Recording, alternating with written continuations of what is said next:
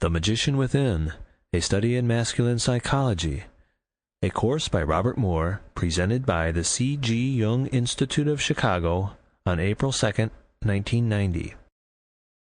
Well, welcome on behalf of the C.G. Jung Institute and the Jungian community of Chicago, both lay and analytical. Let me say just a word about the significance of this night for me. This is the beginning of the final series of audio tapes in what was imagined as a 5-set series looking at the archetypes of the masculine psyche. And I'll get to tell you in a little bit about how kind of odd it is for me to realize that I'm working, the last thing I'm lecturing on this series is on the archetype of the magician, the magician within. And I will get to tell you a little bit about my early work in this topic in a little bit. It's just suffice to say at this point that about 17 years ago, I started doing this work on the psychology of the magician and the psychology of magic. And I'll go into that in some detail. And at that time, I did not start out to do any kind of psychology of masculinity. That wasn't what I was doing. I was doing work in the phenomenology, anthropology, and psychology of occultism and esoteric religious forms as a research interest. It was related to psychotherapy I was doing at that time, but it's significant to me personally that I started out doing the psychology of magic, and I'm ending this series doing that. So I'll tell you a little more about that in a minute. But let me just talk about the wider project that this is a part of, for those of you that have not been here before or been familiar with my work. For that 17 years, I've gradually begun to realize that the psychology of Jung is tremendously important, even more so than I had realized, because of its focus on the deep structures of the human psyche. And what I've been trying to do in my work is to continue Jung's work on the collective unconscious and on what he called the objective psyche.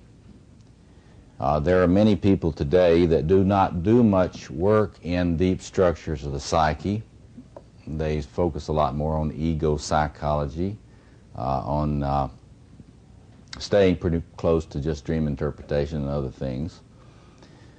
But if you look carefully at Jung's work, and I recommend to you that if you have not done this, that you look sometime very soon, that you go to the Institute, if you do not have the 20th volume, the index to Jung's collected works, and that you just breeze through the topics in the collected works, just looking through the index, and look at the enormous amount of attention that Jung gave to the study of structures in the human psyche, which he came to call archetypes, based on researches into the history and phenomenology of mythology and ritual and religion.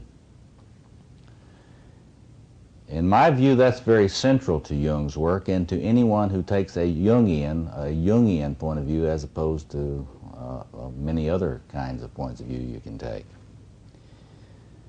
In other words, Jung believed that when you were studying mythology, you weren't just doing this for antiquarian interest. You were doing this for clues into what makes the human being function in the way that the human being functions. That this is empirical research in a sense, and it's research that may turn up important breakthroughs in our understanding of the psyche. It was in that spirit that I started working on the archetype of the magician a long time ago. And that work led me to realization through the example of John Perry and John Perry's work on the Lord of the Four Quarters. If you haven't read John Perry's book, Lord of the Four Quarters, Myths of the Royal Father, I realized that if you study transformation processes, you will discover the centrality of the king in any process of renewal. And so I then started studying the king. And then realized that every king in traditional cultures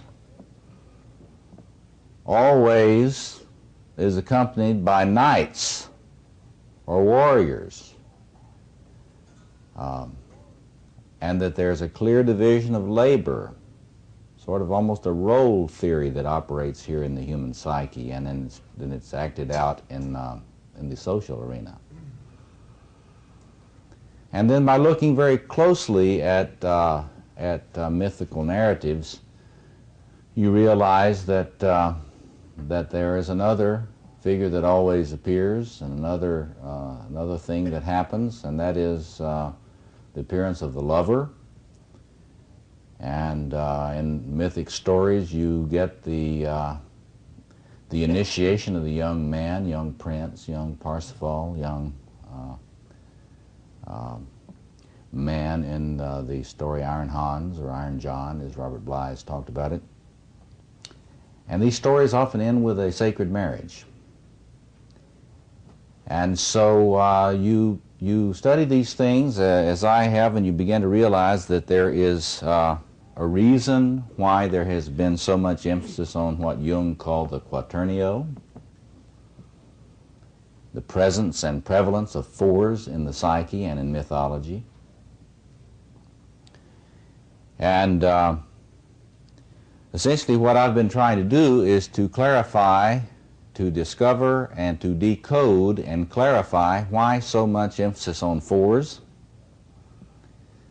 It's been my opportunity to be able to finally get some sense about what those four are, what those four things are in all those quaternios. And let me recommend that before next week, if you can find a copy of Jung's volume Aion, A-I-O-N, that you look in there at his diagrams on the structure of the self. Because in those diagrams, he argues in a way that I will elaborate more later tonight, and very briefly for those of you who've not been familiar with this, the way in which Jung intuited and argued that in his essay in there on the structure of the psyche, that the psyche has been represented by esoteric teachers throughout many centuries as an octahedron or a double quaternio, that is, two pyramids end to end. So look at those diagrams before next week, and you can think about them in light of this. It's my belief that these quaternios that people have emphasized, from Navajo mythology to Gnostic mythology, are these four archetypal structures in the deep structures of the self. That they exist in the self, in the masculine self, and they exist in the feminine self. And we'll get into more detail in that in a little bit. And what I've been doing in this tape series, and also in a series of books co-authored with my friend and mythologist Douglas Gillette, is to do a book, an introductory book, laying this out, and a book on each of these archetypal structures, which are to be seen together, because once you begin to get a grasp of these things, you begin to realize that you cannot understand the human psyche by looking at one plane, one space. You have got to understand why there are 4 of these spaces in the human psyche. You have to understand what their particular contribution to the whole human personality is, and what happens when one or more of them is undeveloped. Now, to anticipate myself, let me just say that it is the magician in you whose task it is to understand this and to get to the point that this magician within can help you access the spaces you need to access when you need to access them. You know, the New Testament has Jesus giving Peter the keys to the kingdom. And we all heard all that stuff about, in my Father's house are many mansions. Well, in the masculine self are 4 spaces. And it's the magus who has the keys. See? So that's the course. You can go home now. But for the rest of you that have got a lot of this magician stuff in you, you just like to know all this stuff. See? So, those of you I see out there with those platinum-coated elephant shit shovels, they love to dig this meta-theoretical stuff. So what you'll notice is this magician business. See, the magician. See, in a way, it's more fun to talk about the king, you know, because you can get into all your grandiosity of being the king and all that sort of thing. Or you can talk about the warrior and get into all that hot Mars energy. Or you can talk about the lover like we did the last time and get into play and display. And they're all extroverted. All of those structures are extroverted structures. This structure is introverted. This one isn't easy.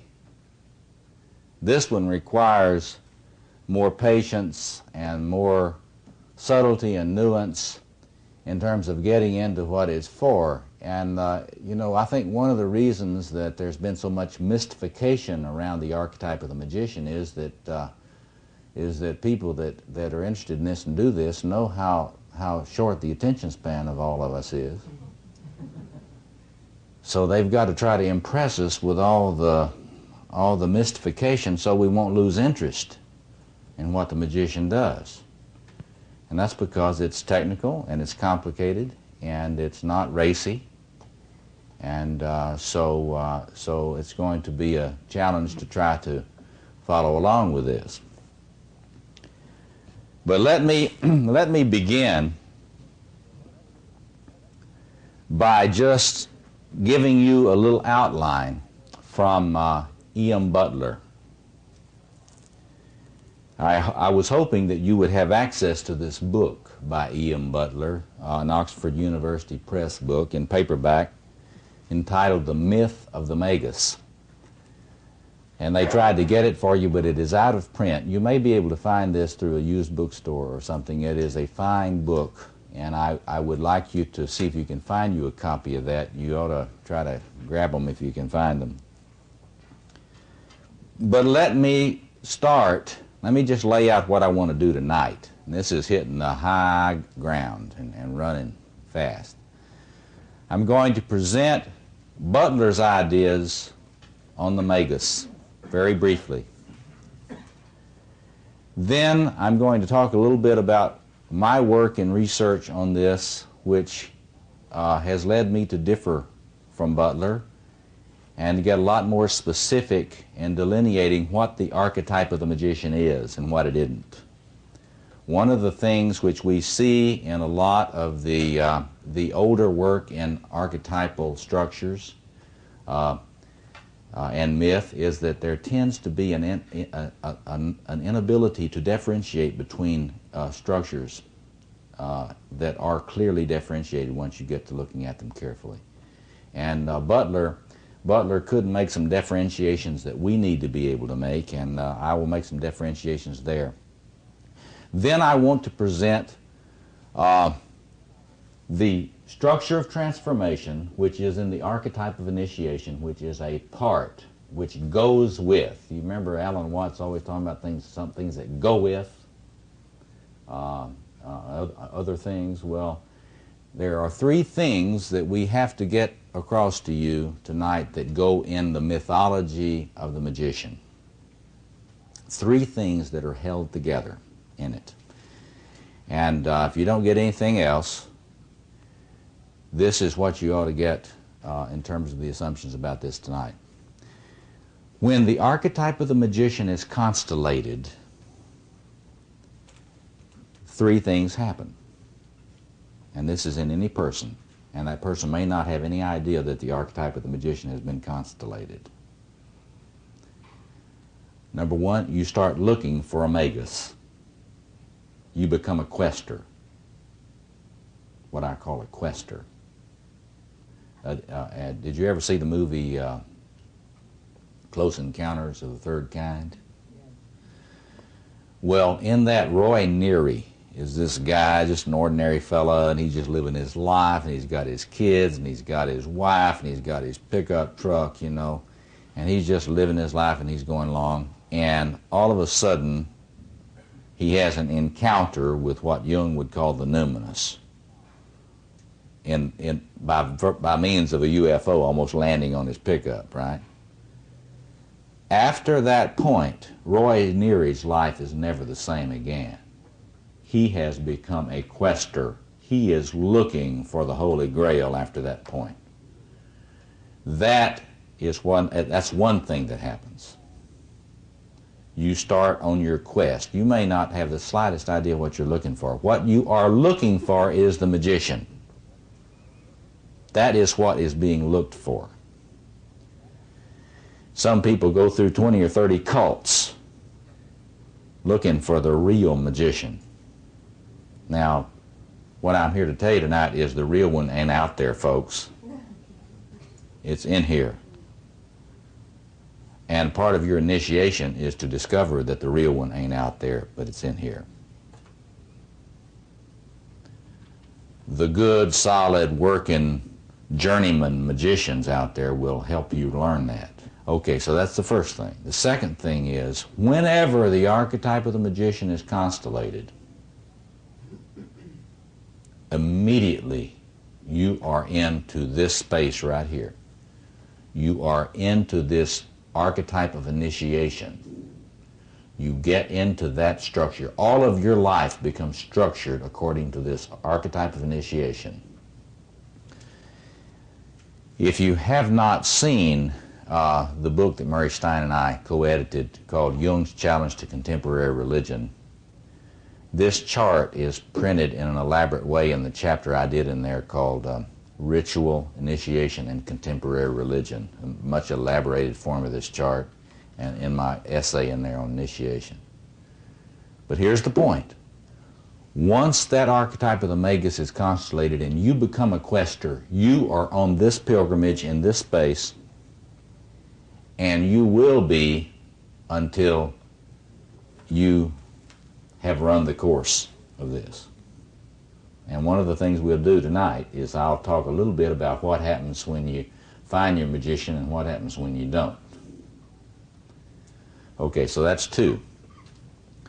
The third thing that you need to understand is that a part of this archetype of initiation is a central assumption about the necessity for sacred transformative space. In other words, you can start out on your quest to find your magician, and you're not only looking for a magician, you're also looking for sacred geography. You're looking for the special place. You hear a lot of people in the New Age now talk about power places. If you're going to go to your vision quest, why can't you do your vision quest down at the corner of Randolph and Michigan, you know? Why do you have to go to Temagami? Well, because sacred geography is built in. You've got to try to find a sacred space, and what we need to do tonight before you go, we've got to get you clear about well, what is this sacred space business when it comes to the magician? Later, I'm going to point out that all of these spaces are sacred in some sense.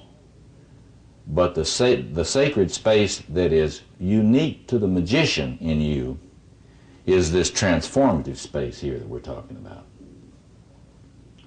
And then after the break, and hopefully we'll move through all this fast so we can have plenty of time for questions and discussion, is that I will point out that the goal of this whole business, both in myth and today, is truly to get initiated into the esoteric knowledge. That's what everybody else knows, but I don't. But it is not just a one-dimensional thing. That is to say, the real goal of initiation by your inner magician is, as I said a little earlier, is to get you able to move through the various spaces of inner geography at will, appropriately. So we'll try to get a sense of these different spaces very briefly, and you can refer to the other tapes in this series to get more elaborate discussions and roadmaps about those different spaces. But I'll try to give you a little once over lightly with that tonight before we go. Second session, next week, I'm going to get much more deeply into what this circuit is for. That is to say, if a man, we're speaking of masculine psychology, and I'll stick pretty closely to that, but there's a parallel in the woman. If a man has this circuit online, what can he do that he can't do without it? What potential is actualized in him cognitively, behaviorally, emotionally, etc., that he doesn't have without it? Third session, we're going to talk about what it looks like when this thing is not working correctly. One of the things that I've tried to do is help people realize that we don't all get crazy in the same way, or at the same, in the same space in the psyche. And I want to describe a little bit about what it's like to be crazy in the magus state, in the state of magus. What it's like to be crazy there as composed of what it's like, as compared to what it's like to be, say, crazy in the warrior state. It's very different. Or crazy in the lover state. So that's my plan. If that's all right with you, let me just stop there for a moment and see if you have any questions before I go into this Butler stuff. Any comment or question? Yes, back here. I mentioned the word constellated. Yes, constellated. What is that?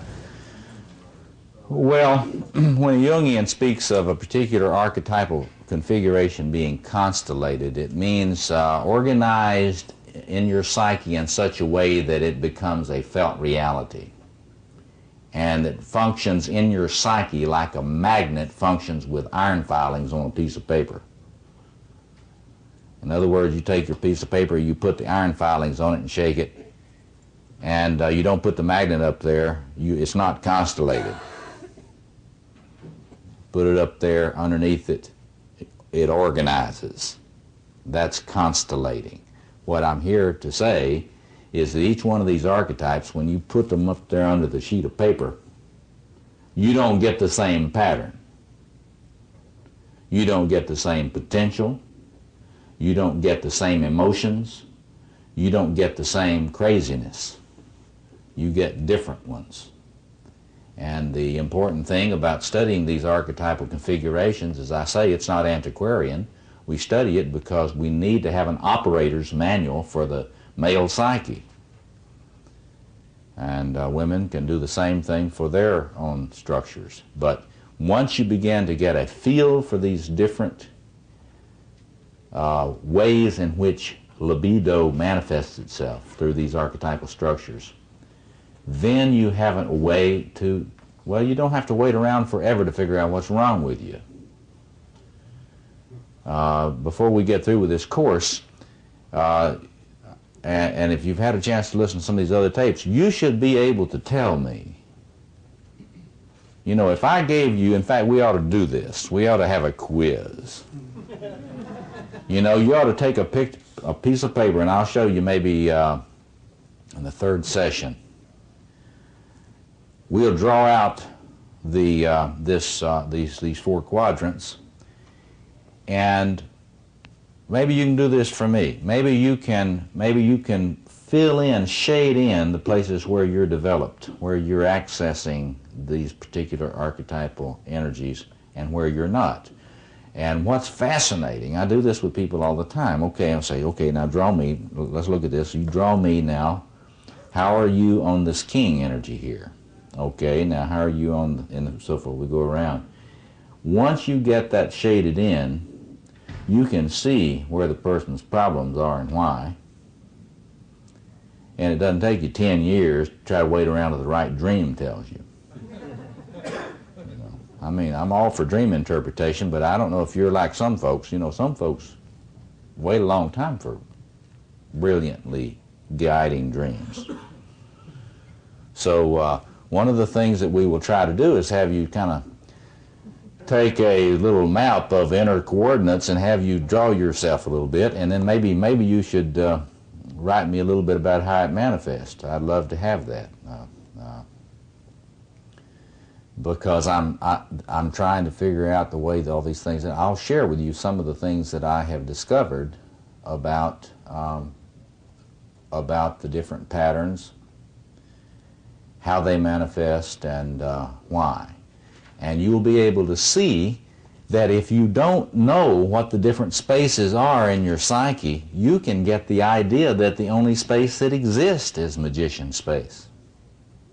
And if you're very schizoid, in other words, if you tend to be lonely and detached and not go out a lot, tend to study a lot and read a lot,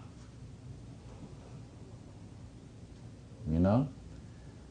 Now, you may not know that that's magician space that you're living in, but the worst thing is that you may not know that that's not the only one that's in there.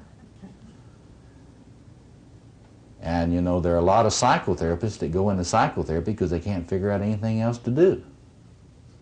Because they live in the mega space all the time, and so they just do what comes natural. And the only love life they have is everybody else's.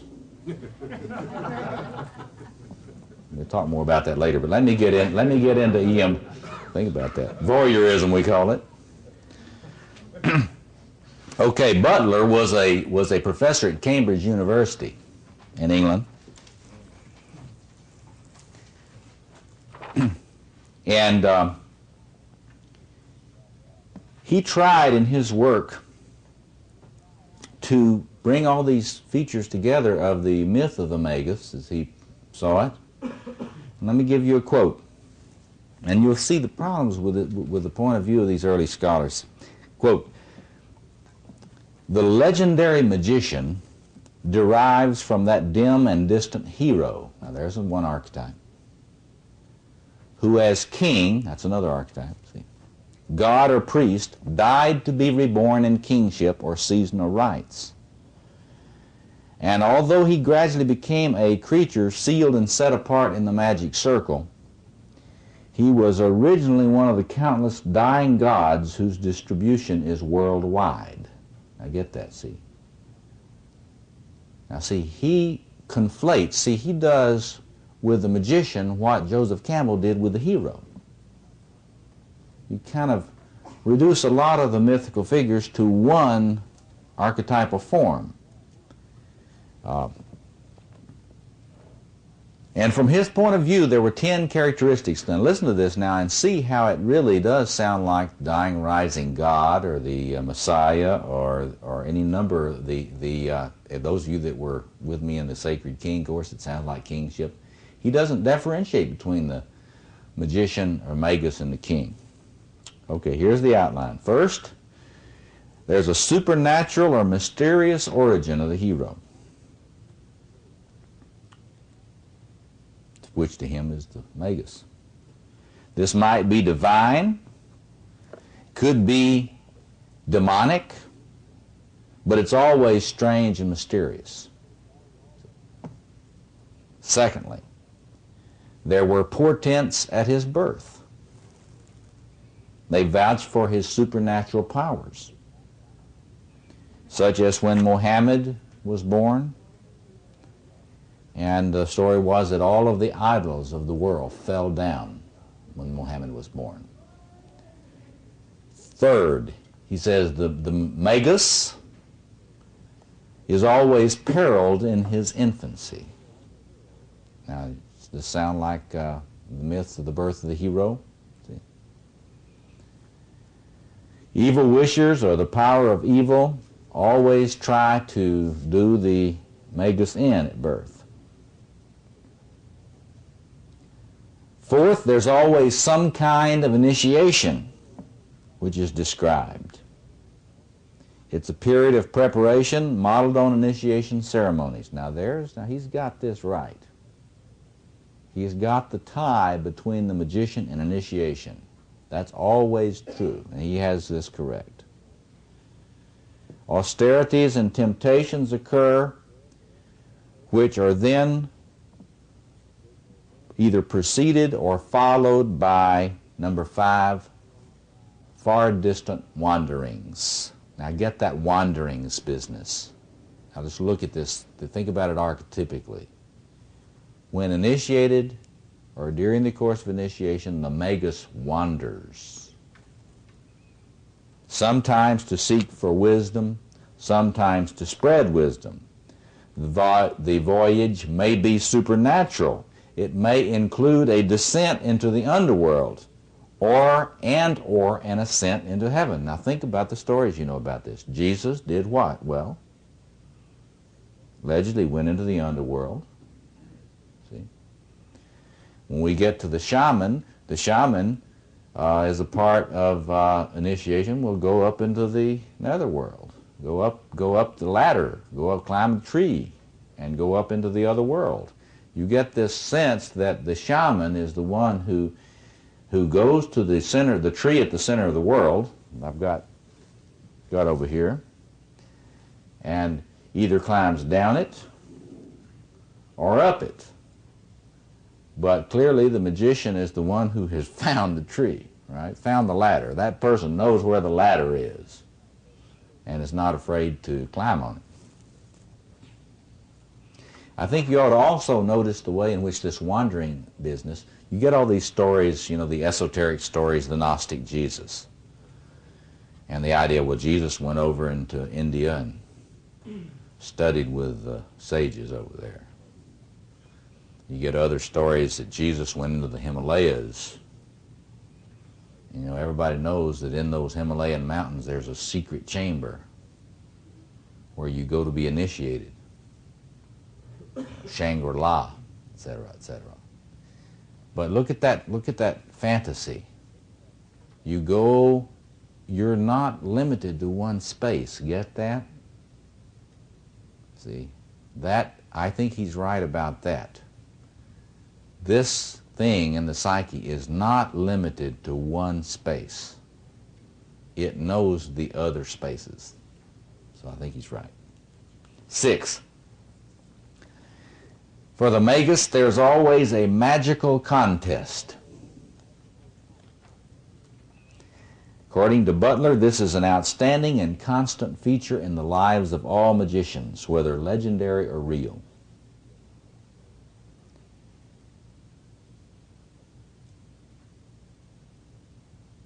And he gives a lot of different examples about for example, in the biblical tradition, the contest between Elisha and the prophets of Baal. And there are many other examples of whose magic is stronger, the wicked sorcerer or the true magus. You know, and you get these throughout world traditions. Now we'll need to be asking ourselves a little later what that is about, because what you will have to do is to get a sense about the development of the magician in you. because at a very immature level of development, this archetype is not interested in fighting anything. It's not interested in changing anything. It just wants to understand it. You know, this is the part of us that, you know, when we're working on some social issue, we form a commission to study it. You know, we want to study it. We don't get around to doing anything about it, but we want to study it. Well, that's this the lower level of development of the magus. But you hear in this, the magus, when fully initiated, is willing to take something on. And that's where we get to the shaman. Because the shaman, the reason the shaman is so is highlighted as being so important today, and I think it's legitimate, is that the shaman is the highest developed form of the magus. And as we will see a little later, the shaman integrates the virtues of all of these different sides of the male psyche. So he's got, and you can see this a little bit talked about in a story, in the storytelling of Castaneda, how the shaman has the capacity to care that comes out of the king. He has the capacity to fight, which comes out of the warrior, and the capacity to value somebody else enough to fight for them comes out of the lover, etc. So when we're talking about the range of development of the magician, we're talking about a range, and we'll try to talk about this a little bit later, that ranges from the trickster to the shaman, because the trickster is in this magician space, and at the apex of the mature development of it it's the shaman, the one who is a developed and mature healer. Okay, Butler says, number 7, there's almost always a trial or a persecution.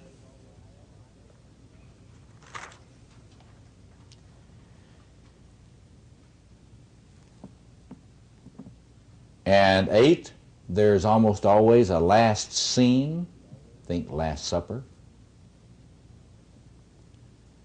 which often embodies a solemn and prophetic farewell. 9, there is almost always a violent or mysterious death. And 10, a resurrection or ascension of some kind.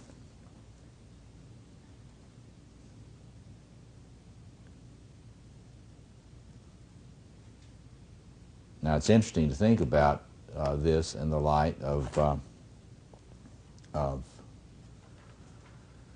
the possible meanings of these things, just in the light of the magician archetype. That is to say, why a trial or persecution? Well, you see, here's the thing. Why do you think denial is so popular with humans? You know, we human beings are virtuosos at denial. Why is that? Well, it's because you start understanding something, life is going to get dangerous for you. Think about it. Think about how carefully people do not know the things that if they knew they would have to get involved. See?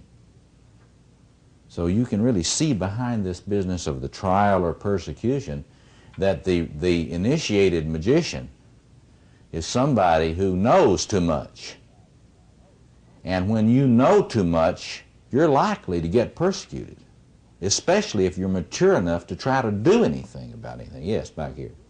The comment he's saying is that there's a good tape in the Institute Library about the scapegoating phenomenon, in which the magician is scapegoated by a community in order to not deal with its issues, or what we Jungians would call the shadow side of the community, the collective.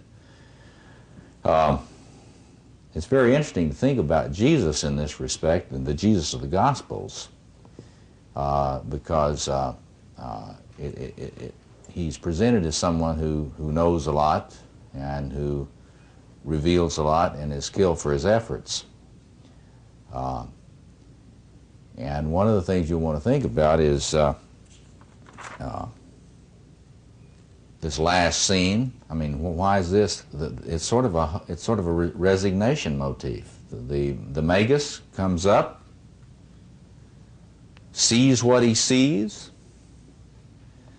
starts to reveal it, comes under attack with mighty forces against him, says his goodbyes, and is killed. There's always this last little motif that is a vindication of some sort at the end. That is, it's awfully hard to kill this being. You can think about that in an archetypal sense, in that finally you can't kill this thing because it's in the hardwiring of every person, and it's going to be back. But it's also interesting in the light of the total structure of the psyche that if all you've got is magician energy, you're going to lose. Think about that a second. See? I mean, if all you can do is to study and understand the problems and you don't have any warrior firepower, you're not going to win over the problems. So I think it's interesting the way in which Butler picks up on the kind of inherent problems of this archetypal configuration. When taken by itself, it sees a lot more than it can do anything about. See? Get it? See? It's the college professor. See? Yeah. Okay, so Butler sees some very important things. He understands, first of all, for example, he notes that erotic love does not make the magician's world go round. Boy, that's the understatement of the year. Because the magician is the most detached of all these archetypal configurations. And the more of this you've got, the more problems you're probably going to have getting in relationship.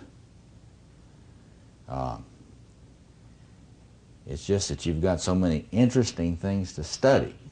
You know. Books about relationship, you know. If you've got a lot of magician in you, you've got a whole shelf full of books about relationships, you know. Think about that. So he sees that, but but he does not really he doesn't really do much with it. He doesn't have any way of telling us about why that is the case. It's just that it is the case. The magus does his thing, and it's not got much to do with love. He emphasizes their charismatic qualities, which is certainly true. And yet we know today that that anybody who is mainlining any of these archetypal patterns, you know, king, warrior, magician, lover, you will have charisma to the extent that you're mediating archetypal energy through one of these configurations. So it's not surprising that this person would have charisma. Now, his greatest contribution lies in his recognition of two things that he saw that I think are really accurate. First, that the image of the magus, the magician, is the primary image behind the varieties of cultural expressions of ritual healers. That this is the archetypal image that is behind the shaman, the wizard, the medicine man, the brujo, etc. In other words, there is no archetype of the shaman. The shaman is an expression of this archetype of the magician, that the archetype of the magician is the fundamental archetypal structure that different cultures clothe with different forms. And that, for example, priest and prophet and old wise man. You know, Jung talked a lot about the old wise man, you know. You'd often see him talking about archetype of the old wise man.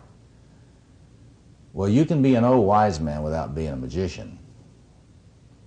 See, so it's important, Butler's contribution, to get us clear about what the fundamental archetype behind witch doctors and etc., you know, warlocks and so forth, is the archetype of the magician, and that is a great contribution. Secondly, he saw that the magician is always associated with initiatory process, with initiation, and that he's associated with the special space associated with healing rituals. So that is the most important contribution of his work. The most serious limitation is that he tended to conflate or kind of run together the archetypal images of hero, king, and magician, which in my view are clearly, radically distinct. They are not the same and should not be conflated. Hopefully soon you can get a chance to look at his book. It's a classic in the field. With those introductory remarks, you should be able to really look at his discussion of a lot of different traditional magician figures and get a sense of some of the narratives about magicians throughout history. That's what he emphasizes. The question is to speak to initiation and what that means. I'm going to get into that now because that's what I really discovered in the course of my own field work. So let me just do it that way. Back in '73, I was doing therapy with a lot of people that had been involved in the occult and cult groups, and decided that I would do some studies of my own to try to investigate what's going on in occult groups, to understand some of the psychological implications of it. At that time, I was of the opinion that probably all these occult groups and so-called cult groups were very bad for one's mental health. They made you crazy, etc., etc. And kind of a typical anti-cultist point of view. And then I started doing field work. And from 1973 to 1983, I did extensive ethnographic field studies of magical practice and occult practice and the cult phenomenon in the United States. And I did thousands of hours on site interviewing, spending a lot of time with different people, different practitioners of different traditions.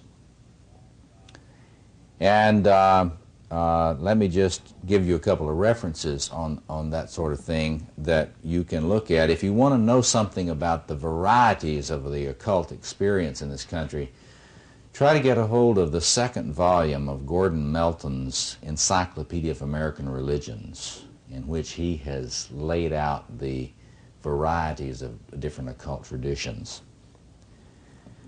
Gordon Melton is one of the researchers that I ran into when I was trying to do this study of the psychology of the occult. Somebody said, well, you ought to meet Gordon Melton before you finish this book. And after I met Gordon, I realized it was going to be years before I'd be able to finish this book because he had forgotten more than I had learned about this. Gordon Melton is probably the world's foremost scholar in the field of small religions in general, and the occult in particular. So that one reference is important. The other thing, he did a bibliography on neo-paganism. There's a bibliography, Yale Research Press bibliography on neo-paganism, which is a book-length bibliography on work on magic in the United States. I don't know whether you're aware of this, but neo-paganism is the fastest growing form of religion in America today. And it is widely practiced right here in River City And anybody that studies this stuff a very brief time can find a witch or a ritual magician in a very brief period of time. Well, it's someone who practices ritual magic, which not a stage magician. Someone who actually practices ritual magic. And that's what I was doing, going from group to group, being present in situations where people were taking the role of the magician and leading ritual process of various kinds and toward various ends. I mean, you begin to realize that that's the amazing thing when you first realize, you mean to say that there really are people that practice this stuff? Not only are there people that practice this stuff, they get together in great gatherings across the country. I remember the first time I ever went to a pan-pagan festival. Now think about this, a pan-pagan festival. That's where all the different people practicing in all these different ritual occult traditions get together and kind of share their wares and stories and insights and so forth. And they even, some of them even have a, you know, they have little Sunday schools for little pagans. The first time I ever saw a little skit for little pagans, it really got to me. I thought, wow, they didn't know about this back down in the Baptist circles in Texas. I remember one time, remind me sometime off the record to tell you about the time that I was down in the North Georgia mountains with a bunch of witches, riding around, and these witches were in their ritual robes. And I kept thinking about, well, what if those Georgia State Patrol stop us? And then I realized, well, they'll just think that we're all the Klan. But I'm not kidding. That actually happened. But anyway, so what I began to realize for our purposes tonight is underneath, there's a commonality to all of these people that practice ritual magic. And the first commonality you will see is that they all have a theory of initiatory process. They think initiation. No matter what school they're in, and there are many, many different schools of occultism and magic, but all of them think initiation, stages of initiation, initiatory process, and degrees of initiation. And that roughly translates out, for those of you that are interested in developmental psychology, as really kind of stages of development. You think about moral development theories or theories of cognitive development. Well, these are parallel to what these people in these esoteric traditions talk about as initiation, different initiations. They are theories that have to do with maturation and growth in powers in different aspects of the psyche. And it sounds very spooky, but when you sit down with a group of practicing magicians, first thing you ask around, you know, they know you're there studying them, but typically pretty friendly folk, and sit you down, and then you ask around, you find out most of them are social workers. And when they're talking about magic, what they're talking about is all these techniques they have to help people realize their various potentials and powers, and to actualize them at work. And you begin to realize, say, hey, this sounds familiar. I mean, it's a little bit like pastoral counseling, you know? And you begin to realize that these are different languages. These are traditional languages which have to do with spiritual growth, spiritual and psychological growth. And so all of these different schools have their own language that have to do with different stages of psychological and spiritual growth, and they come with different myths, different stories and symbols through which they interpret them. But you know, if you get to know one of my witch friends, and you go with her to her meetings with her followers, and you listen carefully, you will see them working very systematically in a fairly coherent system of symbols and mythology, and working on developmental problems that would parallel what a Jungian would talk about as individuation. See? And so what you begin to realize is that, I mean, if you're there as a researcher studying it, you begin to say, isn't it interesting that all of these different people from all of these different magical traditions, that some of which are just totally, they're just unrelated to each other, but they're all working with this pattern of initiation. They all have got this pattern of initiation. And it parallels what Arnold van Gennep talked about in the book, The Rites of Passage. And so that led me to begin to studying ritual process. And it was about that time that I discovered the work of Victor Turner, the great anthropologist, great cultural anthropologist that started his studies in African ritual and generalized them and became, before his untimely death, the most outstanding anthropological researcher in ritual of our time. And that's one of the things that, I mean, that part of my pilgrimage, realizing the importance to study ritual process to get at this whole business about initiation, to get some sense of what is going on here. And a little later tonight we'll talk just briefly about Turner's work, but if you're going to understand ritual, the magician, and what all this business is about for human life, then you need to get into Victor Turner's work. And you want to start with his book, The Ritual Process, which is a Cornell University Press book. And we're going to, before we go tonight, I'm just going to lay out for you two of his terms, liminality and liminoid, and tell you a little bit about what that means. And when we get into the psychopathology session, 2 weeks from tonight, we'll get more into that. But anyway, so I began to realize you had to study this ritual process to understand what these people were doing. What I began to realize is that these people were serving as ritual elders, trying to use ritual processes for healing and guidance and maturation. And that is indeed what they see themselves as doing. Then I began to use anthropology to study psychotherapy. And I began to realize that unlike what the Freudians had told me, you know, Freudians will tell you that all ritualization is neurotic, and anybody that does ritualization is neurotic, and all ritual is really a sign of psychopathology. I began to realize really that Freudian analysts were ritual elders, and that they were using ritual leadership to try to help people deal with their maturation and their personal growth. They were creating these special spaces. They call it transference, the transference field, you know.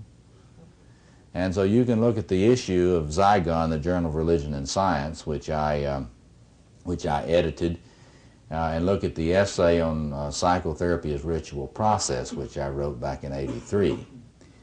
I was one of the first psychoanalytic researchers that just came right out and said, come on folks, let's just admit it.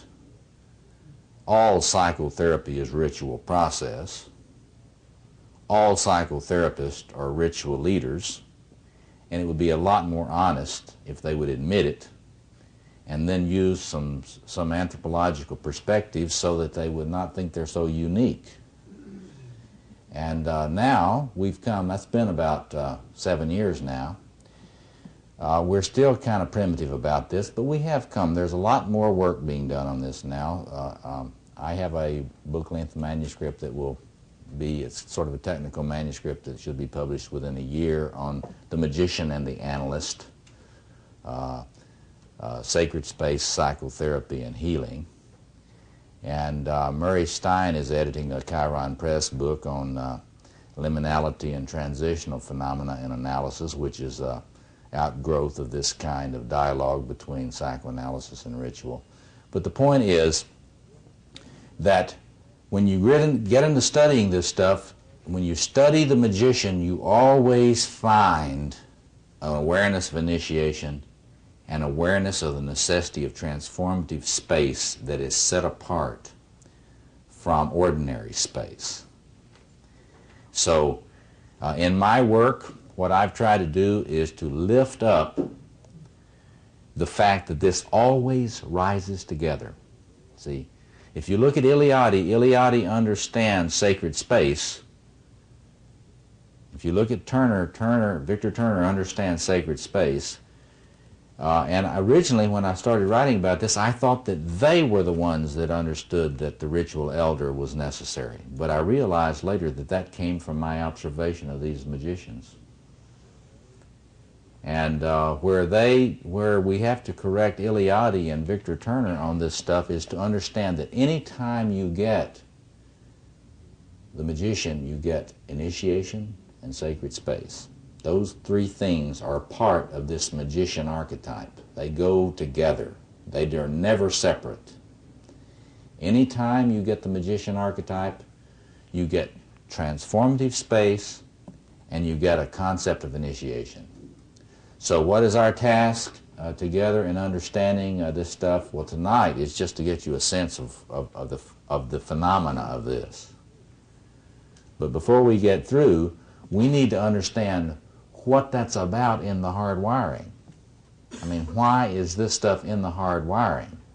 What is there about the human male, and human female too for that matter, but what is there about the human psyche, the male psyche, that has got this circuit that is programmed for magician, initiation, sacred space, and what that's there for?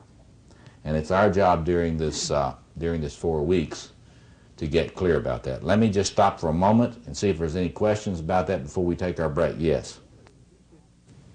In a way, in my view, good psychotherapy is initiatory.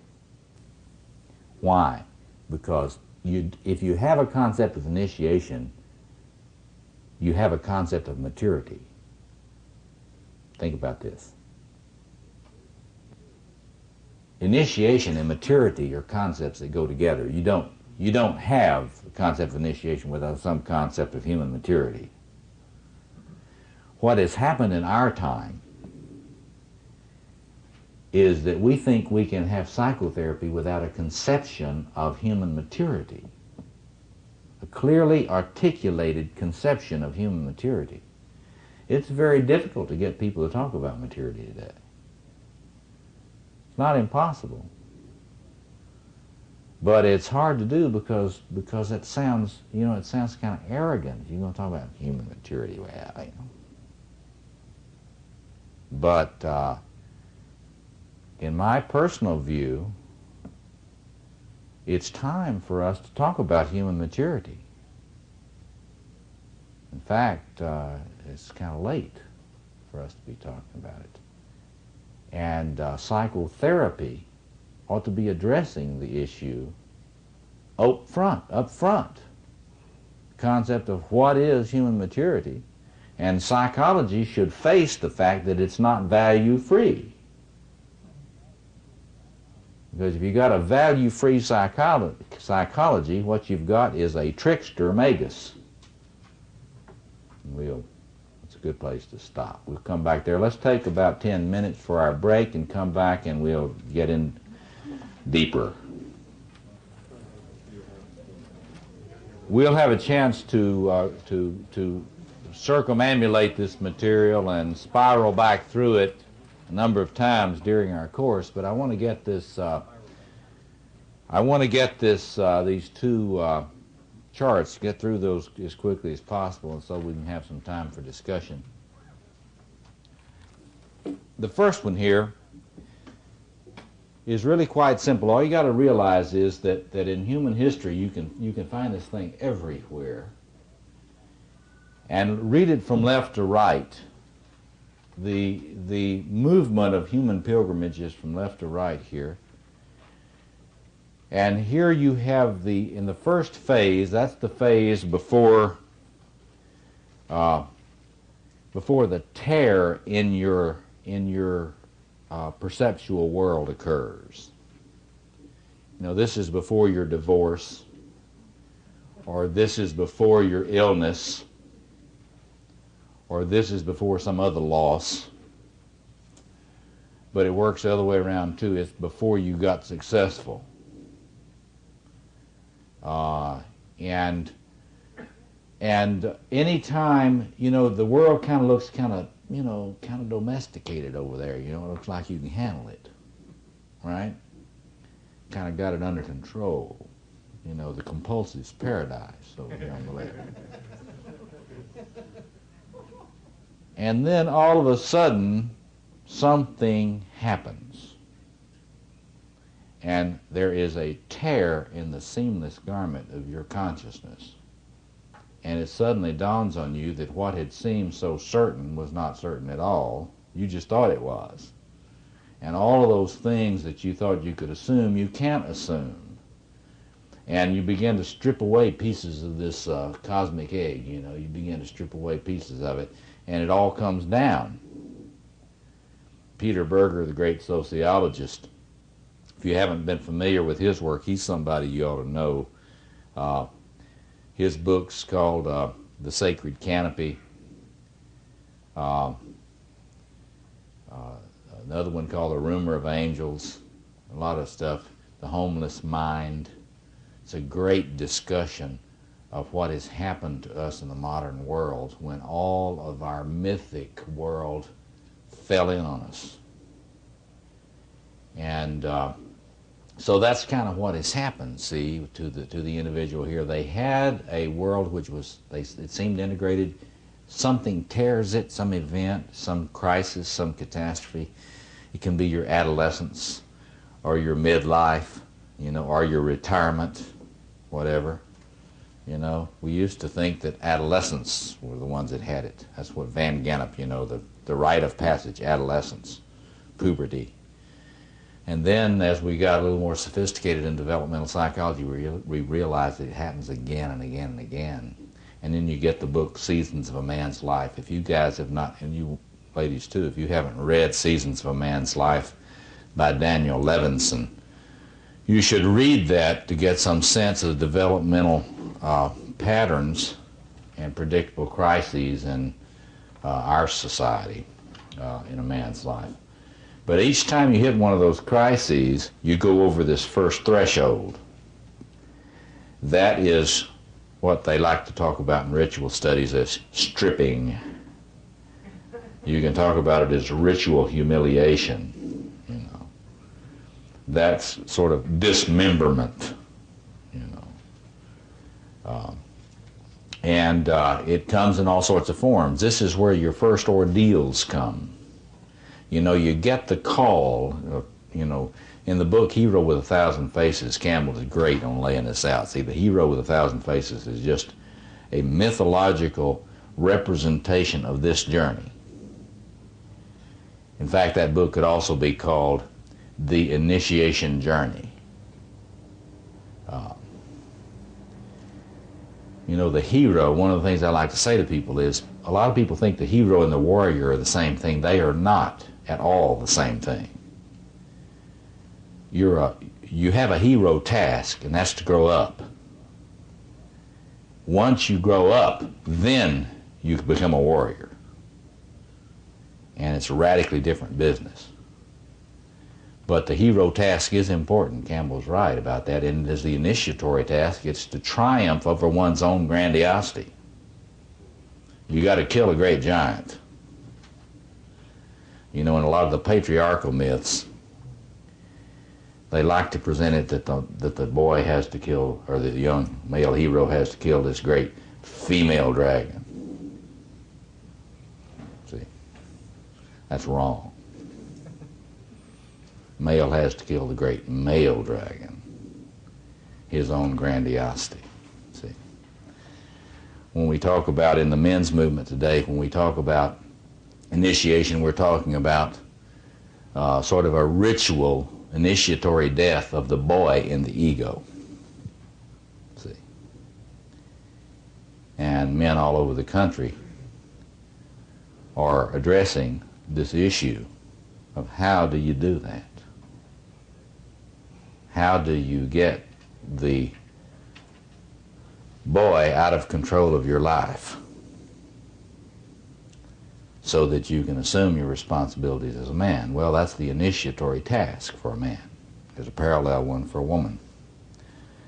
But anyway, what is happening when you go over this first threshold is that you're really coming to terms with the fact that there are forces a lot larger than you thought. There's a great little movie that dramatizes this in a cartoon-like way called Dragon Slayer. You seen that?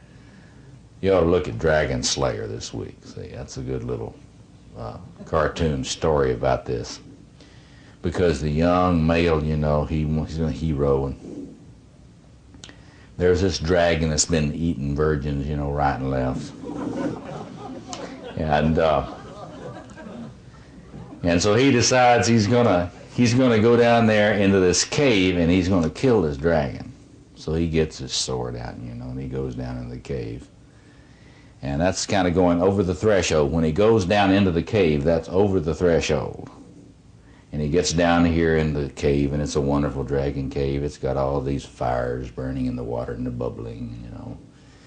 And so he's going around walking over these rocks, and he's looking for this dragon. And you can just tell by looking at his face, he thinks, well, the dragon knew I was coming, and he left. You see it, you know. He knew I was coming, and he left. And right over, we can see over his shoulder, see. And we can see right over his shoulder, there's this head that starts coming up out of the water. And the head of this thing is bigger than he is. You know. Now that's what happens in initiation. Because what you're doing is you're realizing that the forces you're dealing with are a hell of a lot bigger than you thought. And what they didn't teach you in childhood was that this isn't going to be easy. And the rest of that movie is what that young boy has to do in terms of finding his magus, who can introduce him to the power that can make him equal to this beast. That's a pretty good statement about all this. So if you just look at that Dragon Slayer this week, you'll get a good mythic statement about this stuff. Okay. Joseph Campbell's great about laying this thing about the night sea journey. This is the belly of the whale, the belly of the beast. The central part here, this is the sacred space. It's supposed to be anyway. The real question in initiation is, do you get cooked or not?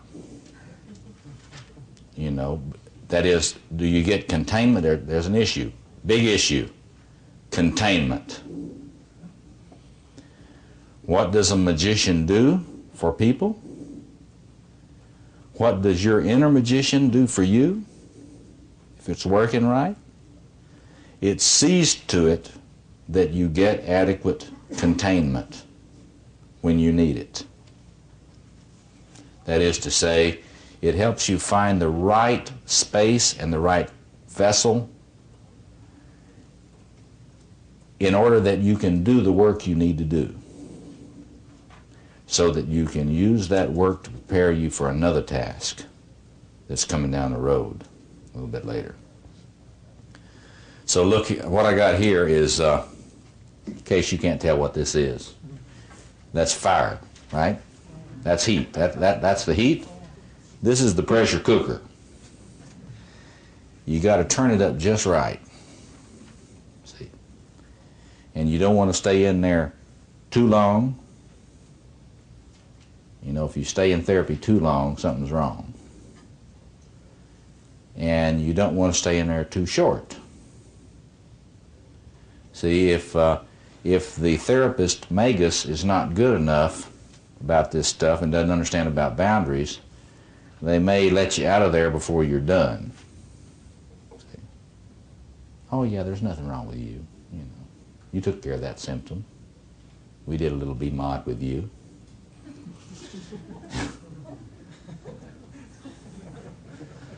I'm not going to talk about that, what I really think about that. See this word here? This is a Victor Turner word, liminoid and liminal. Liminal, L-I-M-I-N-A-L, that is Turner's word for adequately contained. That is to say, this, if you're in a change process and you have adequate containment, then the change process you're in will likely be successful. If you cannot find adequate containment, that is to say, you get in one of your midlife crisis, you just decide to go to Vegas. Well, now that's kind of containment in a way. If you ever drive up over that mountain outside of Las Vegas at night, you'll see that it's sort of containment. I mean, it is obviously special space. It's glimmering, glistening. And the gods and goddesses obviously do come out at night there. You can see them all over the place. You got to think about that. You got to think about that. You're all slow tonight. Anyway, but the key to thing, the distinction in my mind between something that's liminoid, that is, it looks like it's going to change you. It's really play. And liminal, which is truly transformative space, is whether or not you have a knowledgeable ritual elder who is overseeing the process. Now, this is an argument that people have today. There are a lot of people that think that your archetypal self is just going to initiate you by itself. All you have to do is just smoke a little dope out on an island by yourself, and the archetypal self is going to come down there and give you your vision, and all of a sudden you're going to be initiated and get on with it. Well, I don't rule that out totally. But I have met so many shamans that got initiated that way. Did you ever meet some of those? All these people come up to you and say, I'm a shaman, I got initiated on my vision quest, blah, blah, blah, blah. And you can see the archetypal glow. And you can tell that they're a monopersonality, like Jung talked about in the collected works. That is a little step beyond the borderline with a psychotic break.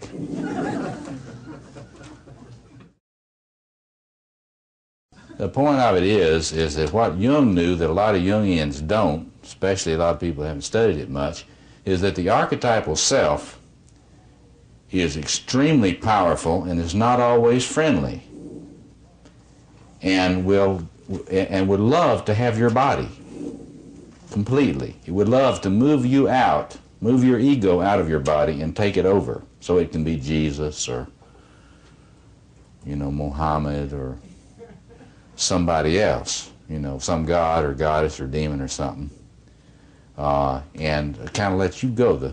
The human you is gone. That happens a lot on uncontained initiations. I have spent a lot of time walking around the Malibu mountains with occultists that were the world saviors. You can always, the archetypal energy glows, and you can just see it. I mean, you've heard of charisma. Well, when you're really mainlining all this stuff, you can just see it glow. And the person, one of the things you can always tell is they expect you to worship at the shrine. And all this is to say, we can get into it a lot as we go. We'll get into it more next 2 weeks from tonight about psychopathology. Paranoid schizophrenia is a psychopathology of the magician.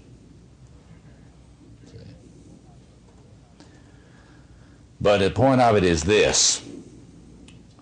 While it may be so that the archetypal self will initiate you and bring you to your planetary vocation by itself without any containment. I don't recommend that you try it that way. The human wisdom throughout the centuries is that when you're in a time of great dissolution in your life and disorientation and confusion, that you seek out knowledgeable ritual elders. And you seek out carefully laid out containment so that you can engage these things that are trying to become known by you, but you can engage them with people that will help you contain things while you can't. And that is the issue of ritual leadership. Among the old peoples of the earth, from the Australian Aborigines to the Native Hawaiians to the Native Americans, they all knew this stuff. And one of the reasons why there's so much interest in Native American traditions today and all these Aboriginal traditions is precisely this. Because they understood about the necessity for ritual elders in maturation processes. This is why there's all this interest in shamanism today. Because we intuit that shamans are important when you're in a period in which you need guidance and you need to die a little bit in order that you be reborn to a larger vocation and a larger personality. See, one of the things we'll get into a little later is that if you get into one of these initiatory phases in your life, like your midlife crisis or your divorce or whatever, and you don't recognize it as potentially initiatory, then you can become less of a person after it than you were when you went into it. You know what I mean? It can cripple you, in other words. While human beings throughout history have realized that there's a potential there that if you get the right containment and the right help during those times, you can be much larger as a person after it than you were before. There's the critical kind of issue. See? Does one become more whole, more powerful, with a deeper sense of meaning and a wider sense of personal and public vocation through these crises or not? It's my personal view that it's possible that that be the case. It's my personal view that that's what in fact should be the case when these things occur. If we continue to develop more ritual leadership among men and women, more knowledge about how to help people get through these things, we'll do a much better job at helping people literally grow more mature and more powerful through these crises. Let me stop there. Do you see this now? This is the center. This is that pressure cooker of transformative space and time. It's also time. It's not just space. It's what the Greeks called kairos, special time, pregnant time, not just chronos, which is ordinary time. If you get the containment you need and the leadership, the ritual elders that you need, and they will help you when you're ready. They will help you come back out to the world again, over the second threshold.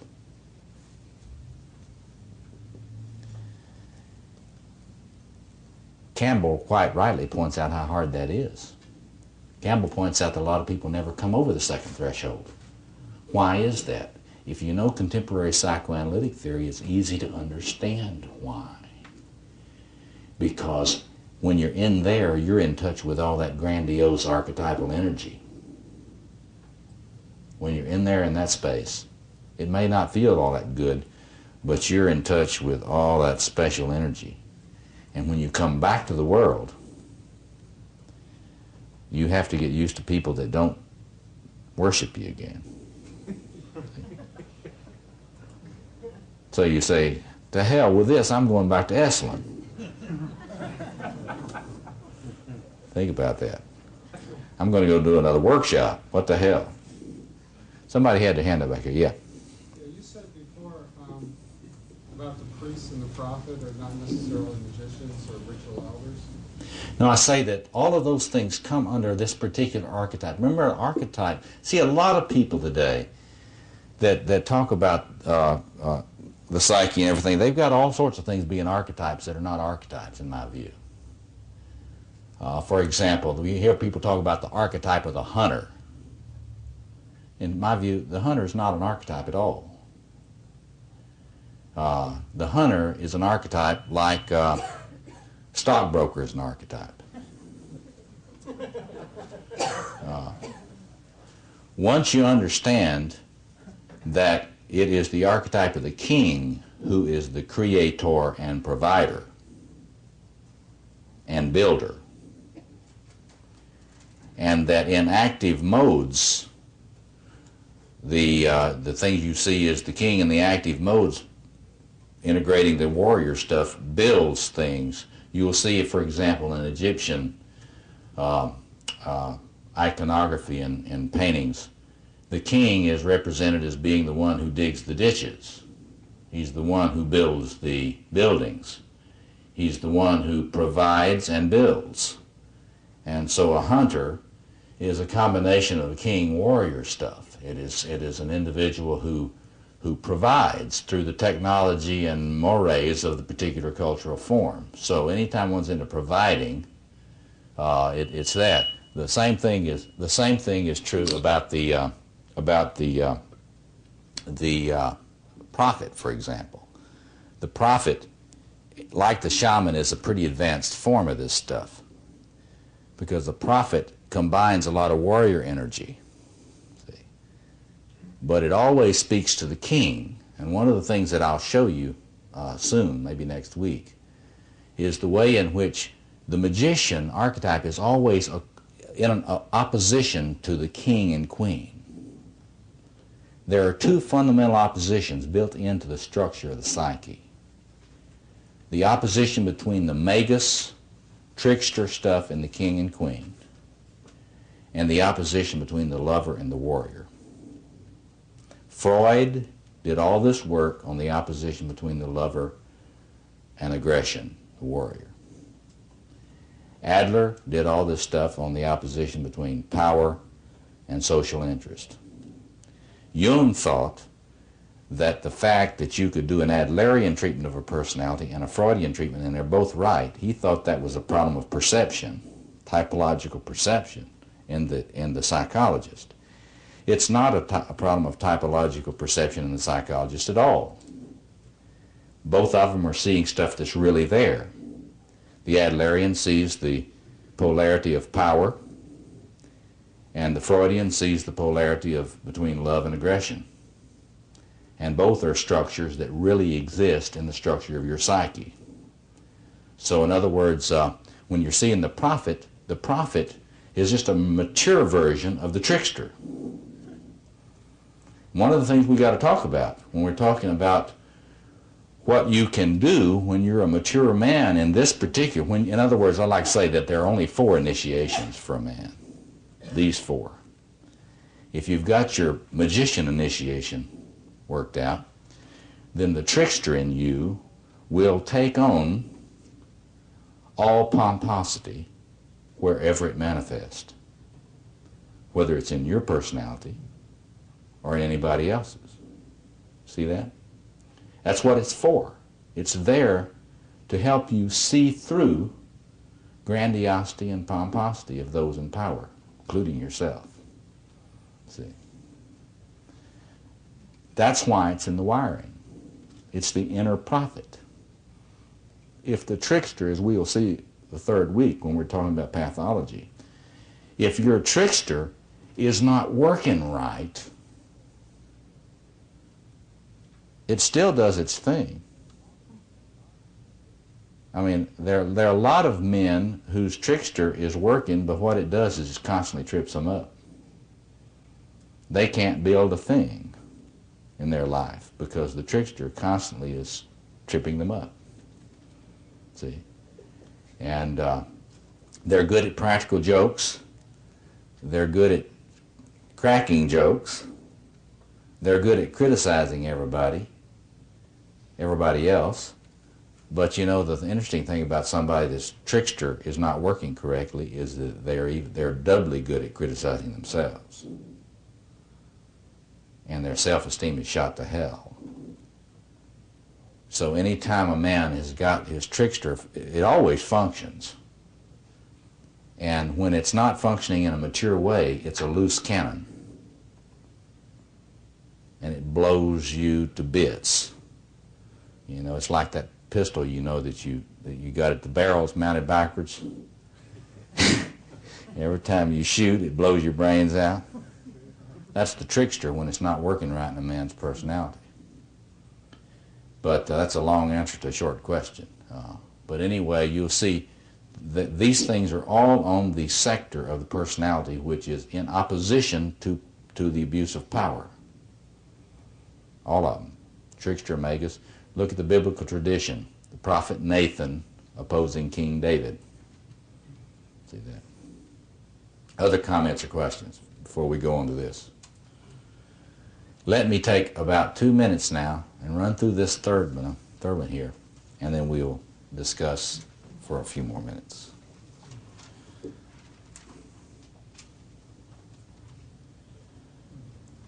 It's taken me a long time to realize that the heterogeneity of space, that is, the fact that humans experience space differently. It's not all the same. Space is not the same to human beings. According to Mircea Eliade, modern people tend to assume that space is homogeneous for humans, that there are not special spaces as opposed to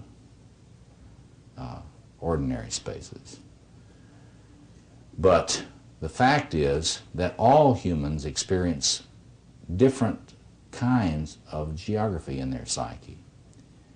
And what I have realized is that each of these archetypal configurations constitutes, in the human's experience, a radically different experience of space and time. And I've laid them out here for you. Now, why is this important in terms of the magician? I told you earlier. When the magician in you is fully functioning, you will be able to recognize these spaces, all of them. You'll be able to know when you're in one. And you'll be able to tell whether or not you're in a space which is appropriate for what it is you're trying to do. Let me just give you a few examples.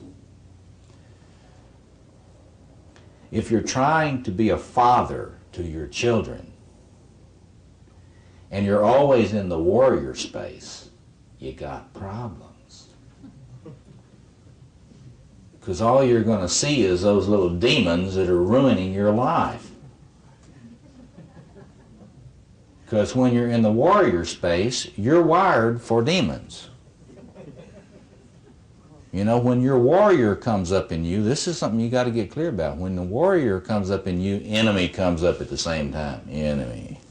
My child, the enemy. Ever heard of any parents like that? What I need to do to my child, kill him if possible. I know I can't beat him to death, but I can sure ridicule him to death.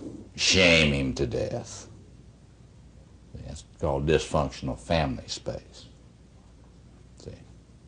So if a father cannot get into the king energy, he will not be able to know what to do with children. Because the king space is the space of caring in a just way. Caring, creating a peaceful order that things may grow and develop into what they were meant to be. That's what king and queen energy does. Okay, so if you're trying to create something, if you're trying to create a world, a cosmos, if you're trying to create civilization, you got to have this king energy or queen energy. And you got to be in that space so that you can feel that. If you're not connected with this archetypal circuit, I like to think, that won't occur to you as an agenda. And think of all the people you know for whom that does not occur as an agenda. And if you raise that as an agenda, they'll look at you like, well, you naive so-and-so. You know, talking about peace with justice. You are such a naive. You're talking about, this is one of the things that fascinates me. They will say that you're utopian. No place, you know, utopia, no place. That is the most wrong-headed thing I ever heard of. Do you realize the only way you get a place is through this, through cosmos? The essence of place is cosmos. You cannot create ordered space without that sense. So the amazing thing to me is these people that accuse you of being utopian, if you're trying to think about a peaceful, just order, that's not no place at all. That's supposed to be this place. I mean, you have to think about that. But that is what's wrong with our modern world right now. It's very difficult to find people who will take it as a part of their responsibility to imagine cosmos. That's the circuit of the king. Warrior space. If you can't find this space, you won't be able to get yourself together and do anything. See, I mean, if you're in the lover space, you do not understand work. Work is not a concept in the lover space. And if you think you're in the lover space and you still think work, you're not in the lover space. All these people that are trying to work on their sex lives, that's not the lover space. And you really kind of got to get your mind around the implications of that. If you're working on it, that's warrior space. That's the only circuit that understands work. The magician space is the space of, at its purest level, without the integration of the other potentials of understanding. It wants to know. It wants to be able to see, to discern.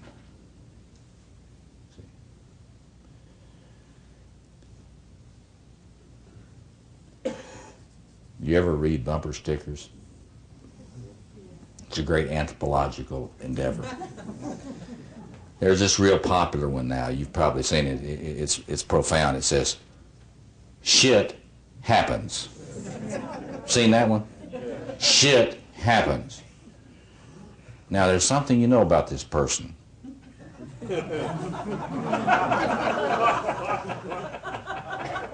The person that has that bumper sticker on their car does not know about the existence of a magician circuit. I'm not kidding you. You see a lot of these folks. Shit happens. This person hasn't the faintest idea about any understanding of any kind of magician energy at all. Because that's the thing you take refuge in when you have no magician energy. You don't even know you ought to try to understand what happens. Well, 14 relationships later, shit happens.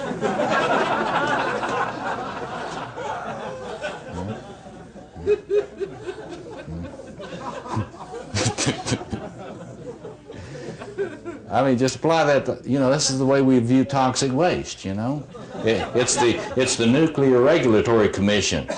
Think about that. Well, what about all this nuclear waste that we don't know what to do with? Oh, shit happens.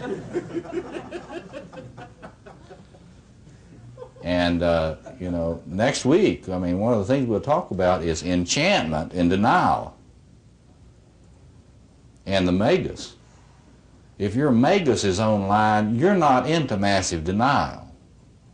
If your magus is not online and functioning, you'll just be in massive happy denial. You'll be one of these happy folks that hasn't the slightest idea about what's going on in this world. See? You got that? Okay. So the idea is, and we'll try to get into this a lot more, is when that magician in you is working, not only are you going to be able to tell where you are, but you're going to be able to be with somebody about 5 seconds and tell where they are. And so if you are wanting to get into the garden with somebody that you find very attractive and they're in the warrior space, you will know that this is going to be difficult. I didn't say impossible. Okay, let me stop there and let's take a few minutes. Our time is formally up, but let's take a few minutes for some questions, and then hang on to your questions that we don't get to tonight, and we'll take them next week when we start. Yeah, the comment is that he got the impression that if your magician is fully online and working properly, that you can move in different spaces fairly quickly, relatively at will. I think that's true. You know what the Freudians call that? That's a mature ego. They call that ego strength. If you want to know you try to figure out what they mean by that, that's what they mean by that. Somebody who can relate to situations appropriately and access the libido they need for that situation in an adaptive, assertive way. And they're right. But they don't communicate very well the complexity of this business. And this is what it's about. Yeah. Is there a sequence to this? Well, you know, there's undoubtedly a developmental process a person goes through, and one of the things we'll get into later is that, because, see, here's the bad joke is this. Every one of us came up in these families where no matter what the socio-biological program was in our genes about how this ought to develop, our families and our cultures, our ethnicity, and our families always make us actualize certain spaces and stay out of others. So one of the things you need to think about is what your family did to you in terms of which rooms in the mansions of the psyche you're allowed access to. Because in a different, see, we could take a poll, maybe we ought to later on, but you know, which families made it possible for you to get into the garden and really value sexuality and joy and passion, and which shuts you out of that. Or think about your family.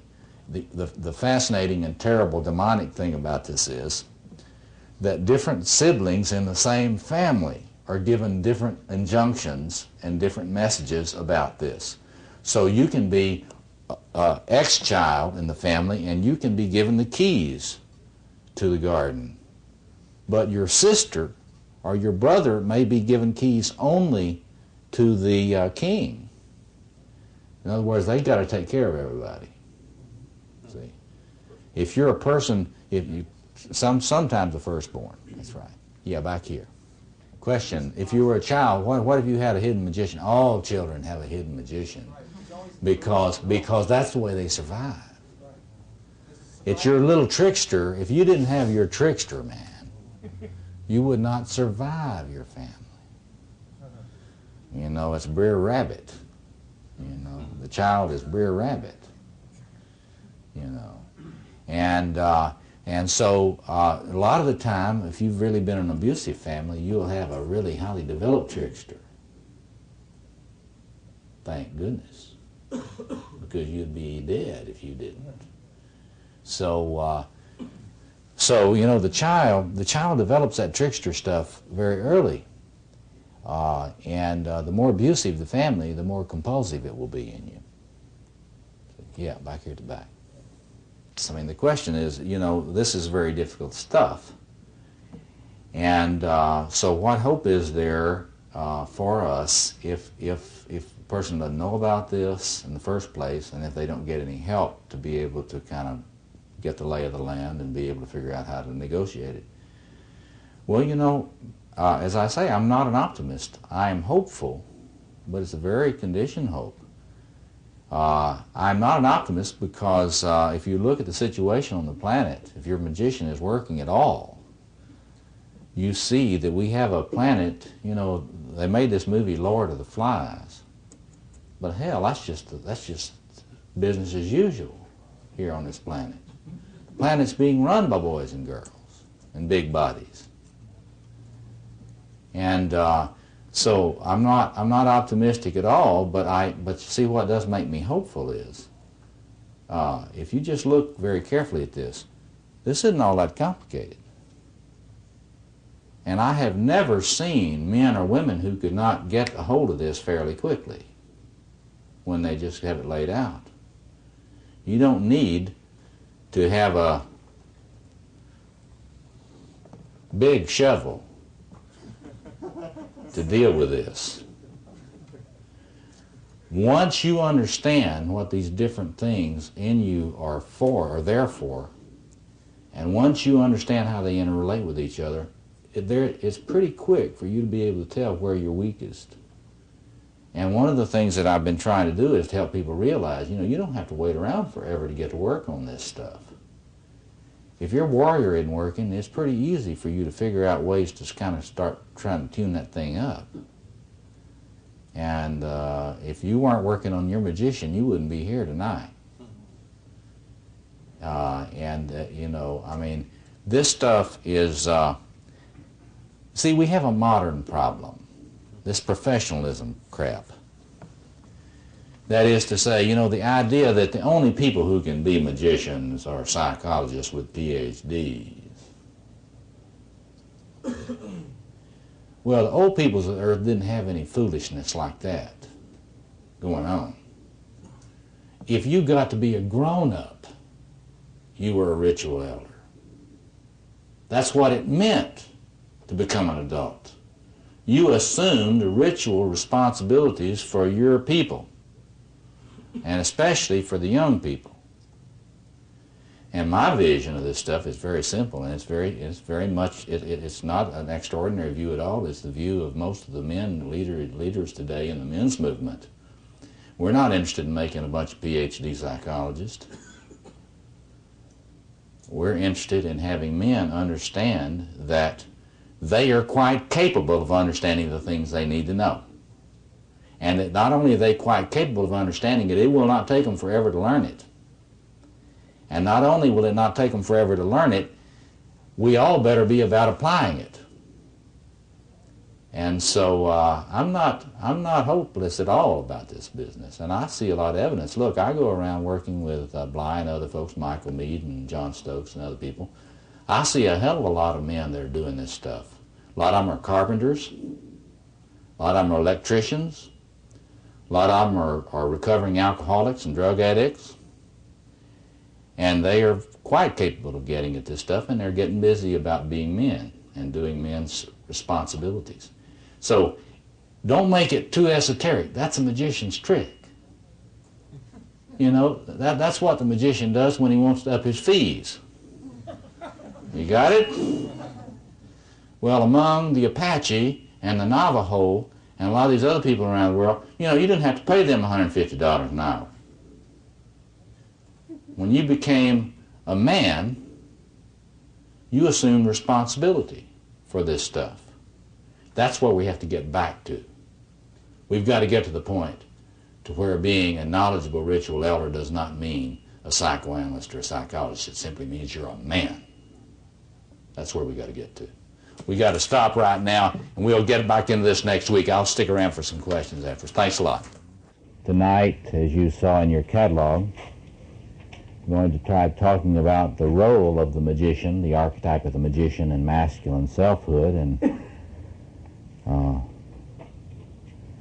again, for you women, I really think we have to understand that there is a female partner in the psyche of a man, the female magician, and that there is a counterpart in the feminine psyche which has similar responsibilities. So you can kind of do your own translation. I'm going to address myself to the masculine self tonight, and I hope you will bear with me in that. But I will first talk about a number of tasks.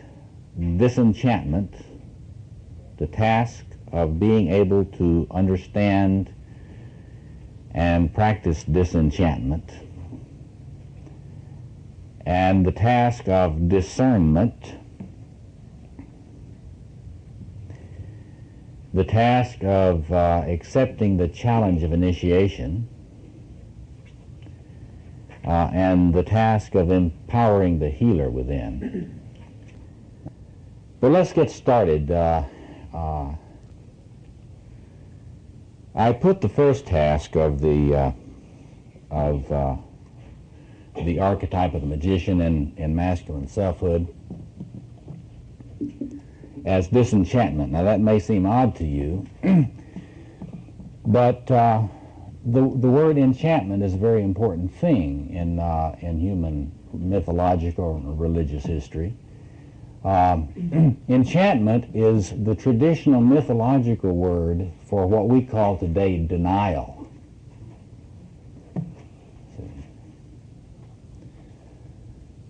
So the first task, the very first task in the development of the magician within, and its very first purpose for a man, is to break through his denial. Now, let me just talk just a little bit about denial and how it operates and how it's related to enchantment. Any of you in 12-step programs know how important denial is as a concept for survival and not surviving. One of the first things you'll learn in a 12-step program is that you have to deal with your denial. If you don't deal with your denial, you're going to die. It's that simple. What I'd like for us to understand is we're trying to understand the importance of this circuit in your psyche, is to understand that this is true personally, but this is also true for the planet. Now, what has been the case in pre-modern mythologies, we all understood in pre-modern mythologies, the tribal wisdoms, that any time there is a personal denial, there's also a social denial. And it's very intriguing to me today to look at the extent in which denial operates on a global basis. It is a not knowing. It is a very determined not knowing. See? And a little later, when we get into discussing, you'll probably want to think about how this not knowing is not only related to the lack of the functioning of the magician, it's also related to the warrior stuff not being online. But here, you can really see it. This is why in so many fairy tales and myths and cultural narratives, you bring in the sorcerer when you want to have someone who can see.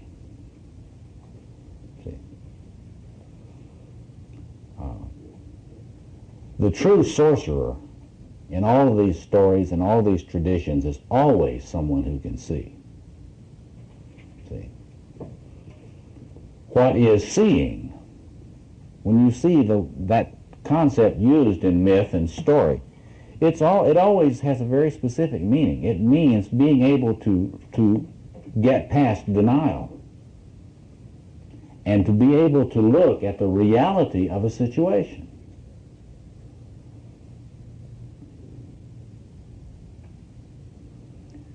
So in other words, the very first thing that the magician in a man's psyche is to do is to help him wake up. Some of you may have studied the work of the great Magus Gurdjieff. His whole system was based on waking up. That's not unusual. That's what all of the great magi have emphasized. You got to wake up. You got to see what is. You got to look at the handwriting on the wall.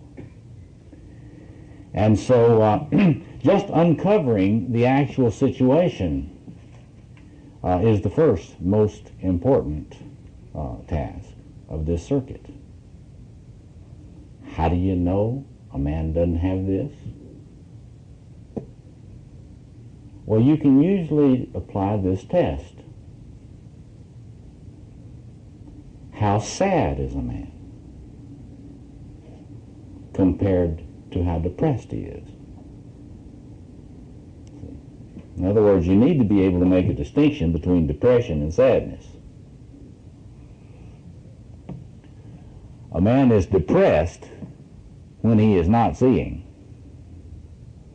He doesn't know why he's depressed. He's just depressed. This is, I think, because usually a depression is based on hidden grandiosity. See?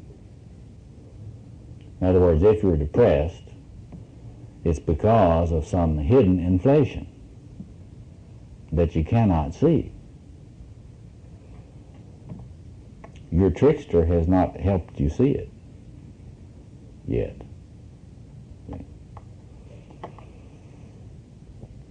But if the magician is working, you are not so much depressed as you are sad. You know, in Isaiah it talks about the Messiah. And what is said about the Messiah there in Isaiah is really said about the man for whom the magician is functioning. He is a man of sorrows and acquainted with grief. Why is it that if you attend one of these men conferences, and in that sacred space that's created there, that safe space where one is permitted to let the truth emerge without being ridiculed, why is it that what emerges so much is sadness and grieving? You see. When we, and this if you saw Bly's interview that Moyers did, and Robert Bly's emphasis on grief and the importance of grief for men, this is the way to understand that. Why is it that men grieve when they start dealing with their identity as men? It's because they break through their denial. So the way you know whether or not you're breaking through or have broken through your denial is how sad are you? Point.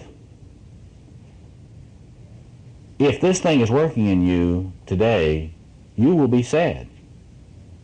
There is no way to be an adult, grown-up, initiated male today without being very sad and grieve a lot.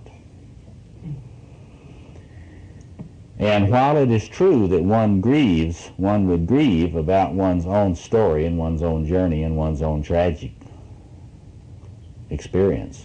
It's not just that. One is capable of grieving about other things. So that is the first functional potential that this thing is for. And you can test how well it's working by simply having a continuum between depression and sadness and see where you locate on that. See.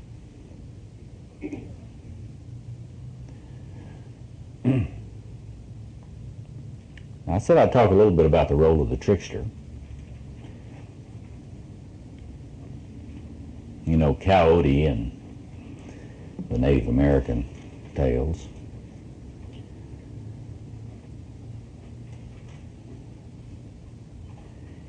If this organization in your psyche is functioning well,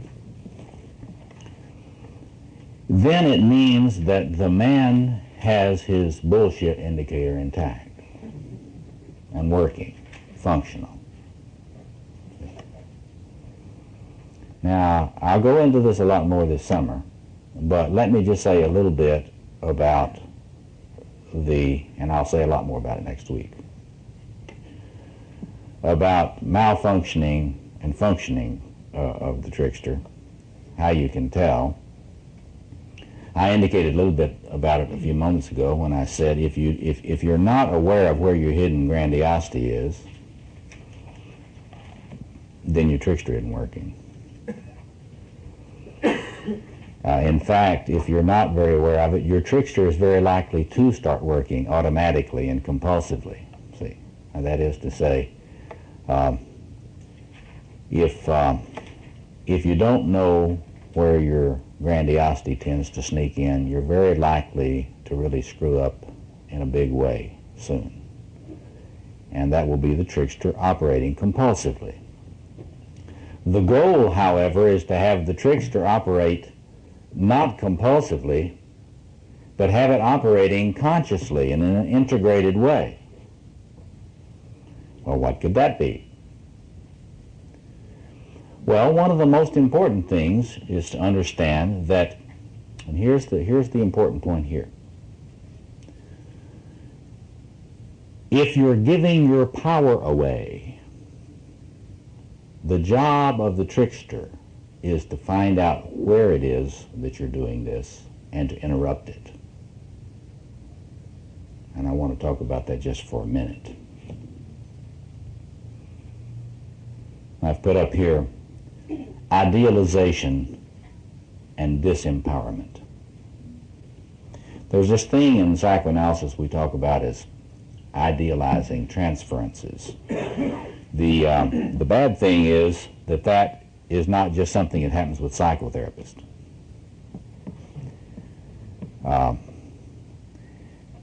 Whenever you notice yourself being less powerful, less competent, less able to think on your feet, less able to function, feeling scattered, disoriented, and so forth with other people, you're giving your power away.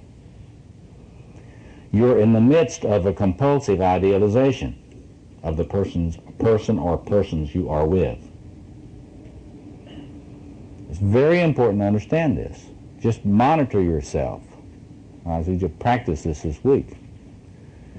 Notice when you start feeling small, helpless, stupid. See? You can't get your mind to work. Immobilized. When you're feeling that way in the presence of other people, you are involved in an idealizing projection, idealizing transference in which you're not really aware of. It's very compulsive. And what has to happen is that must be broken up, because that's fraudulent. You have to take your power back, but you can't take your power back unless this trickster function comes to your aid and exposes this. In pre-modern cultures, this was always institutionalized because they had more wisdom about this than we did. They would always have the jester at the court of the king. The Joker wasn't just a film character, in other words. It was something you welcomed in all the time because you knew if you didn't have the jester there that the king was going to forget he's human. Well, if your trickster, if your inner joker is not working, you're going to be giving your power away right and left to men and women. Coyote tends to be a little gross sometimes, but it's helpful to know sometimes when you should fart. You need to read some of those stories. You'll know what I mean. That is, when you get to giving your power away, this is an enchantment. This has to be disenchanted. There are important things for a grown-up to do, you know. And if all the power is being given away, one is disempowered and is in fact still emotionally a child. So you see how this works? Part of the disenchantment is to get past the denial of the social situation and so on, But another important part of the disenchantment is to get yourself out of the enchantment that is taking away your power. Children appropriately give away their power to their parents, who are supposed to hold it for them until they can receive it back at a phase-specific rate. Parents are to steward this king and queen transference. The problem is, most of us have had the experience of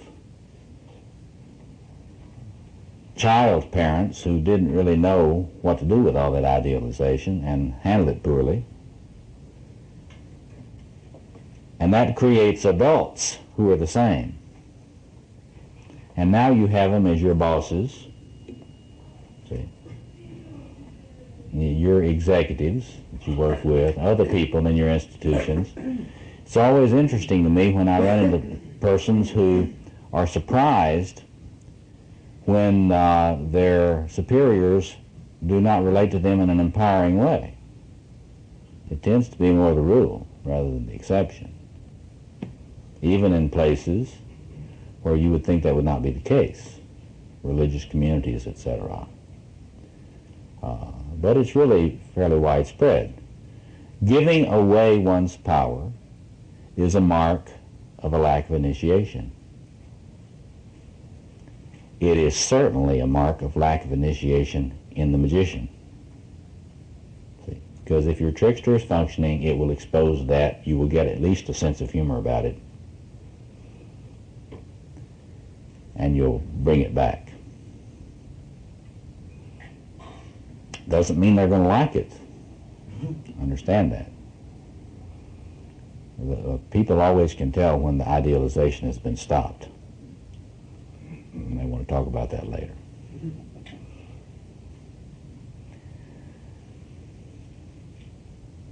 So I'll talk a little bit about the film Batman. You should see that if you haven't, because it really gets at this trickster material. You can really think about the Joker as Batman's shadow, see. And the dead giveaway on that, if you haven't seen that, see this film, because the dead giveaway is that here comes Batman. He's flying along in his high-tech airplane, you know. All this firepower comes out of the sides, you know, and the little Joker's standing down there with his pistol. Batman comes soaring over Gotham City and makes a flourishing sweep, and he comes, that doesn't sound grandiose, does it? And he comes sweeping down, and he gets him in his sights, and he starts to fire on the Joker and starts to fire on the Joker, and all these machine guns can't seem to kill the Joker, right? It's kind of hard to hit the trickster. Hard to get him in your sights. But the Joker raises his pistol up, fires one shot, and shoots down Batman's plane. Think about that. That's the role of the Joker. That's what the Joker is for in your psyche. It's to shoot you down when in your adolescent grandiosity you are not really grounded. You do not realize the way in which you are responsible for not engaging the things you need to engage. So that's just the Joker bringing Batman down to earth a little bit, where they can be engaged, where there can be a real engagement. And this is very basic magician stuff. And so if you haven't seen that film, look at that and think about it as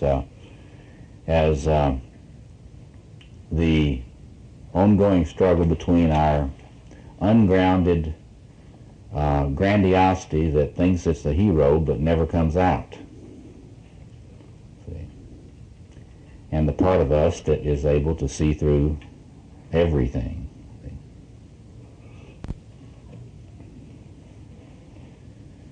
Okay, I said that another aspect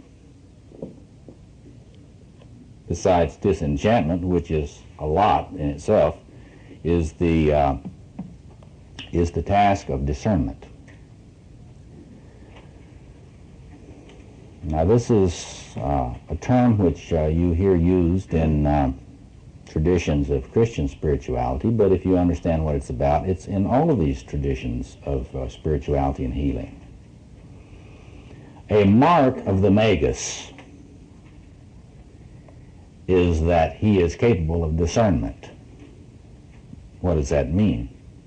He knows there's such a thing as evil. Period. Not only does he know there's such a thing as evil, he can see it when it's there. He has an understanding of the nature and dynamics of it. He is not subject to the denial that afflicts most other folks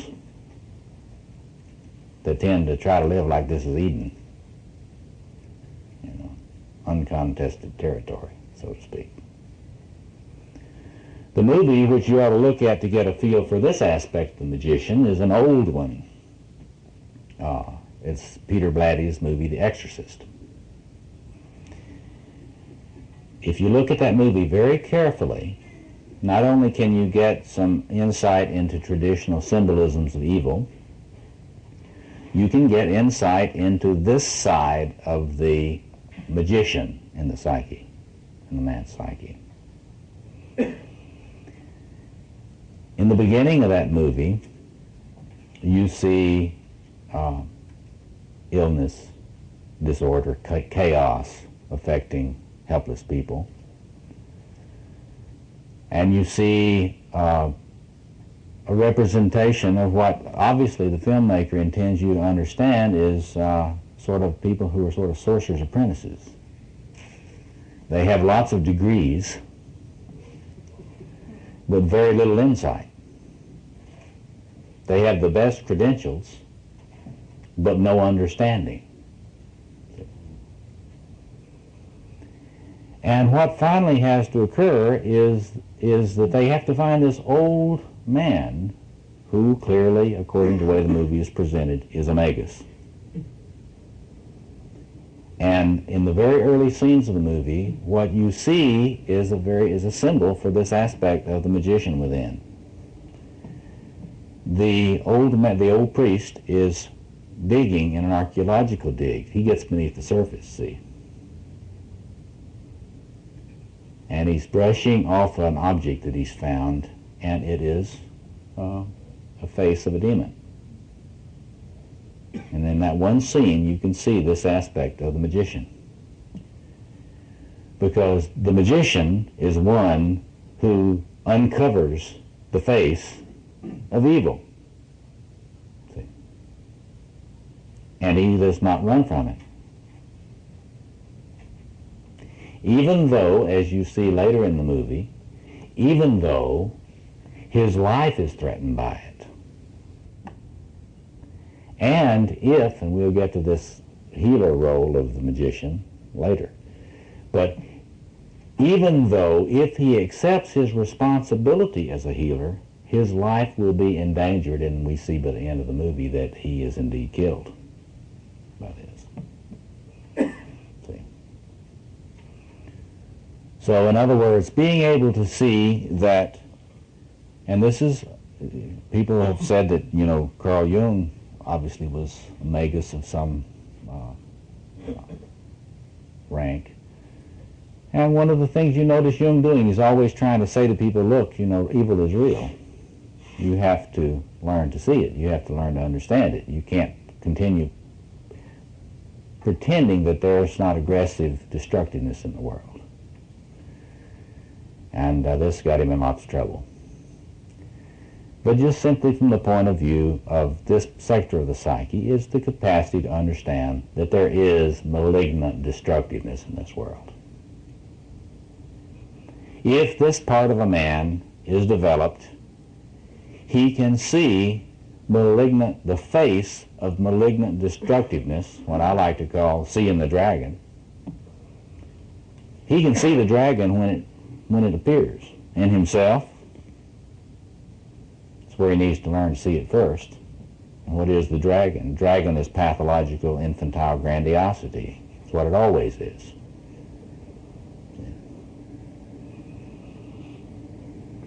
It's the jolly green giant within.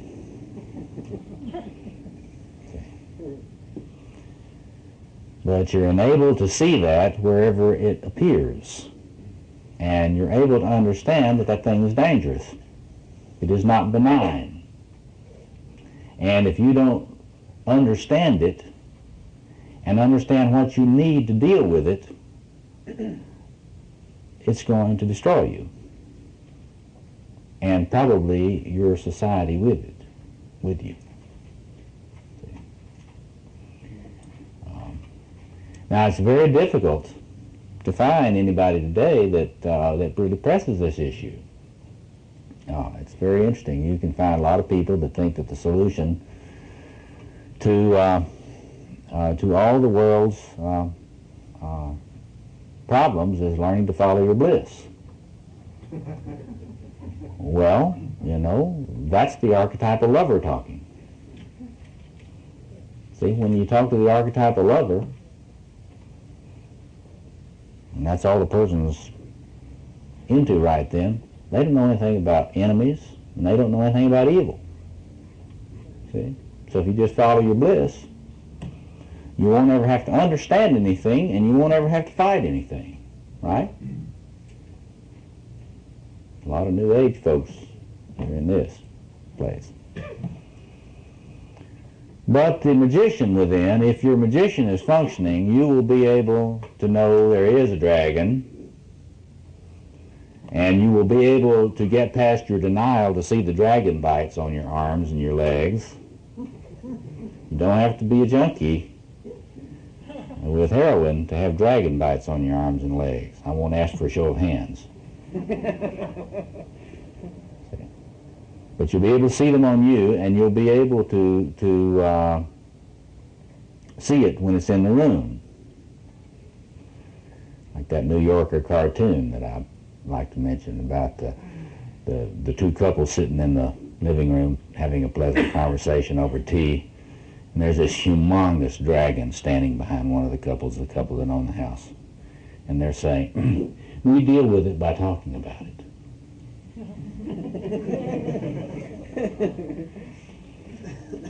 That's the typical magician problem. We'll get to that one. You're going to understand it, you know. You're going to talk about it. You're going to study it. You know, if I'm a good enough magician, I won't have to be a warrior.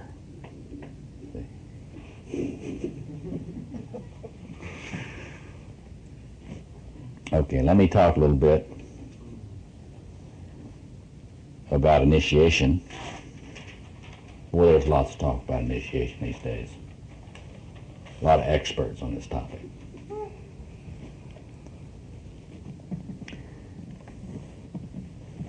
Let me say a little bit about what the challenge of initiation is. It's a lot of things. But I think the first thing, which is the challenge of initiation, and trying to get the magician functioning on this topic, is to understand that there is such a thing. It's very important to understand that. First of all, there is such a thing as initiation. A lot of people, they don't have any idea of that.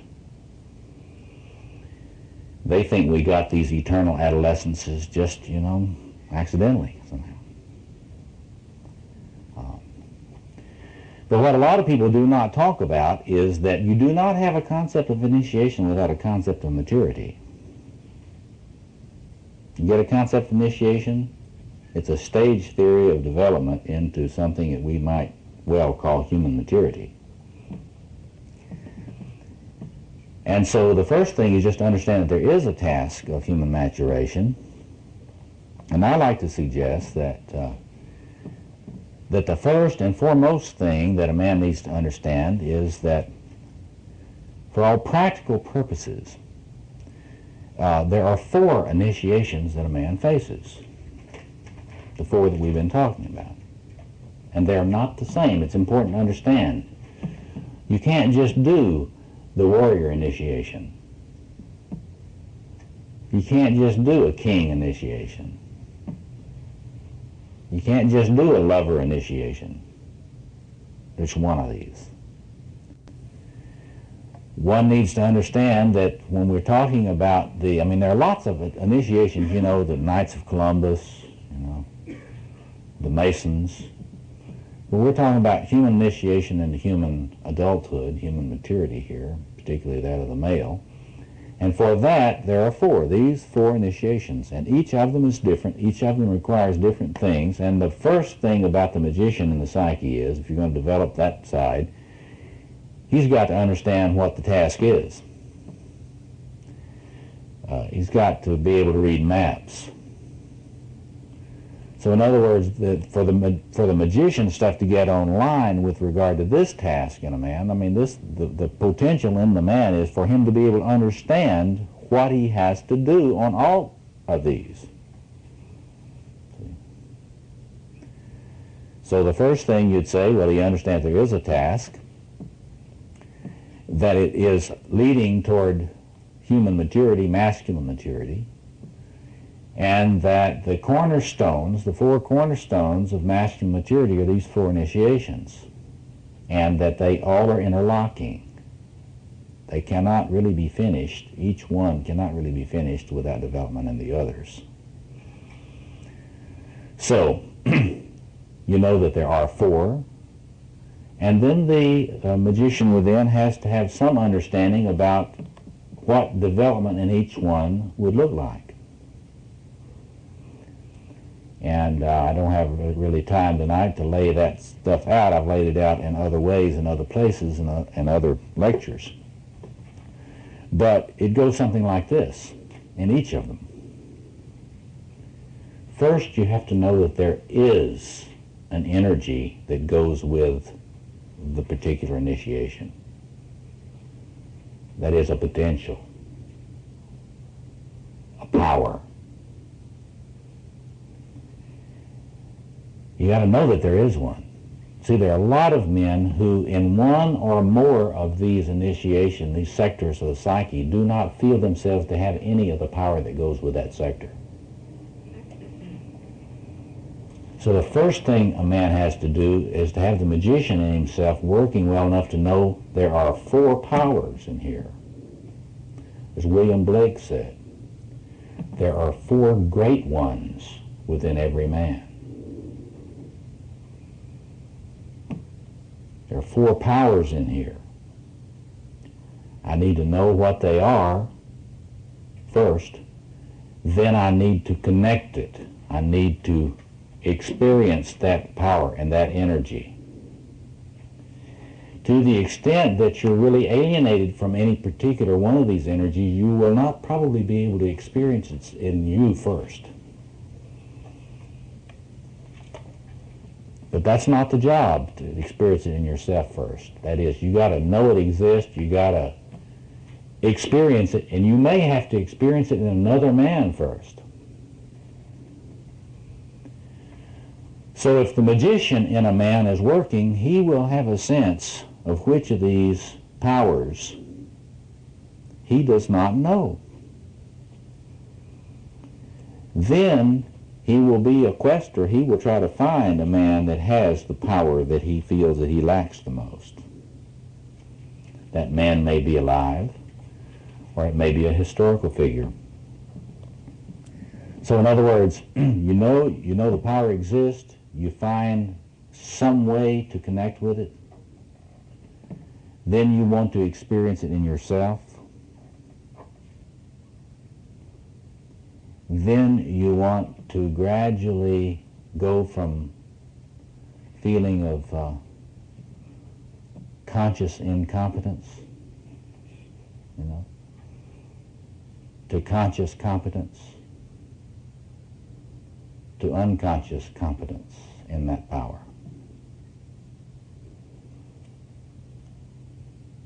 But all of this is all preliminary, because the real task is to figure out what the power is for.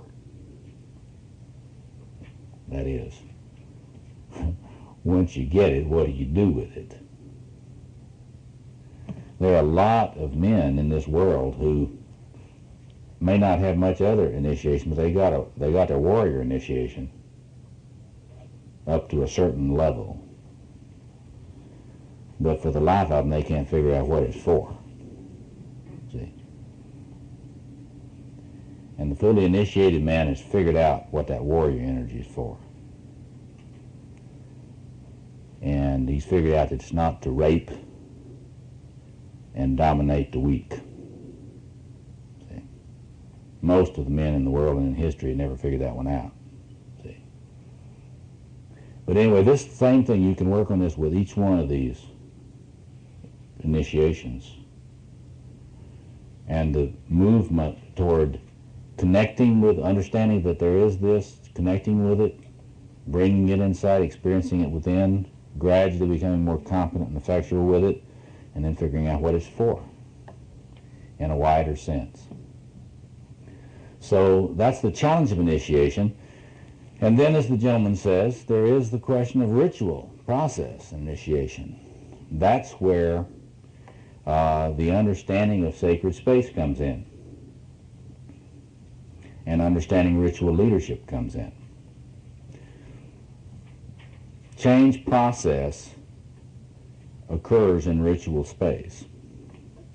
Transformations exist in ritual space under the conditions of containment. Now that's getting to the task of becoming a guide for others.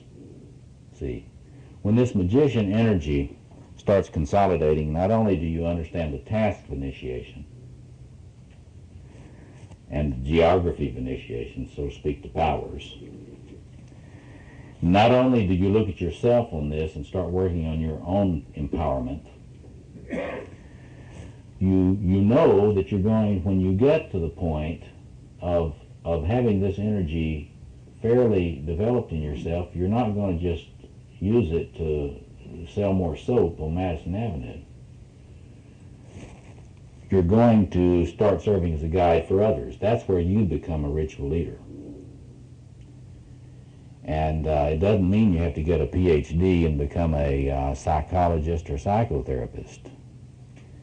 Throughout most of the history of the human race, men understood that there are plenty of ritual responsibilities around for everyone, for every man. And every man needs to be a ritual leader, both in this initiatory task, personally and socially, and also in the healing task. So you can think about ritual leadership in terms of for the magician as having these two kinds of emphases. You can see it as a empowerment emphasis for helping people come of age to the point that they can get in touch with their powers, and then helping guide them in terms of understanding what their power is for. But then there's the healing task, because under the conditions of existence, as Paul Tillich would put it, under the conditions of existence, there has been such enormous wounding, both personally and socially, that the knowledge and power of the magician is needed to begin to engage that. Now that's why we could say that when this power in a man gets really fully developed, that's when you can start talking about shamanic initiation, the initiation of the shaman, which is just another way of talking about the healer. Because when this side of a man's psyche is fully developed, he is not simply one who seeks to understand. See, if you look at the practice of the shaman in pre-modern tribal cultures, they are not detached. Now next week I'll be talking about the psychopathology of the magician and how to tell if when you regress, do you become a crazy warrior or do you become a crazy magician, etc., etc. We'll be talking about what happens when you regress into this thing and you become a crazy magician. One of the things we'll talk about next week is detachment. Do you tend to just detach, go away when you get regressed? If you do, if you tend to be alone a lot, you probably become a crazy magician. See? But at the full development of this thing, when this thing is really online and really working, that tendency in the magician does not appear. Because the strengths of the other sides of the psyche, the other circuits, have become so integrated in this person that they don't have any fantasy of just understanding the world's ills and sort of just scientifically being detached about that. See? I mean, if you've got somebody that can scientifically study the starvation that's going to be happening in Ethiopia shortly, you do not, I don't care how many PhDs the man's got, he's not got an initiated magus. See? You follow that? Okay. Let me stop there and, well, let me not stop there. Let me close with an image before our break. We'll come back after our break and we'll discuss this stuff in some depth. I put up there Keys to the Kingdom, and I put that up there because I think if you look at the Christian myth, you see St. Peter portrayed in the image of the Magus. It's very interesting to look at that image of Peter in the Christian myth and think about the magician and the initiation of the magician. And what is a magician like when the magician gets initiated? See? And, I mean, you can see all sorts of things. The really uninitiated magician, one who is finally uninitiated, is into denial. Peter is into massive denial, right? But Christ, who in the Christian myth is the king, the true king, Christ says that you have the keys to the kingdom. See? Well, there's a sense in which the initiated magician does have the keys to the kingdom of the male psyche. See? All the spaces, knows how to enter them, knows how to get out of them.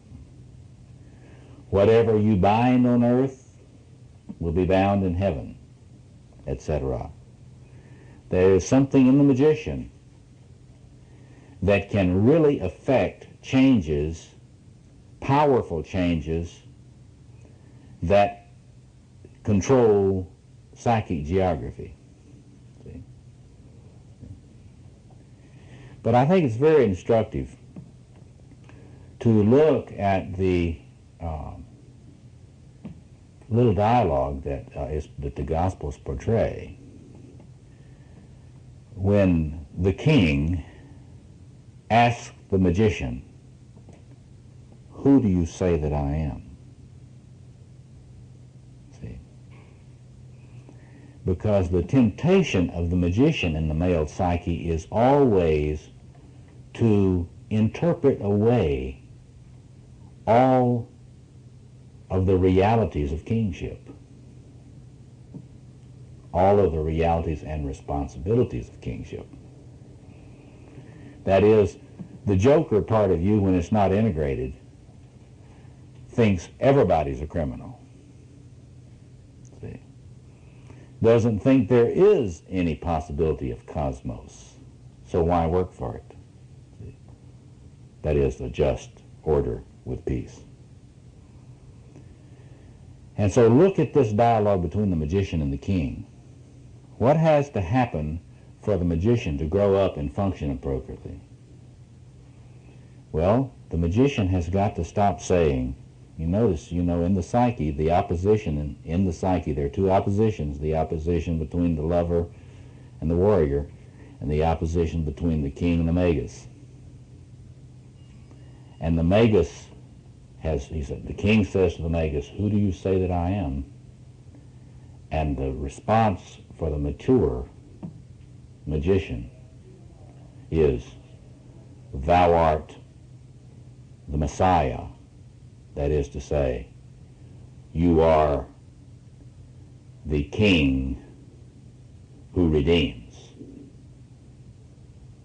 You see, until the magician part of a man's psyche gets to the point that he can get over being a deconstructionist.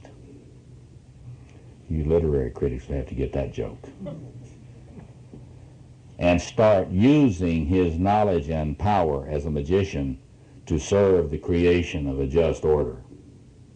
It's not an initiated magician. See? So let me stop there. Let's take our break. Let's come back in about 15 minutes and we'll discuss this stuff.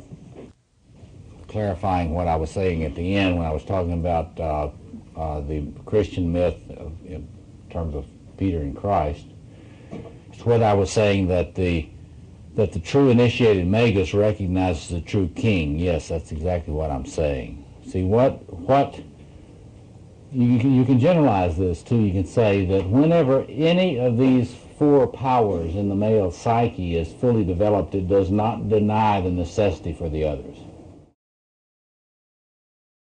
Remember when we were talking about E.M. Butler last week, about how the magus always gets killed, in the myth? Yeah, well, that's what happens when you realize, when you think you don't need the warrior. You're going to try to solve everything without your warriors. See? And the same thing would be true just around the table.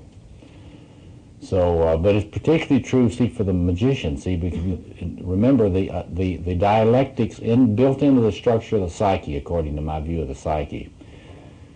See, I really think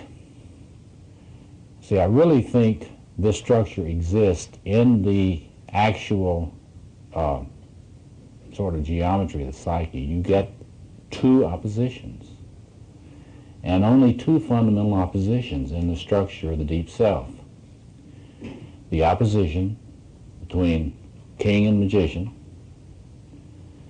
and which Jung picked up as the sort of the Adlerian power emphasis, and the struggle between the lover and the warrior, which Freud emphasized in terms of eros and thanatos, the love and aggression. And to the extent that you become mature, initiated, and integrated as a man, you do not let those oppositions drop out. You are able to see the necessity for both sides, stop denying the importance of each. And so in a way, there's so many people today, and look at this. You can tell when you find, I often like to say to men in men's groups, when you find a cynical, nihilistic man, you got a boy. Because when you do not have the king, you're cynical and nihilistic. See?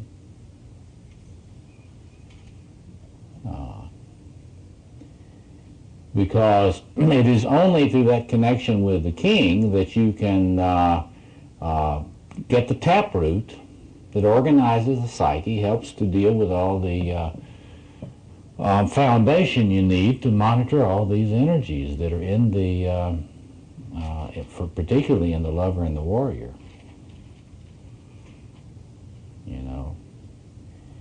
If you're really connected with your lover energy or your warrior energy, there's going to be so much extroverted, powerful energy surging through you, it's going to make you crazy if you don't have a taproot down.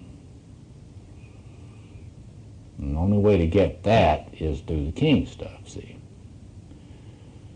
So the magician, first of all, we say review. It helps you to see what is, including the spaces that exist. It helps you to discern what you need to be able to discern. It helps you to understand the task of initiation. And then it helps you to understand what it is you're supposed to do with it once you get it. See? Okay, somebody back here. Yes. Two concerns. One, given the fact that the magician is the one who kind of can locate you in the spaces of the psyche and has some understanding about the keys, what can we say about what this has to do with any particular order of development of these initiations? Well, I think that's a very complicated thing, but let me just address it a number of ways. One way I would address that is that it's no accident that for most of human history, men put enormous amounts of time into spirituality. Now, what does that mean? That means that they were learning teaching stories. Robert Bly has talked about this a lot, and he's right. Michael Meade's talked about this a lot, and other leaders in the men's, what's being called often now the mythopoetic movement, that there was a time, it's kind of hard to, in a lot of, for example, in the churches and synagogues today, it's kind of hard to find much enthusiasm among men. It's real interesting the way that it's gotten to the point where a lot of men can't understand what spirituality has to do with being a man at all. But that's modernity. In most of the history of this planet, with regard to our species, men invested enormous amounts of time learning myths. They weren't doing that just because they liked stories. See, that's kind of a modern attitude about this. Why did men study myths? Because they were what we would call today operators' manuals for the psyche. Now, what's this got to do with the development of the personality and development of the magus? When you're studying myths in these tribal cultures, you're learning the maps. You're developing the magus. And when you're telling young men, when you're an elder in the tribe and you're telling young men these stories, you're not just trying to give them a hard time. Make them learn a lot of stuff. You're trying to get them to learn the stories so they will understand what it is to be human and what their responsibilities are when they're fully initiated.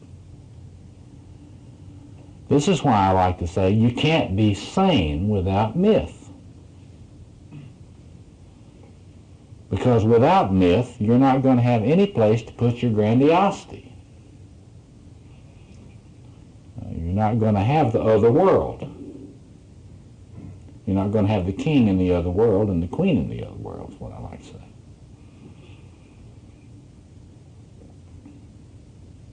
If you have, as tribal cultures had, if you have the other world, the mythic world, as they used to say, the real one, the real world. Eliades pointed out that for pre-modern tribal humanity, it was a world of myth that was really real. And we were real to the extent that we participate in it. So if you really participate in the mythic, to that extent you're real. Well, think Jungian here. What is in the myths? The archetypal. What is in the archetypal? Power to live. Then you ought to be able to see why they felt that way.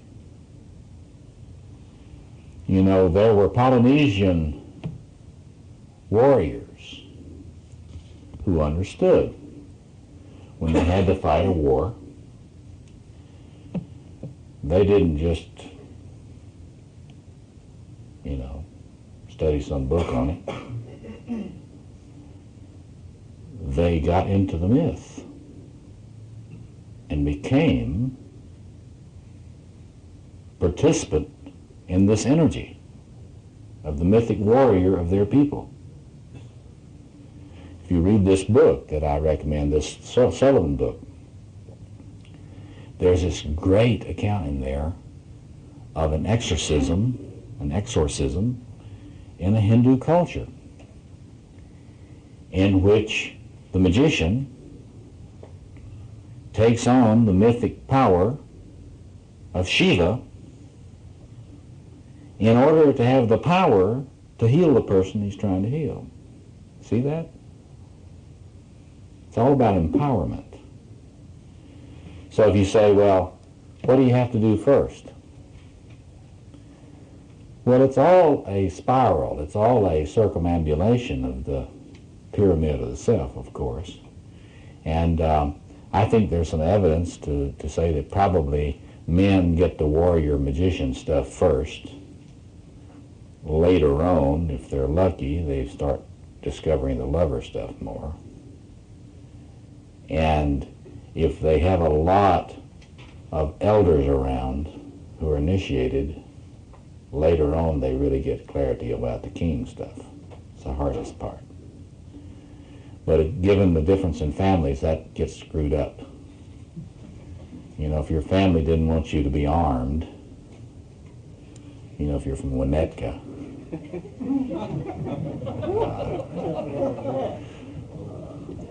can't play with guns if you're a little boy, you know. So you may be very wounded. If you grew up in Winnetka, you may be real wounded in your warrior if you're a boy. Yeah. Questions about, she's a school psychologist. She's noticed the way little boys tend to be very outrageous in their choice of things to play with, like, you know, guns, and be interested in Batman and all sorts of horror movies with Freddy the sadistic killer, etc., etc. It's very important, let me just comment about it in the context of the magician. It's very important for us to get out of our piety and our, you know, out of our kind of moralisms with regard to the psyche and look calmly and in a very careful way at what is going on with this business. And I'd like to point out this is not just a masculine issue.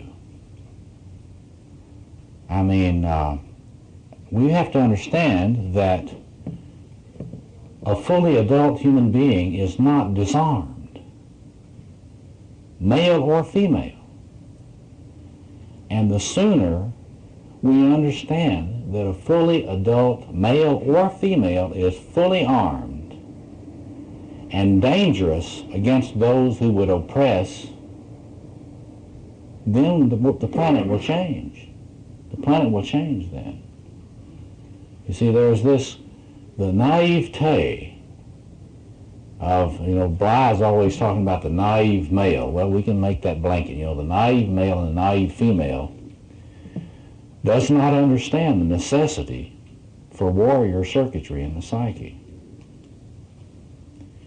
and does not understand what happens when that circuitry is not blessed and brought into conscious, responsible stewardship. Well, what happens when the warrior circuitry is not blessed and integrated and brought into responsible stewardship is what we got in this world right now. So I got lots of comments about that, but I got a lot of warriors. Somebody asked me why I had so many tapes on the warrior. Well, it's a very hard thing, you know, even though men are supposed to be better at this, you know, in some ways. It is an energy which is usually honored in places like Chicago by mostly the shadow warriors. It's hard to find anybody with much warrior energy that knows what it's for. You know, like creating justice and defending the weak. So there's a lot that could be said about that. But it's very similar on the others as well. I mean, it's like whenever you notice somebody sort of compulsively doing something, you know, all over the world watching Rambo movies. You know, if you travel around the world and you go back in the villages, see all these people watching Rambo movies. 1, 2, 3, 4, probably 16 before long, you know, Rambo 16. You gotta get your magician tuned up. Why is that? Well, it's because it's very similar to the Batman movie. There's all this good messianic king energy that needs to be serving justice on this planet, serving the environment, etc., is split off into the unconscious in the shadow, where it cannot be stewarded. It's going to be interesting if we ever get mature enough to get that stuff integrated off the screen and into the psyche, you know. Think about it. It's very interesting to think about our whole entertainment industry as a psychological container. Think about that. And think about all these archetypal energies that are carried in film, because we have not sufficiently befriended our archetypal psyche to start integrating that stuff. And anytime you get an unintegrated archetypal content, it's always raw and primitive and scary. So it's the task of the magician within to figure out what all that energy is for. See how it relates to the other energies and what needs to be done with it. Other comments? Back over here. The question is there, when you're talking about these oppositions in the psyche, is there any simple way to talk about that King-Magus opposition? I thought about that, and it's kind of hard to get a thing that parallels Freud's eros thanatos, you know, or love and aggression. But you can talk about it in terms of power and justice. You know, Paul Tillich. If you haven't read, power on which side? well, you see, The king represents justice. king without the trickster would be power without conscience, or power without a bullshit indicator. See that? It's like the Adlerians. What the Adlerians do with that is that they talk about the power issue, where you get power as opposed to social interest. And the way the Adlerians will judge how mature somebody is real simple. And I agree with them on it. That is, the mature personality is someone who uses their power for social interest. They put their power to work for the human cooperative tasks. Boy, if the Adlerians are right about that, we're in trouble. And they're right about it. So, but the way to think about that is just put the trickster on one side of that and the king on the other.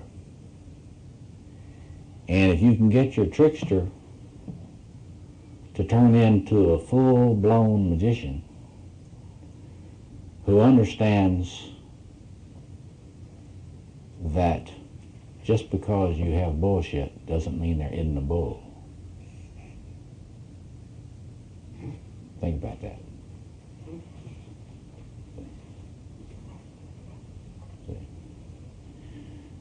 That is to say, you've got to get to the point. And see, this is very hard for young men, especially adolescents. It's very easy for an uninitiated man to assume that everybody sells out. There are no men of integrity. There are no men who are admirable. So I can just blow it all off. You know? I don't have to be serious about anything.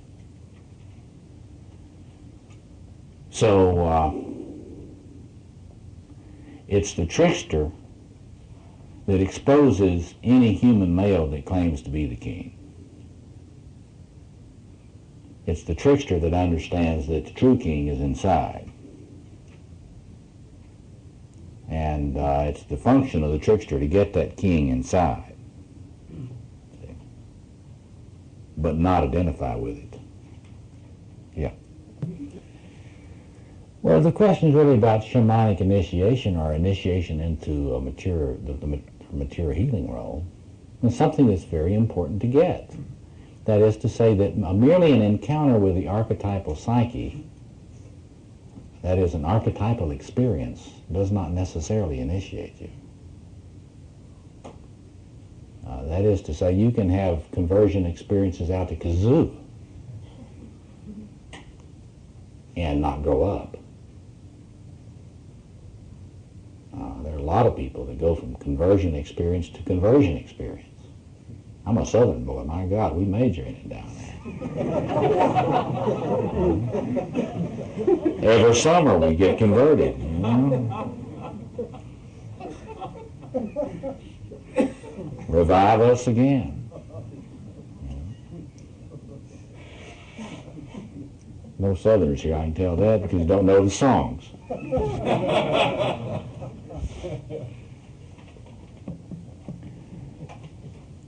But you see, it's that the sense of the importance of connecting with the archetypal, the numinosity in the psyche, in terms of a true initiation, is really key. So it's a legitimate, important question. I mean, it's like, what is there about this that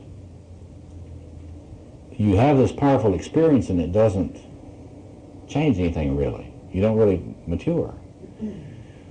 Well, we've got to understand that's back to this gentleman's issue earlier about ritual, about the role of ritual and ritual process in all this. Because see, if you have a powerful archetypal experience and it's not adequately contained and adequately interpreted to you by an elder, and you're not adequately guided through that by someone who understands what it is, then you may not really be transformed. See? The contact with the archetypal is like plugging into the 220,000 volts. I mean, you do need the power. You can't become a man without getting in touch with power. I mean, initiation is empowerment for both men and women. Men and women, or males and females who are not powerful, are not initiated, period. So you're right to point at connection with this archetypal, this powerful experience of the sacred. But you know, you can put your finger in 220,000 volt box without somebody around helping you understand all this circuitry, and it kills you or destroys your mind, or it just blows your circuits out and your circuit breakers go and you think you're saved.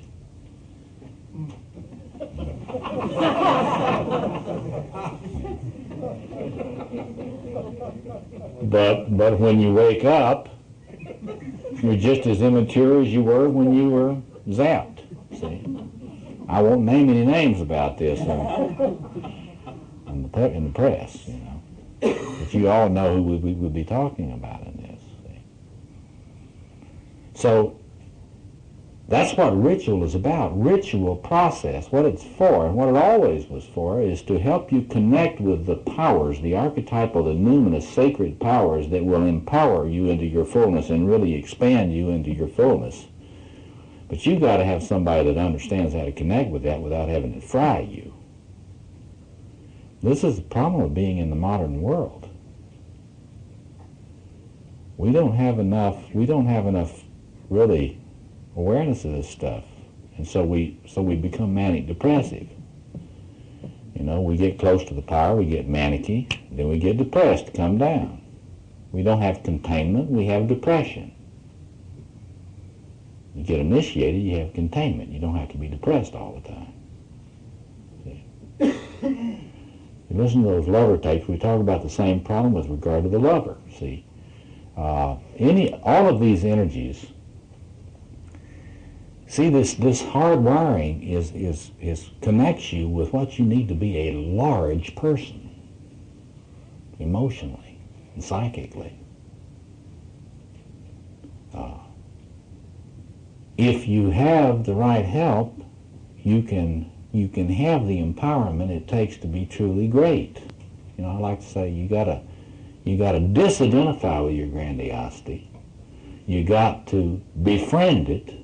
That's what Jungians mean when they talk about the ego-self axis. I like to say that means befriending your grandiosity.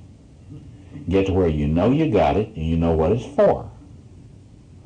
It's not to think you're the king or the queen. It's to give you the power you need to really fill out and be strong, creative, powerful, yeah. So a sophisticated question, he's saying, why did we lose so much of our understanding about initiation if humans once had it? Well, the simple answer to that comes if you just study modernization process. I mean, the simple factual answer to that question, I mean, there's a factual answer to it, and then there's a more of a why question. You know, I mean, the factual answer is if you study modernization, read Peter Homan's excellent book. I mean, Peter Homan's he's got 2 wonderful books on this topic that you ought to look at. First one is called Jung in Context, Modernity and the Making of a Psychology, in which he really analyzes the collapse of myth and the development of modernization and why Jung's psychology responded to that vacuum. He's not a Jungian, incidentally, but he's got a real grasp of this. The other book, which continues it, that just came out, is called The Ability to Mourn. And it's another book on using psychoanalytic theory to understand modernization. So those 2 books, they're hard going, but they're brilliant analyses. He's the best scholar of modernity, I think, that exists today. So that, at one level, that's the answer. The other question, though, I think it's fun to play with. That is, well, but why did we ever let this stuff go? And I think there's maybe an answer to that in the developmental task of the human species in getting beyond tribalism.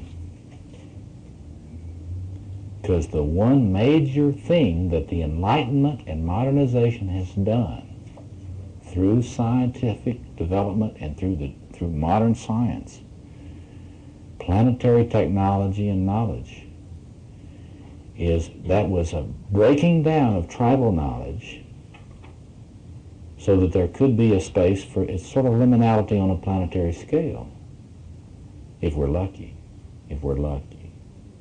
That is to say, the tribal cultures had to be transcended. So the tribal myths had to be relativized. There's no question about that, because, you know, the important things for human beings to learn is not to be a Navajo or a samurai, or, you know, or an aborigine of any culture. That's not the thing. That's what was once, at an appropriate phase, specific time in human history, that was the task. But what they were striving for then is the same type of thing that we as a species have to be striving for now. You know, when the Apaches started out to make Apaches, they weren't trying to make Apaches. You get it? They were making humans, not Apaches. You follow that? This was true with every tribal group.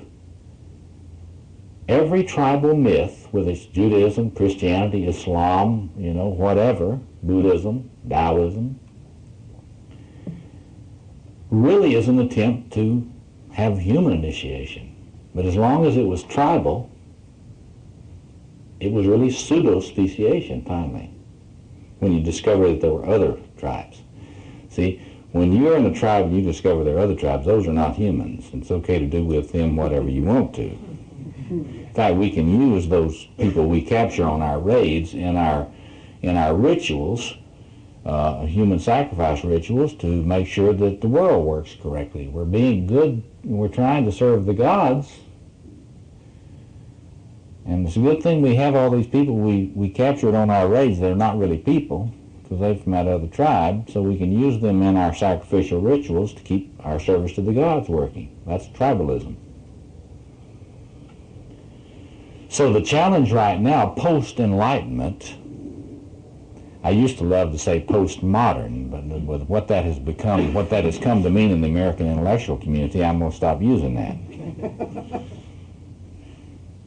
I won't belabor that. Those of you that are into postmodernism know what I mean. It's really become a fad. But what I mean is, when I say postmodern, I mean planetary, human, post-tribal. And that is the challenge now, to take all of these tribal wisdoms, all these tribal narratives, all these tribal stories, and to steward those. And to use them all as Old Testaments.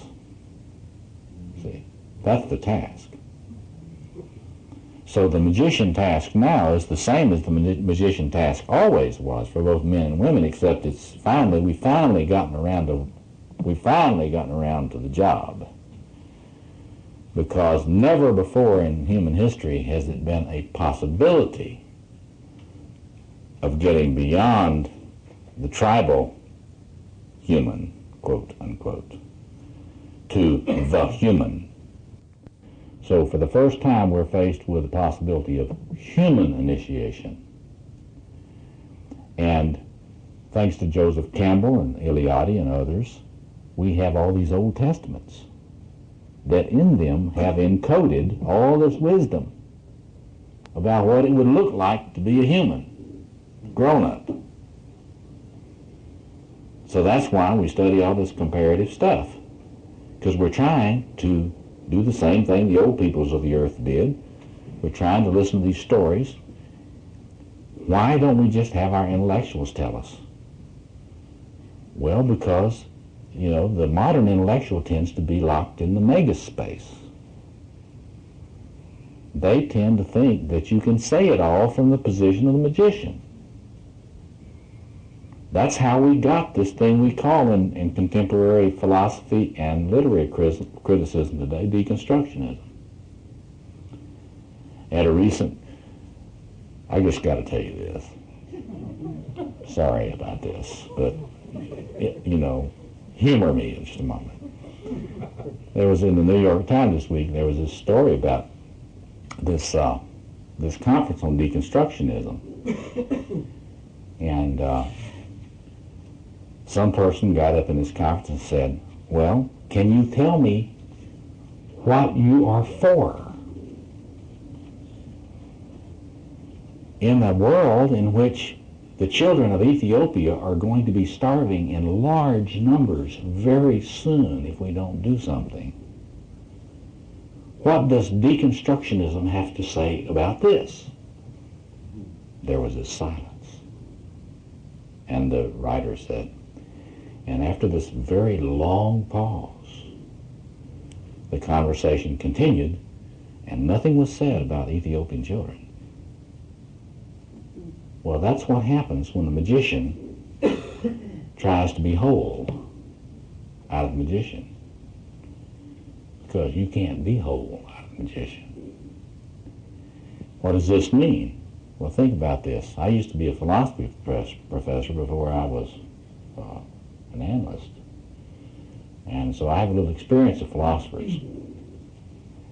And the very interesting thing is, see, when you try to be whole out of that point of view, see, there's no place really for action or construction. It's really true. This is a wonderful word, deconstructionism. That is the runaway magician.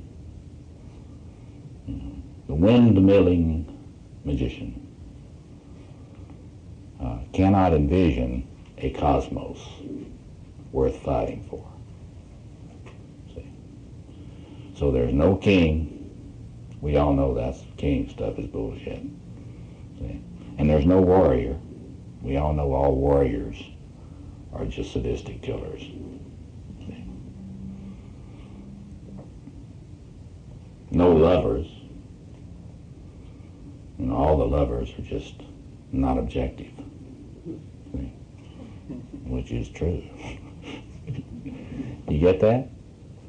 So it's really, that's a long way around, thanks for indulging me, but it's a long way around to get to the point where I believe that myth is, contrary to what we've been told for many years now, that myth for human beings is superior to metaphysics. It always was, and it always shall be. Why? Because it integrates the 4 different sides of a human psyche in a way that metaphysics can never do. See? Philosophical metaphysics can never be warrior energy. I like to remind people that when you start getting integrated, you're getting empowered. And when you get empowered, you're going to have a lot of people hate your guts. They're going to envy you. They're going to try to figure out what's wrong with you. And so the fantasy that we have often, you know, the naive male or the naive female, the fantasy that they have that when they get empowered, they're going to be liked. See, it's just wrong. You get empowered, you remember the thing I read you from Butler at the beginning. People like to kill these magi because the magus is against their denial. That's the first mistake, see, challenging people's denial systems and so forth and so on. That's what got Martin Luther King killed. That's right, Martin Luther King, Malcolm X. Look at the initiated magicians, see, who've been killed. I mean, and for example, look at Malcolm X. I mean, that ought to be a hero to men, Malcolm X, in this context, because when Malcolm X really finished his initiation, and he saw that the fully initiated man was not a racist. See, he ran into a lot of people that hated his guts for that. See, and this is true in general. There are a lot of people around, and there always have been. The Nazis weren't the first. I mean, that's just that's an old human tradition. At least tribal human tradition. To when you really get into your own tribe or your own race or whatever, and you really kind of get into that and define that as the good and everybody else is the bad, a lot of people think that's initiation. There are a lot of groups around the country of various races and creeds, et cetera, that think they've got initiation down. And what they've got is pseudo-initiation. It's not even a real good tribal initiation.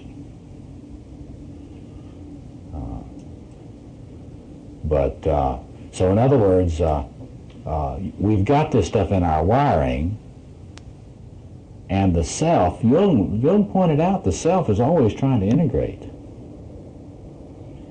Of course, if you don't have anybody to help you with it, you can really lurch around a lot, see. And for the most part, I like to say to groups of men, if you're struggling with your pathological grandiosity and you're having a real hard time with it, get out of the fantasy that it's all your fault. It's not all your fault. If our culture was handling this stuff better, we would be teaching boys and girls, young men and young women, about what that grandiosity in their psyche is for. We would be teaching them what that is to be used for. We would be helping them to contain it. And if you are like so many of us, you didn't have a whole lot of help with that. And so now when you really start feeling good about yourself, you really start glowing, oh my God, I'm manicky. I better get some medication. Bring on the lithium, Well, that's, the thing is, what this stuff about initiation, we ought to understand about this initiation stuff is that when you really start getting really empowered in all these circuits, you are going to glow. You are going to be empowered. And there will be people that will accuse you of being manicky, when in fact you're not. See? Others. She says she's interested in the confrontation of the magician with evil. This is something that's very hard for moderns. Moderns, we like to label things with the nice little labels that, they clean up, paint up, and fix up things. It used to be understood as being evil, today, if your life is being destroyed by some sort of really destructive possession state, by some archetypal content, you'll get a nice little diagnostic label. It doesn't sound like a big deal, and there's a pill to go with it, and we have the fantasy that it takes care of it. In the pre-modern period, as you read in this book, Healing and Restoring, they really had a sense about destructiveness, and that it is not something we ought to be assuming as normal. Today it's like we've kind of figured out that that all of this destructiveness on the planet is because of all of our bodies are biochemically malfunctioning. Think about that one now. I want you to think about that with your magician. Your bullshit indicator, I want you to get it going on that. All of this planetary problem is because we are biochemically screwed up. Boy, that's a great one. The pharmaceutical companies are going to love this. So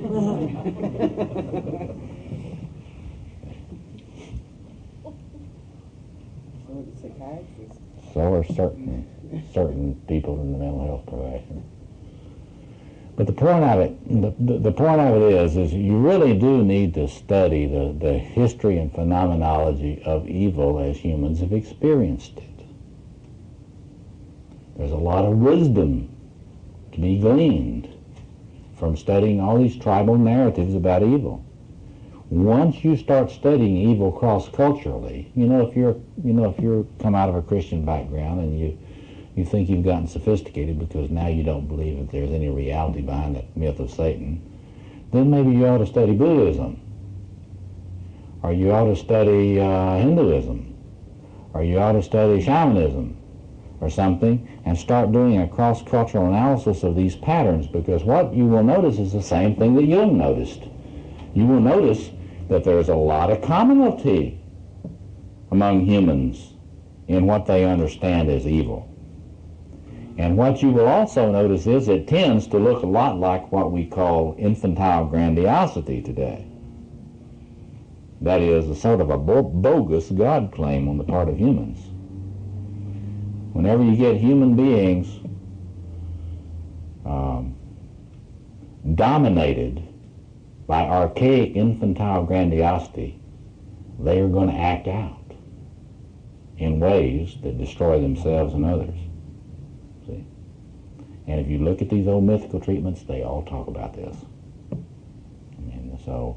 If you want, I've got a lot of discussion of that in these tapes on the psychology of Satan, in which I'm looking at the dynamics of the archetypal shadow. So you might want to listen to those. Yes, one more and then we've got to stop for tonight.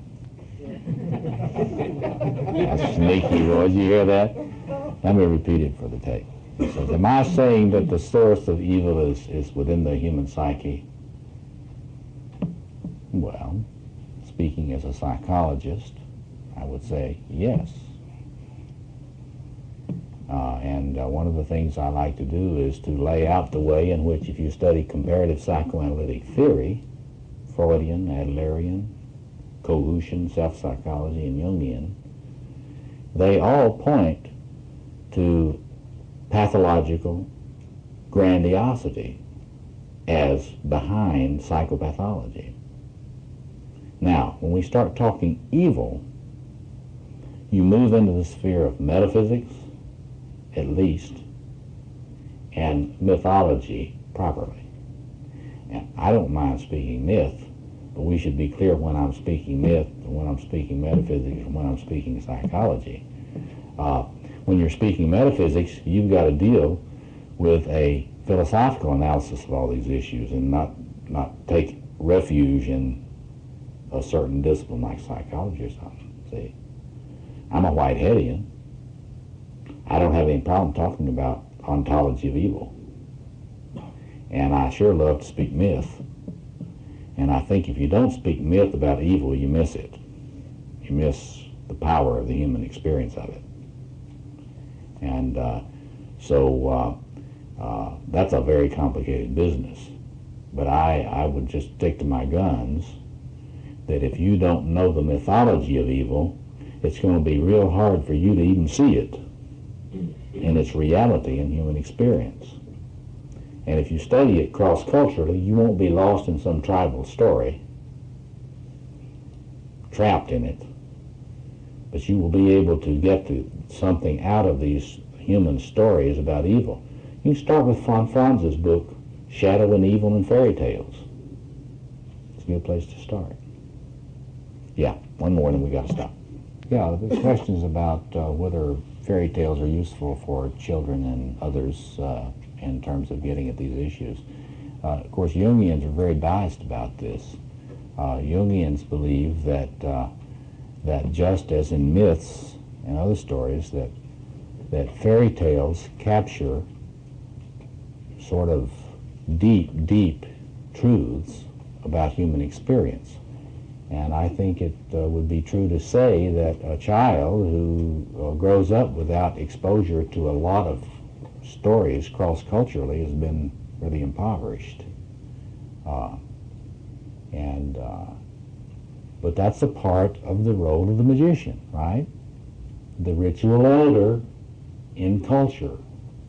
What do they do with regard to that? They steward the stories.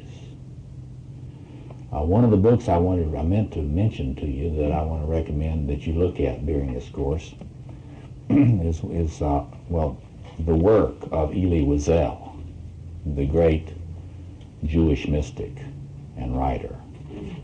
Particularly his book, Souls on Fire, which is about the Hasidic masters. If you read Wiesel's Souls on Fire, you'll get a lot of feel for the magus, for the mature magus. And you get a real sense for, especially this part, where what do the Hasidic masters do? They spend a lot of time telling stories. Why? Because they know if you don't steward the stories of the human race, that you impoverish the children. And you make it impossible for human beings to be human. And so look at Wiesel about that for next week. You'll remember we've been talking about the different potentials in each of these archetypal configurations, how they interact with each other, and we want to be thinking about this tonight in terms of difficulties in personality and in society which result from an inadequate integration and functioning of this particular power within the psyche. We also want to look at the magus in relationship to each of the other archetypal configurations so that you can get a little sense about what the magician needs from the other configurations. But I'd like to begin by talking about the trickster, which is extremely important and is in this sector of the psyche. We talked a little bit about that last week, about what the trickster is for. And we anticipate a little bit some of our discussion tonight, but let me just talk a little bit again. Let me remind you what we said about what the trickster aspect in this sector of the psyche is for, and then let's talk a little bit about what happens when it's not doing what it's supposed to be doing. And I've put up a few notes here for you. And it's the first in the sector of disenchantment. First, let's talk about the enchantment of oneself by the trickster.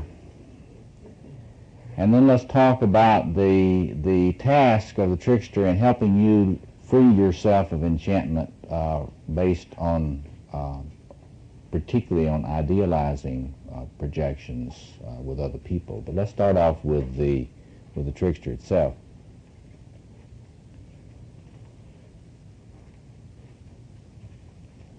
It would be very instructive for you to spend some time reflecting on people you know that seem to be possessed by the trickster. And we can elaborate this more later, but let me just say a few things about how you know when somebody's possessed by this thing. See, first of all, the trickster's life seems to be dominated by the comic. See. That is, everything seems to be a joke for a person that's possessed by the trickster. Depending on how they're feeling, it may be a bad joke, you know, a really good joke, but it's a joke. In other words, there's nothing really that deserves being taken seriously. A lot of people that have this type of thing, if they're real creative and exhibitionistic, they will become stand-up comics. Or they'll have a lot of fantasies about becoming stand-up comics.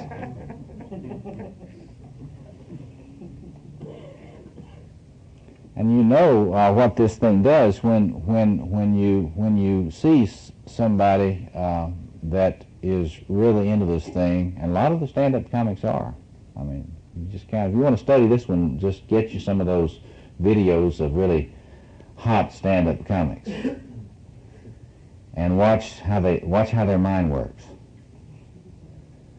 Because we talked a little bit. I'm always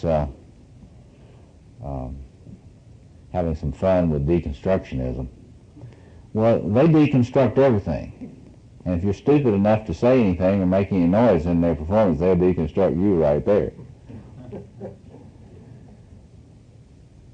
But the interesting thing about a man, and you can apply this to women you know that have some of this, but this is something you see a lot in men. A person that is possessed by this very low form when it's a developmental issue, a low form of the functioning of this magician side of the psyche, is that the trickster deconstructs their self-esteem first. This thing is a double-edged sword, and when you draw it to cut somebody else, it gets you as you draw it back. So one of the things you notice in persons that compulsively are into the comic is their self-esteem is usually very low if you look closely. They are unable to take themselves seriously. And so when you see this thing, you're seeing a psychic function which is sort of on automatic pilot. And it is working, but it's not working on behalf of the adaptation of this individual unless they're so good they can get to be a successful stand-up comic. But now, what is this thing really for? We said a little bit about that last week. It is to help you get through grandiosity in all its forms, to see through it, to break through it, to not be too impressed by it. And so the problem is that when this thing is compulsively constellated in an individual, it constantly focuses on deconstructing their personality, and they cannot really begin to build their world. they can laugh. They laugh at themselves so much that they think that they themselves are a great joke. This is where people will often say, well, there's always behind a comedian, you'll always see depression. And this is what people are sensing. So this is a form of the pathology of the magician, which you see fairly often, and it's really something you see in terms of a person's own deconstruction of their own sense of self and self-esteem. This particular pattern, though, is not as common as a malfunction that comes out in a kind of reverse way. That is to say, we talked a little bit about the importance of the magician archetype expressed in this trickster form in helping you to break through inordinate idealization of other people. Now, this is one I think we should spend a little bit more time on tonight.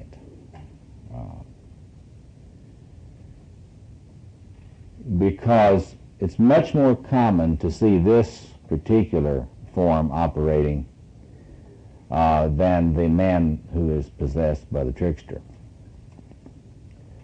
We said that this is what is going on in a person who gives away their power through idealizing transferences or projections. This can occur in any sector of the psyche, you see. I mean, you can be giving away your warrior power to somebody. You can be giving away your king power. You can be giving away your lover power. So it's not just a matter of giving away your magus. And one of the things that if the magician side of one's psyche is not functioning, one will not even know where one is feeling really weak, because the capacity for reflection is not functioning. In psychoanalytic terms, we would say one's observing ego is not in place. One's reality ego is not monitoring. So one doesn't even say, oh, I'm feeling really weak in this part of my psyche. So one doesn't notice it, much less say, I wonder who I'm giving this to. So when you have a malfunction of this particular disenchantment aspect of the psyche, it's really, it is deconstructing you, but it's not helping you see where you are splitting your personality and experiencing your true self only in other people. Maria Louise von Franz has got a book. I don't think it has been very widely known, but her book, Projection and Recollection in Jungian Psychology, is an important book for you to look at in this, to just try to get a sense of the importance of reflecting on where one's sense of weakness is, and then beginning to try to locate where that energy is going. Very often it is going into an idealizing projection in one or more of these sectors of the psyche. So you speak of pathology in the magician. In this sense, it cannot pick up, it is not scanning for and picking up on the leakage of one's power.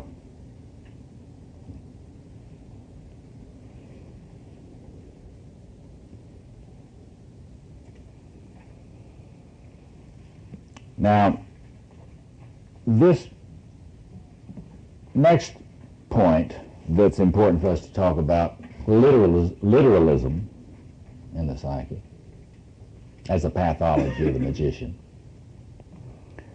is one that's enormously important. It's one that James Hillman has talked about a lot. And what I'd like to emphasize tonight is that it is an issue which is responsible for a lot of both personal and social pathology, literalism. See, this disenchantment, this potential to appropriately disenchant, to see through, as Hillman would put it, is a tremendously important aspect of the functioning of the psyche. Without it, you tend to oversimplify everything. Okay. It's interesting also, you tend to exaggerate things. Exaggeration is a form of literalism. One of the things that I've spent a lot of time doing is studying psychopathology, comparative systems of psychopathology. One of the things you notice when you study psychopathology is that in almost every form of psychopathology there is a kind of literalism, a kind of exaggeration. Usually when you look at symptoms, they're usually based on some kind of truth. They're not totally wrong. Your symptom is usually telling some kind of truth.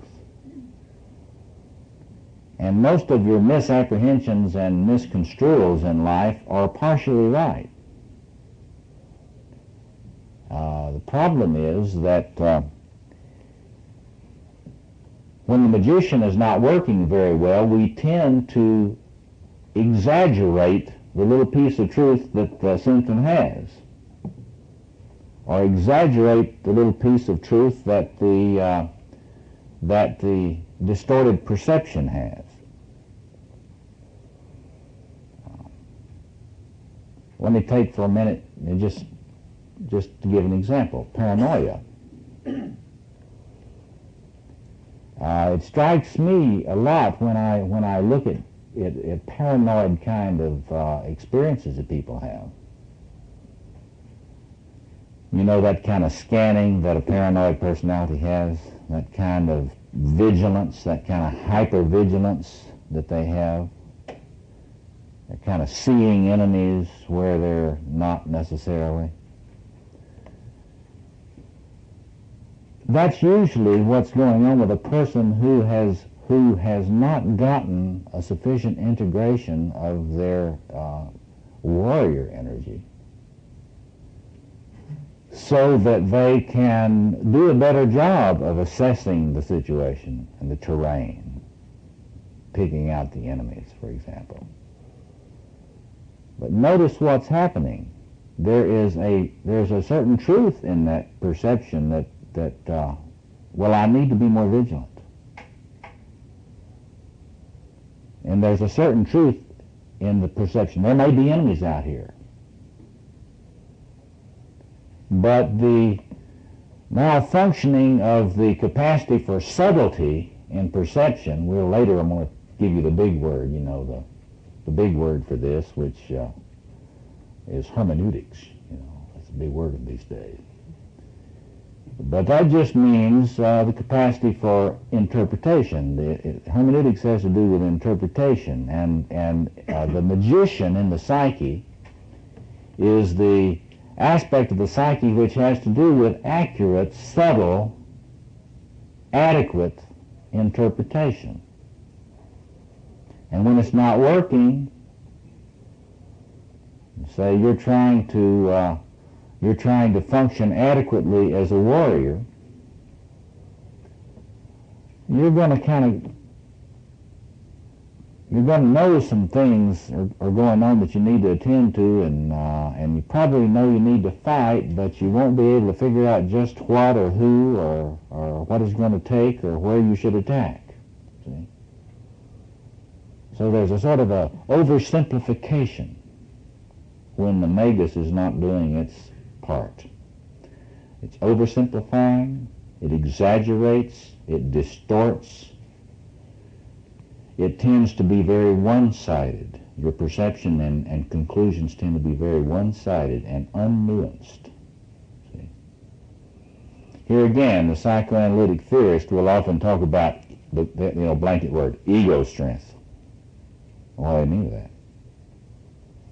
Well, ego strength is, one mark of it is when your perception is capable of subtlety and nuance and flexibility. So, so when you're looking at it archetypally, that capacity for perception in a way that is adequate to the complexity of the situation you're in is this particular magician function. Now you can see that if we had time, we'd go into a lot more of the different personality disorders and so on, and show how there's some truth in that disorder, but it's overgeneralized.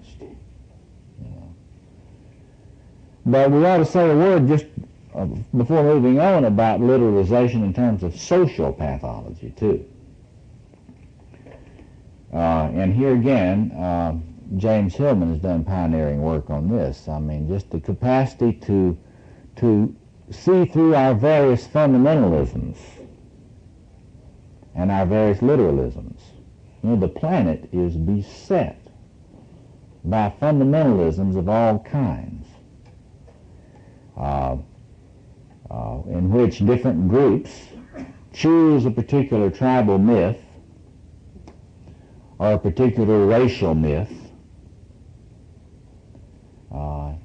and literalize it, take it as the sum total of insight needed for human existence, and then demonize everyone else that is not willing to give a totalistic commitment to that particular tribal or racist myth. There's been a big project recently at the University of Chicago trying to do a cross-cultural study of these various fundamentalisms around the planet. It's a very frightening thing that unless trends change, we're going to see more of this, not less. Because as the planet continues to shrink, for all practical purposes in terms of communications and global technological advances,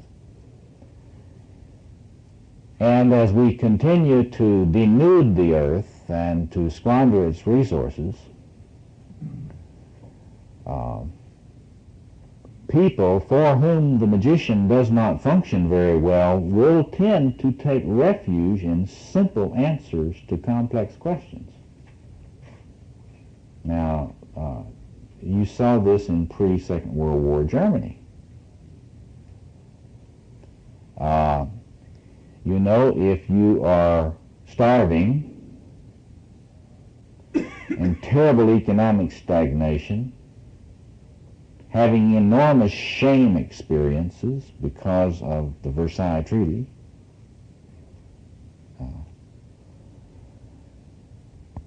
then the Jews become a very promising solution to your conceptual problem. You see that? That is to say that the scapegoating phenomenon is a function, is an example of what happens when the magician is not functioning well.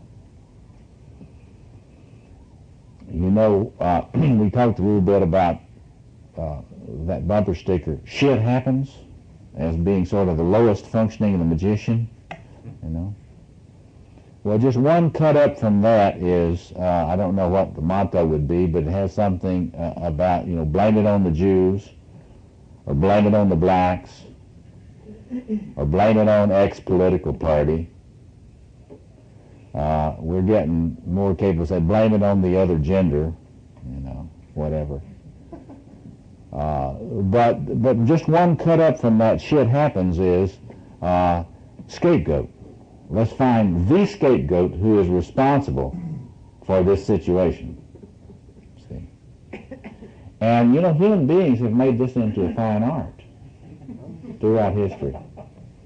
You know, it's either the Armenians or it's the Turks or it's the Arabs or the Jews.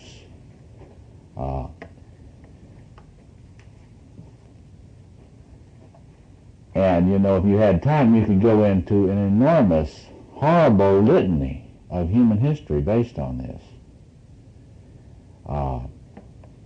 The reason a lot of people don't like to study history is because if you study history, it tends to blast your denial capacities. You know, if you start studying history, then the denial capacity to just deny what actually goes on in human life is challenged. So this whole capacity to oversimplify, to exaggerate, to come up with simple answers to complex problems is an example of a malfunction in the megas. And you can see how this is happening on the planet, and as I say, I'm very concerned about the probability that we're going to see a lot more tendency to take refuge in this. We should talk a little bit tonight about how this how this manifests itself in what I call tribal spirituality. You know, religion has tended to be a part of the problems of the human race, not so much a part of the solution of the problems of the human race. And one of the tasks of this megas aspect of the psyche is to be able to get through that. See, that really should not be the case. The magus is the one who should be able to see through literalisms and oversimplifications, to come up with assessments of the situation which are adequate to the situation, and to be able to, by that liberation from simplification, oversimplification, and exaggeration, to be able to then try to help in articulating some sort of healing vision, some sort of creative vision for the person or the culture. Next week, I want to say a little bit about Joseph Campbell in this context, persons like Joseph Campbell.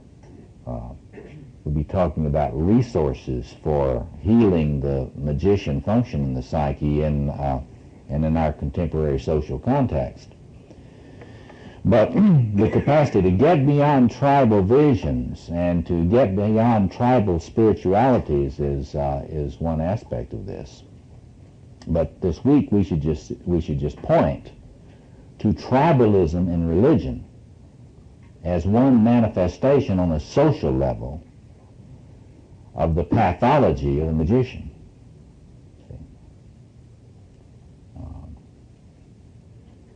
That is, when you see Jews, Christians, and Muslims, for example, ready to kill each other over differing interpretations of what the name of the true king is. Something to reflect on. Some work on the magician needs to happen there. Yes, thank you. The comment was that it seems that when we were talking about the role of ritual in relationship to the magician archetype, and his comment is that you see often see a lot more ritualization in the shadow forms of this archetype, or the pathology of this archetype, than you do in other ways. And I think that's certainly true. And we should talk a little bit about ritualization in psychopathology. You can almost say that whenever you're not adequately ritualizing in your life, and when you're not adequately participating in ritual forms in your life to give you strength and empowerment and community, etc., that you're going to unconsciously get involved in other rituals, which won't be conscious, but they will be rituals just the same. There will be, for example, take the obsessive-compulsive personality. They are compulsively involved in rituals of all kinds to try to organize and bind their life. And it's that kind of ritualization that Freudian psychologists have tended to point to say that, all ritualization is psychopathology. But what they're really seeing is just really what happens to a person when they try to live their life without containment in myth and ritual practice and in some communal involvement in some depth.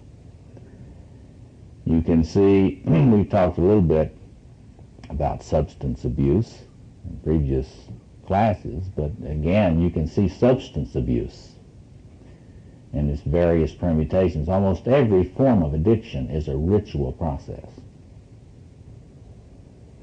It's a shadowy ritual process, but it's a kind of a attempt to find an effective Eucharist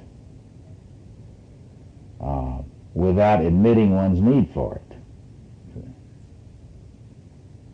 So you could spend a great deal of time talking about ritualization in regressive forms of human behavior and psychopathology, which are the magician operating just in a unconscious way. Yes, Steve? Can you define Eucharist? Oh, I'm speaking of the Christian Mass when I say Eucharist. Says to kind of define it. As we've talked about before, the Mass is based on this, you can see if you look into the mythic structure of the Mass, it's an attempt to connect with the life-giving energies of cosmos or world, which are funneled through the king archetype, certainly through the king for male personality, or I think through the conjunctio, if you say, for the total human self. And when you're not finding your way to the sources of life, and you're feeling impoverished and hungry and feel like the center of yourself is not a center at all, but a sort of a black hole in space, then you're going to ritualize compulsively. And you become workaholic or sexaholic or alcoholic or whatever, but it's really a compulsive functioning of the psyche trying to connect with renewing sources within.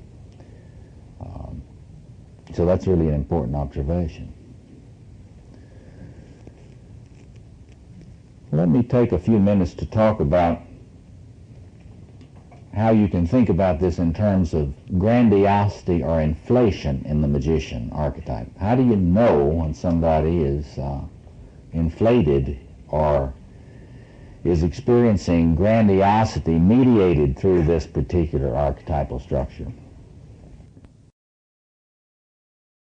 Let me just remind you that I have said that one of the powerful contributions of Jungian thought, which separates it from some other contemporary self-psychologies, is that you can, if you look carefully and look at these 4 different archetypal configurations in the psyche, you can see that an inflation in the king does not look the same as an inflation in the magician, or an inflation in the warrior, or an inflation in the lover.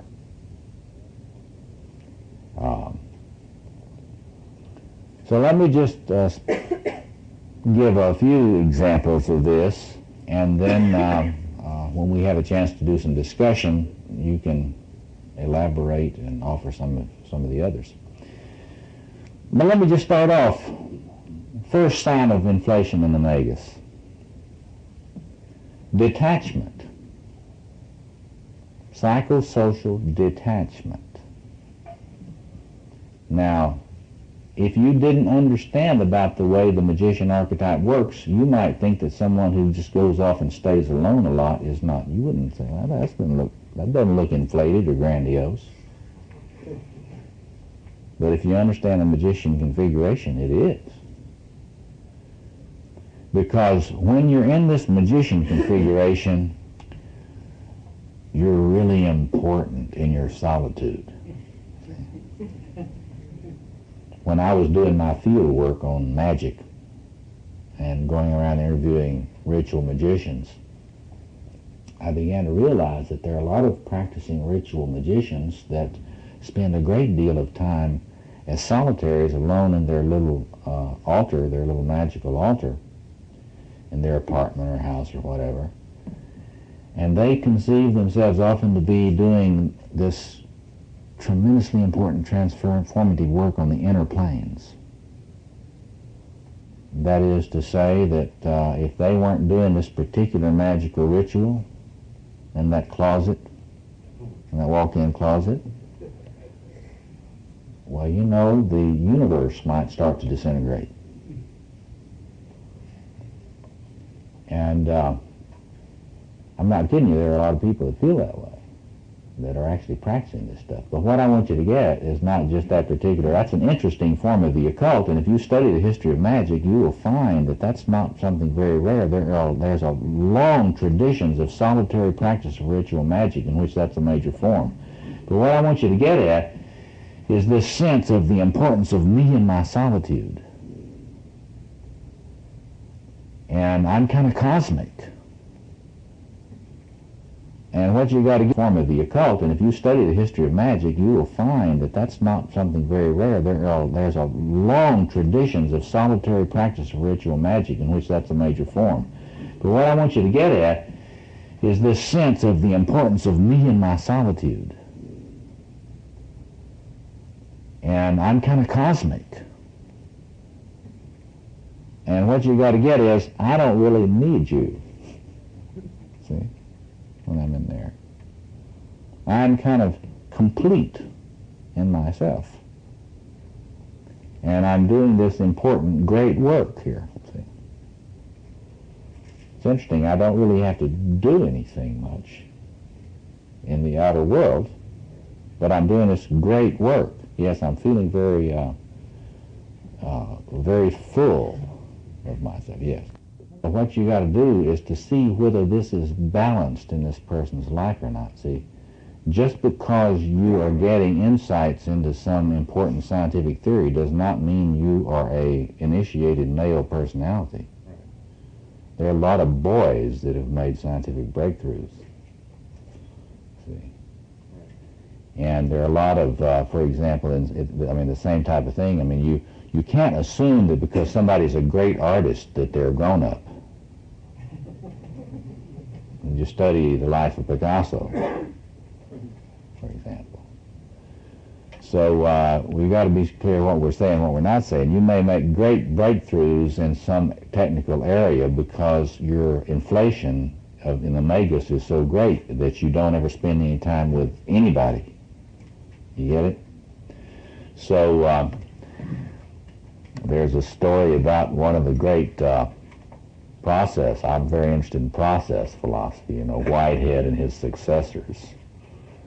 And there's a story about Charles Hartshorne, who was one of the great successors of Whitehead, who took his baby with him to Regenstein Library, or to the library at the University of Chicago at that time. I don't know if it was when Regenstein was there. But anyway, he took his baby with him, and he got so involved in the study of the ontological argument for the existence of God, and he was having revelations, and then he went home and left the baby in the library. And that's a University of Chicago tale that's told generation to generation.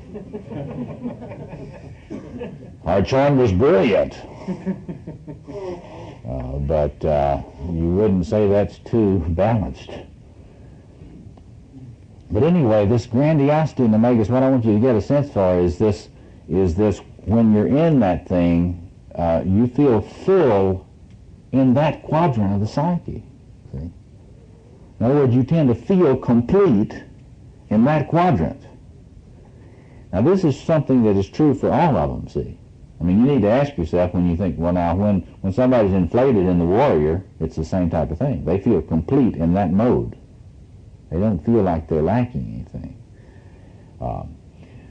So you get that kind of detachment.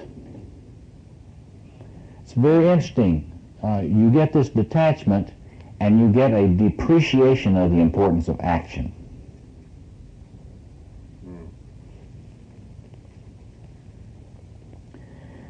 It's one of the things that would be useful. One of the ways that would be useful to think about this is when the magician, when the person who's in this magician does not acknowledge the other configurations, it is an inflation. See? And so you can think about it this way: when the one is really inflated in this magus, one does detach. One does not need. That's the lover thing. See, when you detach, you don't really value other people or things other than your particular magician endeavor. Not worried about the baby, or the wife, or relationships. You're just into your knowing, see. So that is not acknowledging the importance of the lover's side of the psyche, relatedness, involvement, erotic connection. So, and with regard to this doing thing, it is the magician, the person that's in the magician, does not acknowledge the warrior side, does not acknowledge the importance of doing, of action. This is a very common thing in people who are inflated in the magician. And think about your own work in therapy. This is important to understand in the context of psychotherapy. When you're doing it as a therapist, or when you're in therapy as a client. Because one of the big traps in therapy is to assume that your life will change if you just understand it.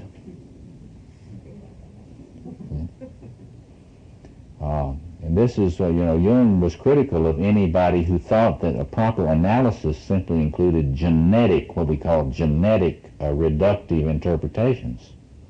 You come in and you're telling me how depressed you are and how much uninvolved you are in life, and I listen carefully and I understand and I'm empathic. And then I say, well, of course this is related to the fact that your mother did not love you. Your father did not love you. Nobody loved you. So we spend all this time understanding, see, how you got this way. Now how good are you going to feel when I get through this, see? And by the time you get ready to leave my consulting room, you're just going to be ready to fight your weight in wildcats, right? No. You say, boy, now I understand why I feel so bad. Okay? Think about that. Just think about that.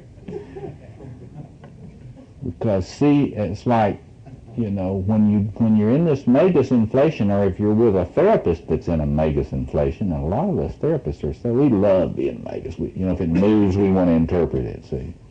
Usually a reductive interpretation. That takes less work.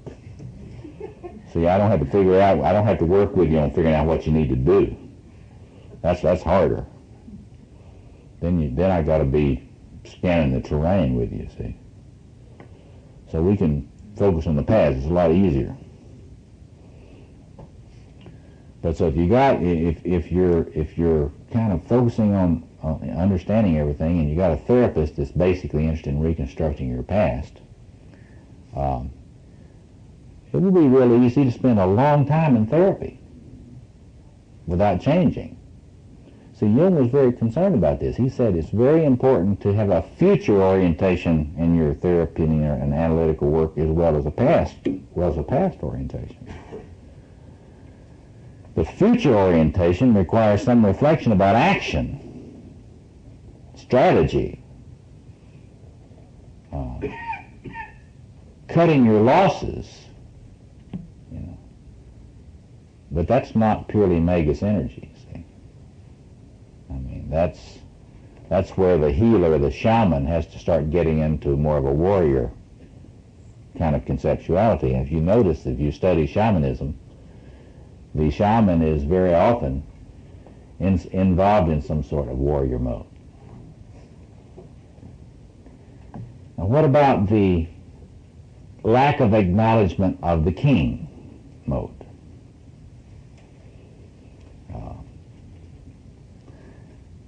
We talked about that a little bit last week. Let me just stop there and see if something comes to your mind about that. If you're inflated in the magician and you're not acknowledging this king side of the psyche, then what does that do? He says that that if one has got lots of this inflation in the magician and you're not acknowledging the king, then what you will probably have is sociopath. It's a brilliant point. I think it's a really good insight because you've got a number of reasons for that.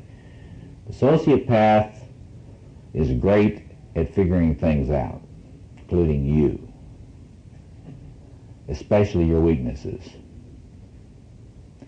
The other thing is, it's always known about sociopaths, is they're rule breakers.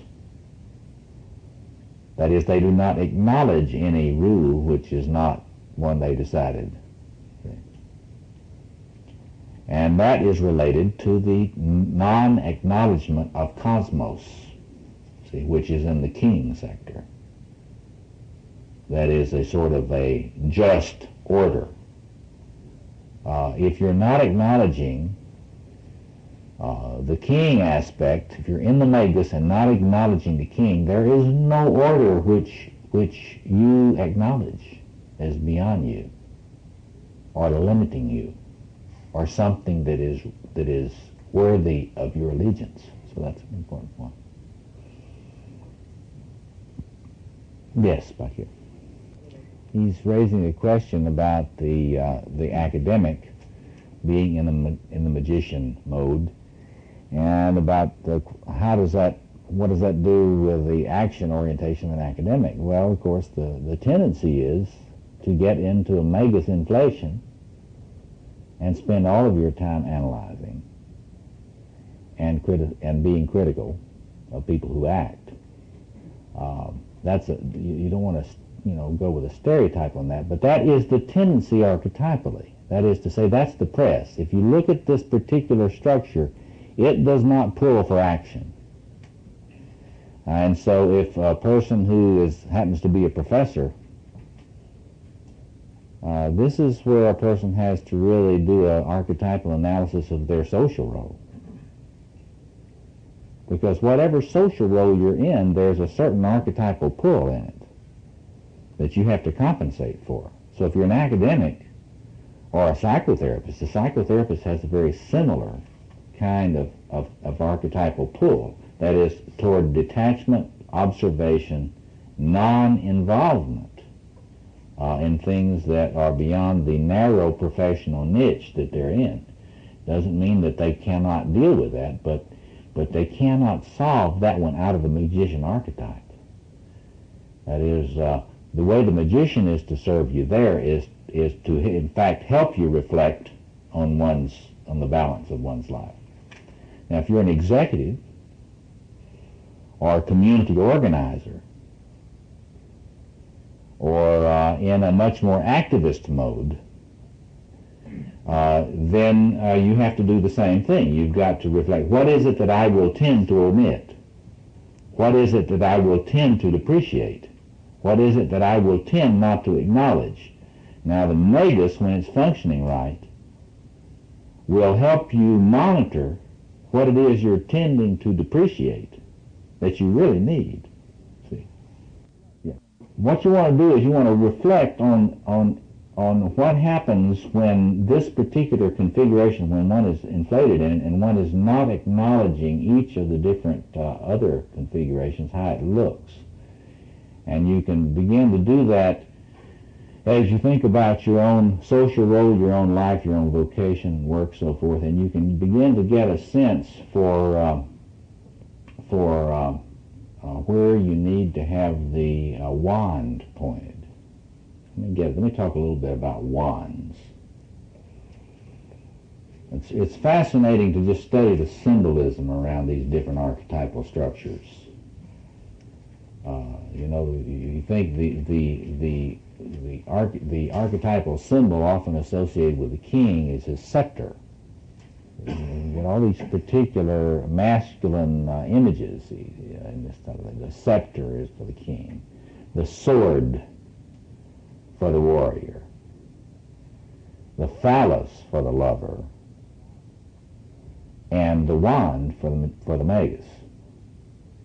Now, when you're studying these different archetypal configurations, it pays, in order to fill out your reflection on this, to look at each one of those symbols and to try to look at the way in which human beings throughout the centuries have had mysteries related to each one of those images of masculine power.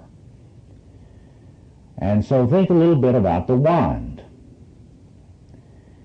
The wand captures a great deal about this, about the functioning of the magician, and look at it this way. The wand is that which, when it is touched to a veil of enchantment, breaks the veil of enchantment. But the wand also is that which, if you look up reflections, traditional reflections, it channels energy in a particular direction. So when you're wielding the wand, it is a taking of the responsibility for channeling energy, or we would say in psychoanalysis, channeling libido to the place where it needs to go. So when you're looking at the magician archetype, and when you're looking at its functioning properly and its functioning in its fullness, you don't just stop with the disenchantment. You don't just stop with the capacity of the magus to discern and to understand where the energy flows are and where the depreciations are that need to be turned into affirmations. You have the third function, which is the capacity to channel, to take responsibility for channeling energy into the sectors in which energy is needed for wholeness and for adaptation. Now, this is a very key issue. You can look at it like this. I've put up here as a summary in terms of the proper concerns of the magician. We spend a lot of time talking about symbolics and hermeneutics. That is, if you don't have the magician archetype functioning well in the psyche, you won't have symbols, you will have signs. There's a distinction between symbol and sign that is made by scholars in this. That is to say, a sign is something to which you tend to attach sort of a literal meaning. There's no sense of the symbol opening out into some other wider dimension. When you begin to get past literalism, you begin to understand that symbols are far more than signs, and that, for example, a dream symbol cannot be easily just defined by one simple interpretation.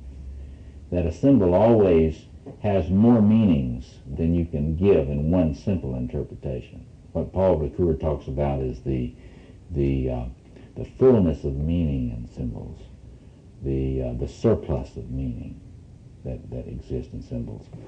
And we talked about the magician really enhancing one's capacity to interpret, that is, to make one's hermeneutics more adequate, more subtle, more nuanced. But it's when you get to the function of the magician archetype in therapeutics or healing, you get this not only liberation but empowerment. And this is where the power dimension comes in with the wand, the capacity to direct energy, to take conscious responsibility for where the energy in your life is going at any particular time and through what configuration. So you can think about it this way. It's not enough just to know where the imbalances are in one's personality. If the magician is working right, you will know where the imbalances are. But the next step, which is really sort of the coming online of the shaman within, is then the capacity to assume responsibility for empowering those aspects of the psyche which have been heretofore left out, not valued, put in the shadow. Of those spaces which one is not allowed to enter. So it is this particular dimension of assuming of the responsibility for empowerment that is the final development in this particular aspect of the psyche. Here again, this is where the difference between understanding your problems and doing something about your problems. And I would like to say it's not just, this is not just on the personal plane either. Because you can see this thing on the social plane as well. I mean, you know, there are people that totally deny the environmental situation on the planet. Just don't think about it. Then there are people who have broken through that denial and they've come to study it and understand it and have seminars and so forth on it. But when the magus is functioning fully adequately in the psyche, the magician itself will expose the need to go beyond that and to get into the channeling and direction of energies toward healing and toward action. One of the things that I think it'd be useful for you to do, just in playing around with this stuff for yourself, would be to take some paper, draw out your 4 quadrants, like as if you were looking down at the top of a pyramid. And again, imagine your 4 quadrants. And if you got some paper with you, do this about yourself now. Try to just kind of fill in where you think your development, your individuation toward the apex of the pyramid has moved. See, if you're going to get the magician functioning well, we'll get into this more next week, but you're going to be able, the first thing you're going to have to be able to do is to recognize these powers.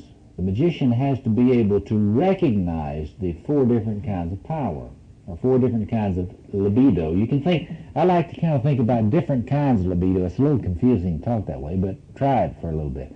It's like, Paul Jung says that psychic energy is a general psychic energy and it's mediated through different structures. When it's coming through the king, it's a king energy in my book. When it's coming through the warrior, it's a warrior energy. When you're with men and that have these different kinds of energies, they are different kinds of energy. I mean, you can see it. You can feel it. And the first task when you're developing this stuff is just to recognize the energy when you see it, so that you can know what this magician energy is like when you meet it in someone or in yourself. And then the others, to be able to feel what this energy is, even if you don't even feel that you got any of it. See, it's important to just be able to recognize it. In fact, you might even talk about that as the first stage of initiation. And then in any particular aspect, be able to recognize that energy. Know it exists. Recognize it.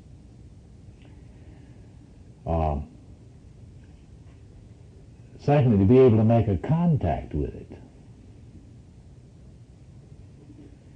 I'll come back to you in a second. And a lot of the time, the first contact you have with a particular energy, particularly one that's in your shadow, will be in somebody else. You will make connection with that energy in somebody else first. Like if you're a man that thinks you're kind of stupid, you may not have any sense of your own magician energy. And you're giving away your magus power to all these people that have degrees. Or degrees in something you don't have it in, right? And if you really depreciate your intellect a lot, that's what's happening. You see this a lot, particularly in men that are not academics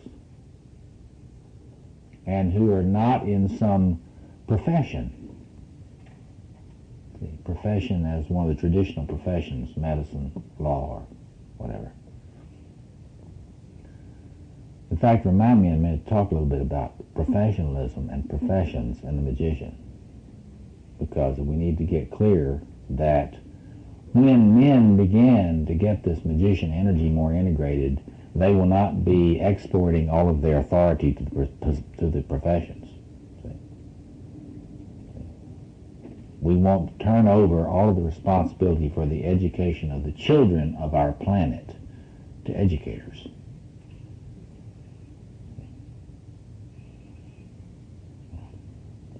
Think about that one. Okay. But anyway, you got to know there is such an energy or power. A lot of the time you won't even be able to recognize it, but you know it exists. Now I've told you it exists. You know it exists. You got to find it to see it in somebody. You connect with it a lot of the time in somebody else first. That's the first real experience of the power or the energy. And this is true of all four of the quadrants. The next stage is to be able to internalize, to begin to find that energy in yourself. And this may be at a very primitive level. For example, if you're a man and you never really thought about yourself as being smart or really intelligent or really capable intellectually, and you begin to allow yourself to experience being interested in something intellectually. Now that's an initiation, see, for a person that's not in an intellectual career or profession. To be able to get past this idea that I cannot get turned on intellectually. What has happened to education in America is a progressive detachment from this particular energy in this respect with regard to education. People have got the idea in the United States that the only reason to get an education is to make money. There are a lot of people, for example, that think that if you're not going to make your living with it, there's no sense in, for example, getting a PhD degree. Very interesting idea, totally different from a European attitude. You know, in Paris and similar places in Europe, it is understood that it is a good thing to get a doctor's degree, whether or not you're going to make money with it or not. See? That is, they have not reduced intellectual pursuits to careerism, see, like we have in this country. So this is related to this whole connecting with the energy and realizing that that when you connect with this magician stuff in yourself, you begin to experience your intellectual curiosity and your desire to know, even if it's not going to result in more money.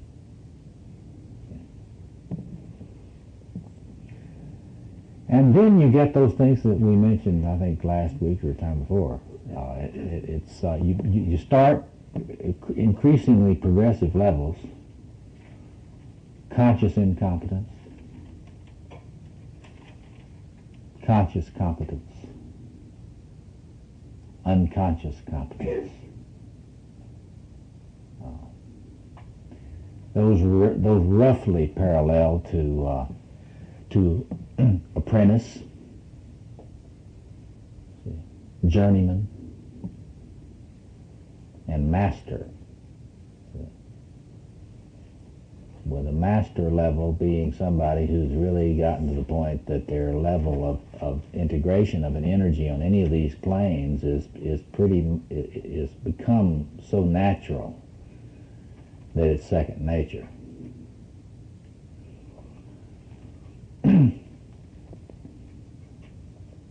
And then finally, on all of these planes, and here again, this magician functioning helps you to raise the question, well, what is this for anyway? So the development of awareness of a particular energy or power in the male psyche, or correlates in the female psyche, development of that energy, integrating it, letting oneself make the investments of libido to develop it, and then, but finally, the stewardship issue, which is at a very high level of development in the psyche. When you really get that warrior energy fully developed to the level of unconscious competence, there is still the question, well, what's that for? What is that energy for? How does one steward this energy? And there again, that's the question that leads to action, which is not private or personalistic. Now, I've just suggested that you think about yourself on this, and you can get a little idea about where the weaknesses are in your psyche. And according to what I've been able to discern studying this stuff is that if you can figure out where your major development is, and you look across from it, the chances are, if there's an imbalance there, that your growth will proceed faster if you attend to the one across from where your major development is. For example,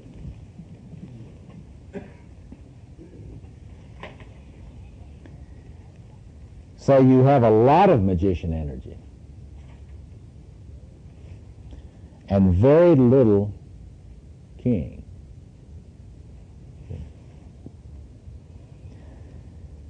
Rather than starting here, it'd be good to put a lot of energy in here.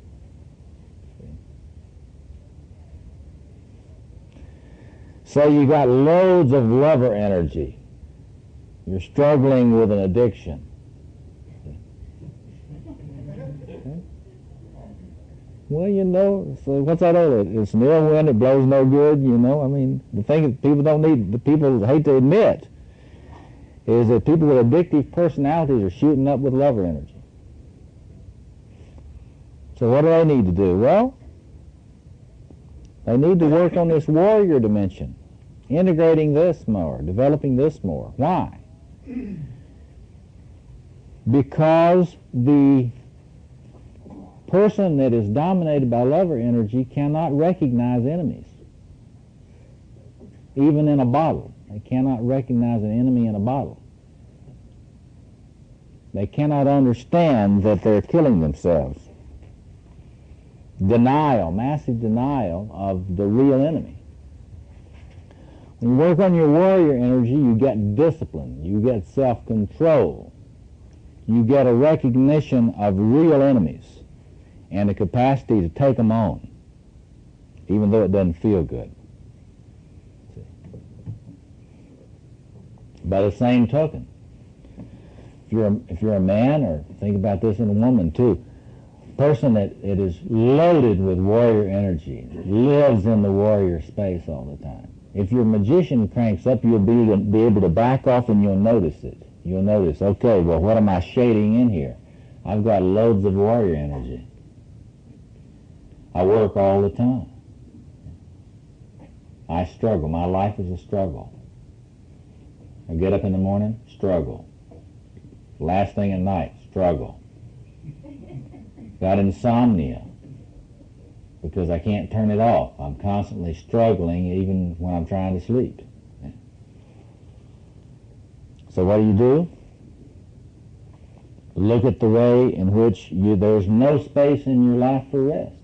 There's no garden in your life. So what you got to do look across and start putting energy into that place that's getting no energy. See, knowing your imbalances is important. That's a big step. But when you get this magician business cranked up, then the wand starts to work. And when you realize that you've got loads of this warrior energy and you're not taking any time for the lover side, then you begin to shift energy.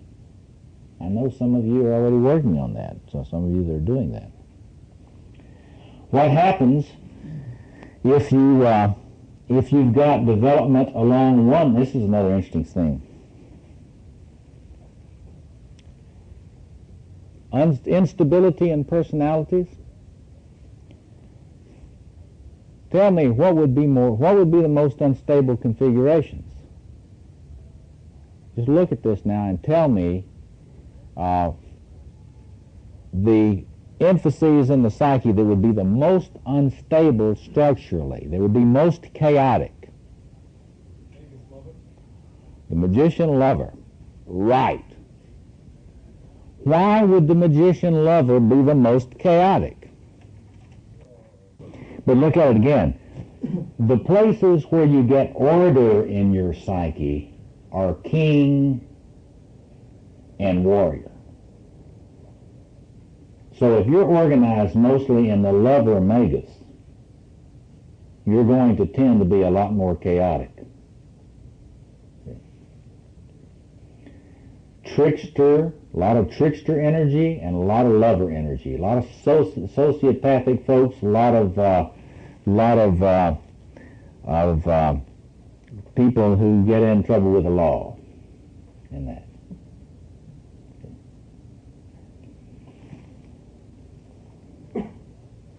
So in other words, if you've got warrior magus, you're going to not be so unstable. You may be very dangerous to human beings and other living things. Dr. Strangelove, warrior magus. King warrior. See, that's going to be a real structured personality. Real committed to structuring all the rest of you. Not going to have any fun, and sure as hell is not going to want you to have any.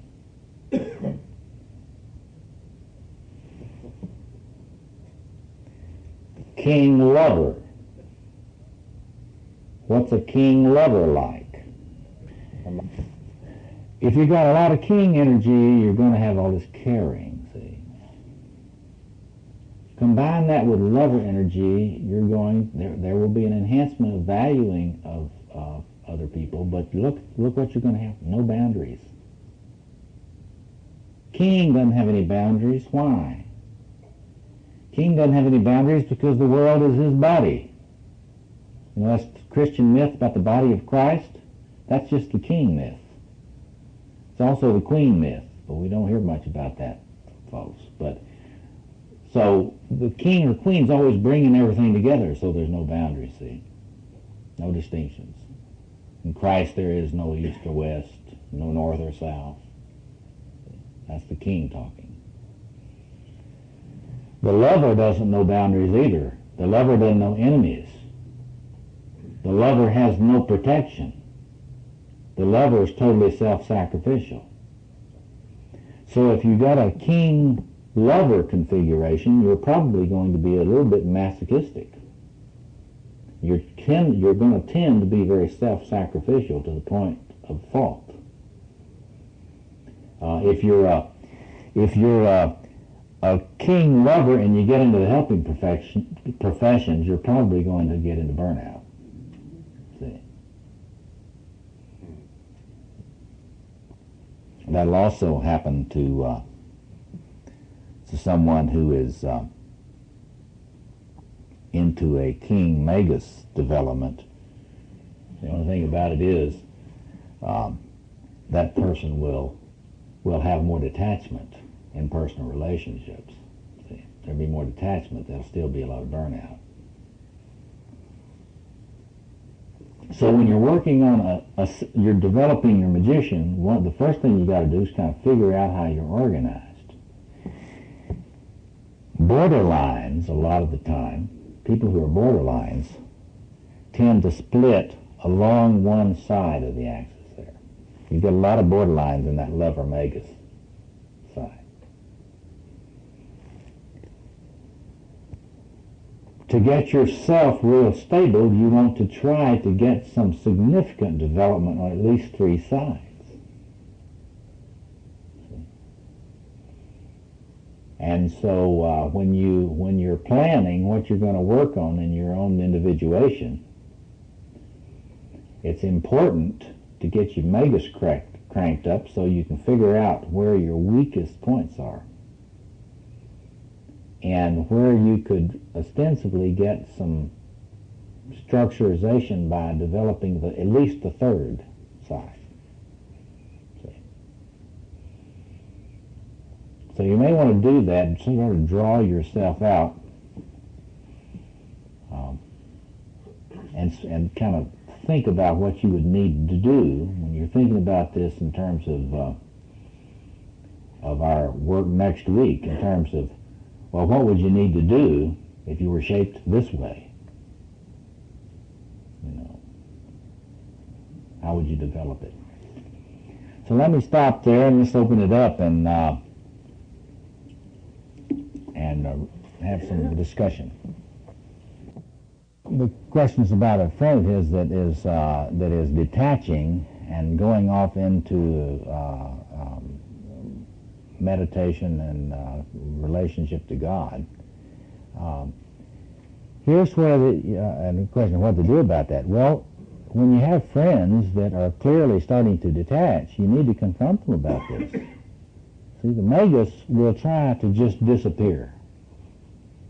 When you regress into this magician stuff, you're trying to disappear. You don't want to be seen. And so if you want to bring them back in, you have to go in and engage them. See, that's the last thing the magician wants to do. The magician doesn't want to engage anybody or anything.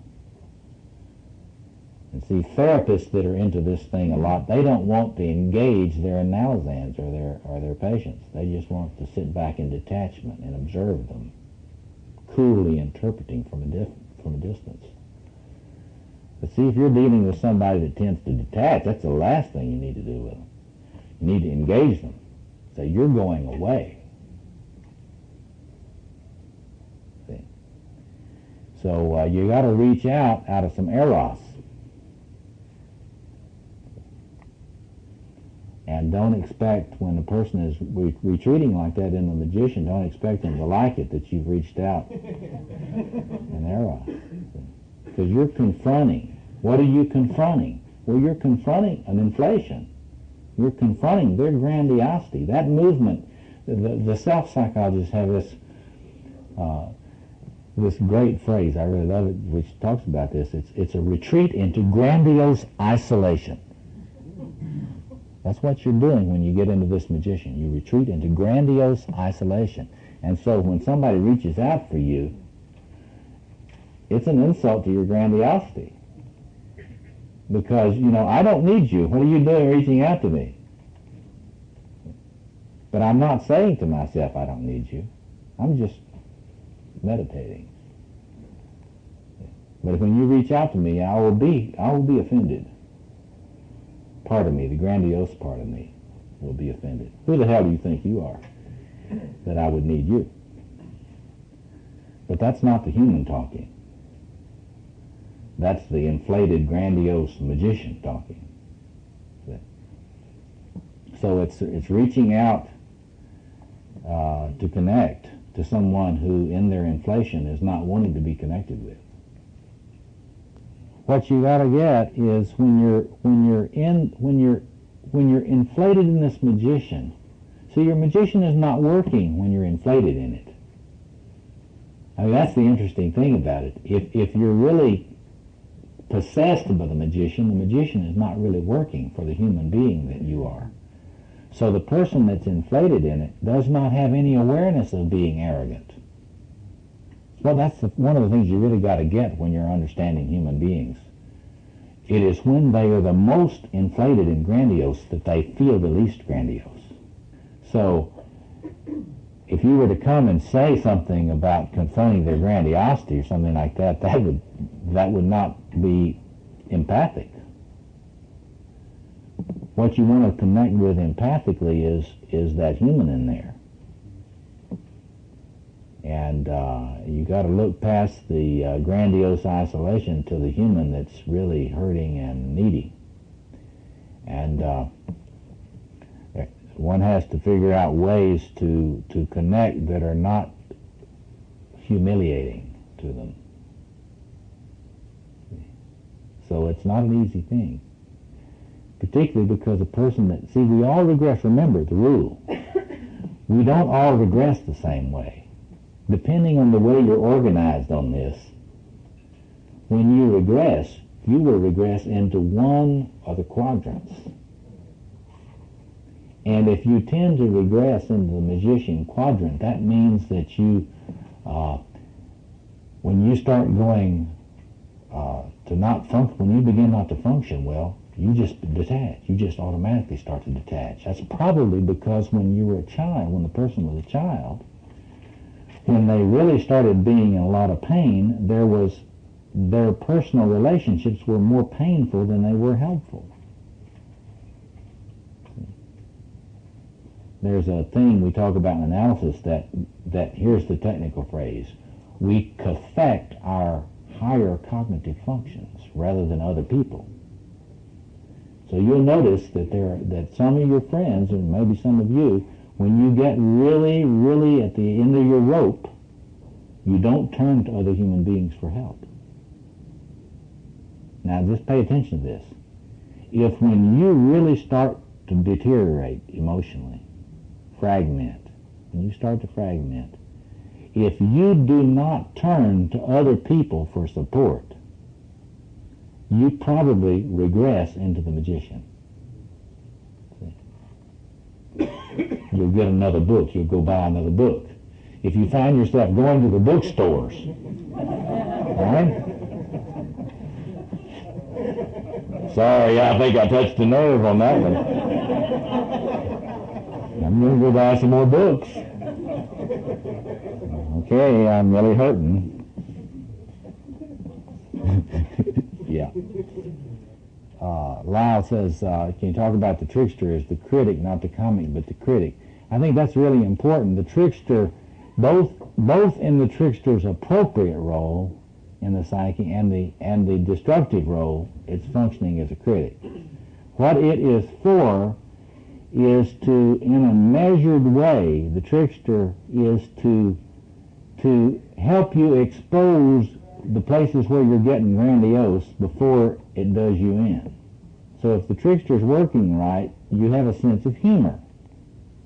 This is what people mean when you talk about the therapeutic value of humor, the capacity to laugh at yourself. If you can laugh at yourself when you start getting pompous, then the trickster won't have to trip you up and really embarrass you.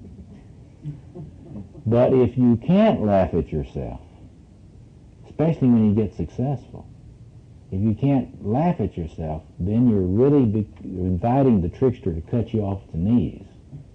You know, at the Academy Awards, when you've been chosen to read one of the envelopes, you know, and you can't even read the envelope, you know, in your beautiful dress or suit or whatever. But when it's working right, it's also the purpose of the trickster really is to see through. I love Hillman's work on this seeing through. I mean, that's where Jim's work is extremely strong in this, the importance of seeing through things.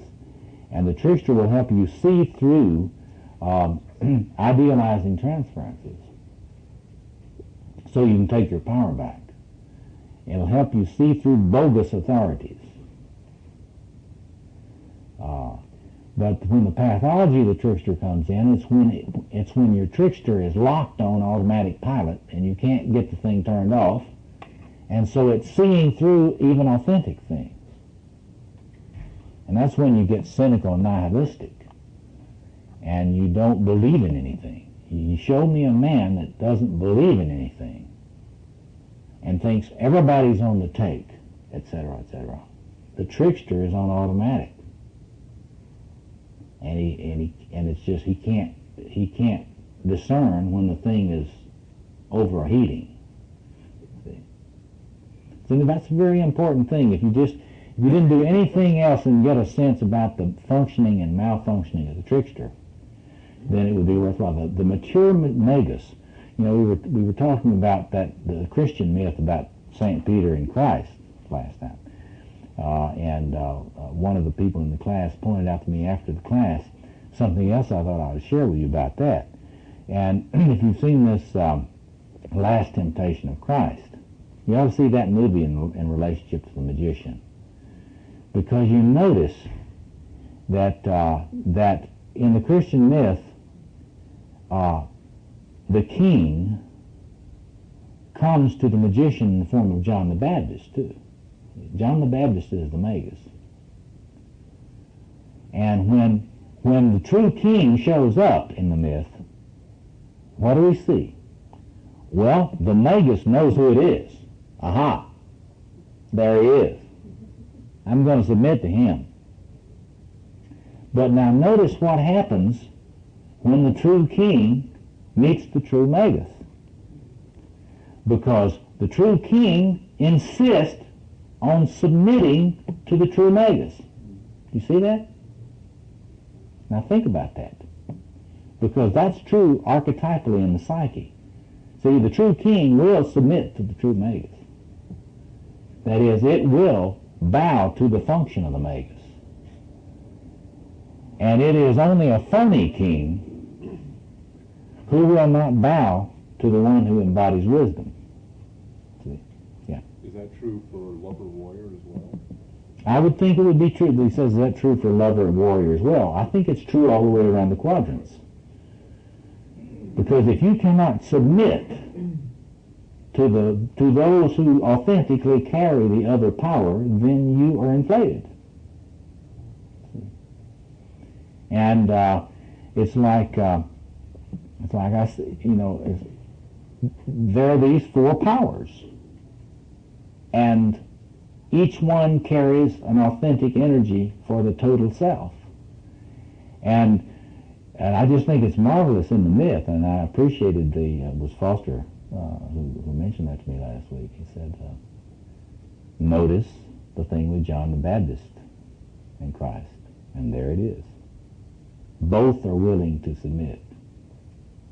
Yeah. But he's asking about the king energy in the psyche. That is, the king energy in the psyche, you know, I like to emphasize that it's most true that a man is not a king. He connects with the king most clearly.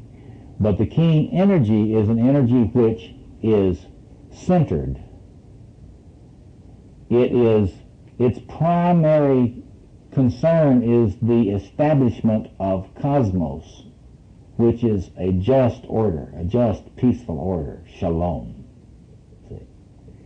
And it is the capacity in a man to offer blessing. The capacity of a man to mentor others is grounded in the king. The capacity of a man to be calm in the face of all the other tempestuous energies of life is grounded in the connection with the king archetype. You know, in the Christian myth, all that stuff about Jesus walking on the water and the storm, that's king energy. Because it's the king who, in the midst of all the chaotic energies of life, has calmness. The peace that passes understanding is grounded in that king. And in a woman, when a woman is maturing, she has to find that in the queen energy. So I elaborate that a great deal on my king tapes. But I mean, it's blessing, sacrifice, cosmos, just order.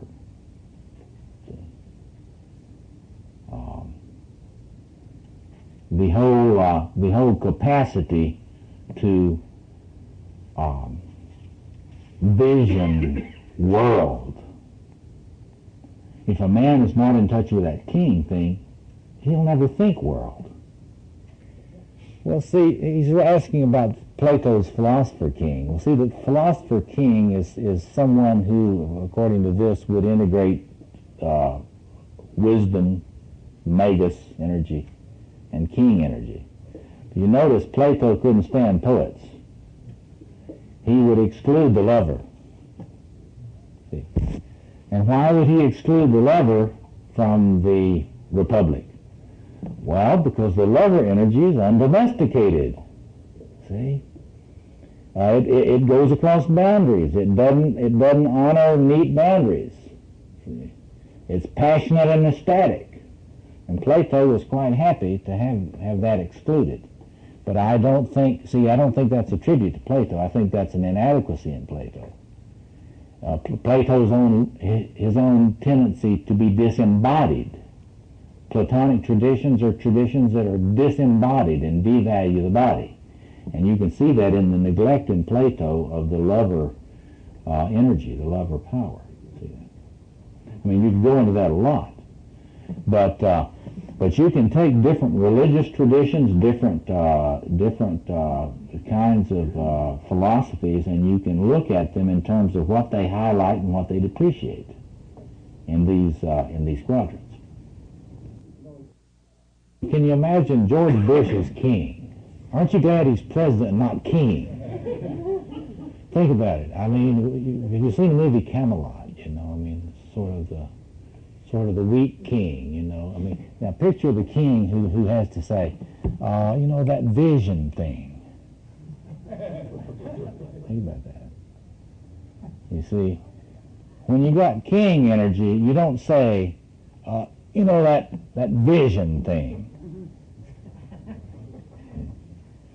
When you got warrior energy, you don't say that vision thing. So the way I think it's important to think about this is that it's truly, you know, it's accurate to say that if we had people that were more connected with that energy, there would be more natural concern for world, for planet. We wouldn't have an Earth Day. You get it? Earth Day once every 20 years. See? We're going to have an Earth Day. The rest of the time, we just think shit happens.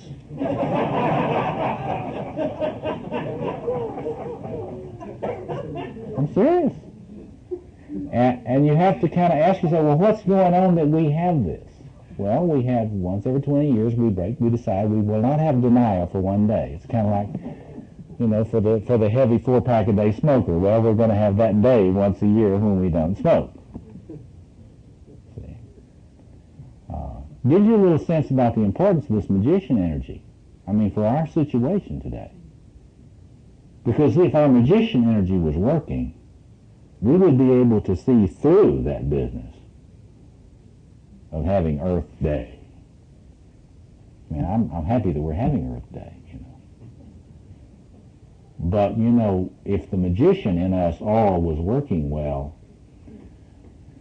if we didn't have a coronary, you know, if we didn't pass out right immediately after cutting through our massive denial about the situation on the planet, then we might be able to get to the point where we would say, where is the warrior energy? You know, we better get busy. Yeah. He's raising a question about accessing these different energies, and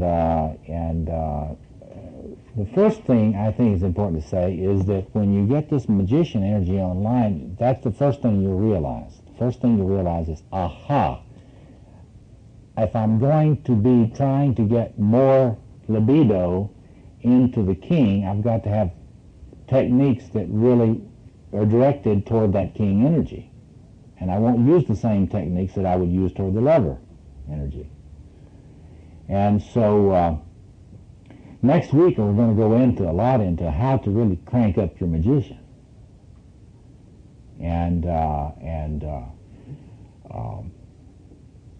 I'll just say a thing or two about that now. I mean,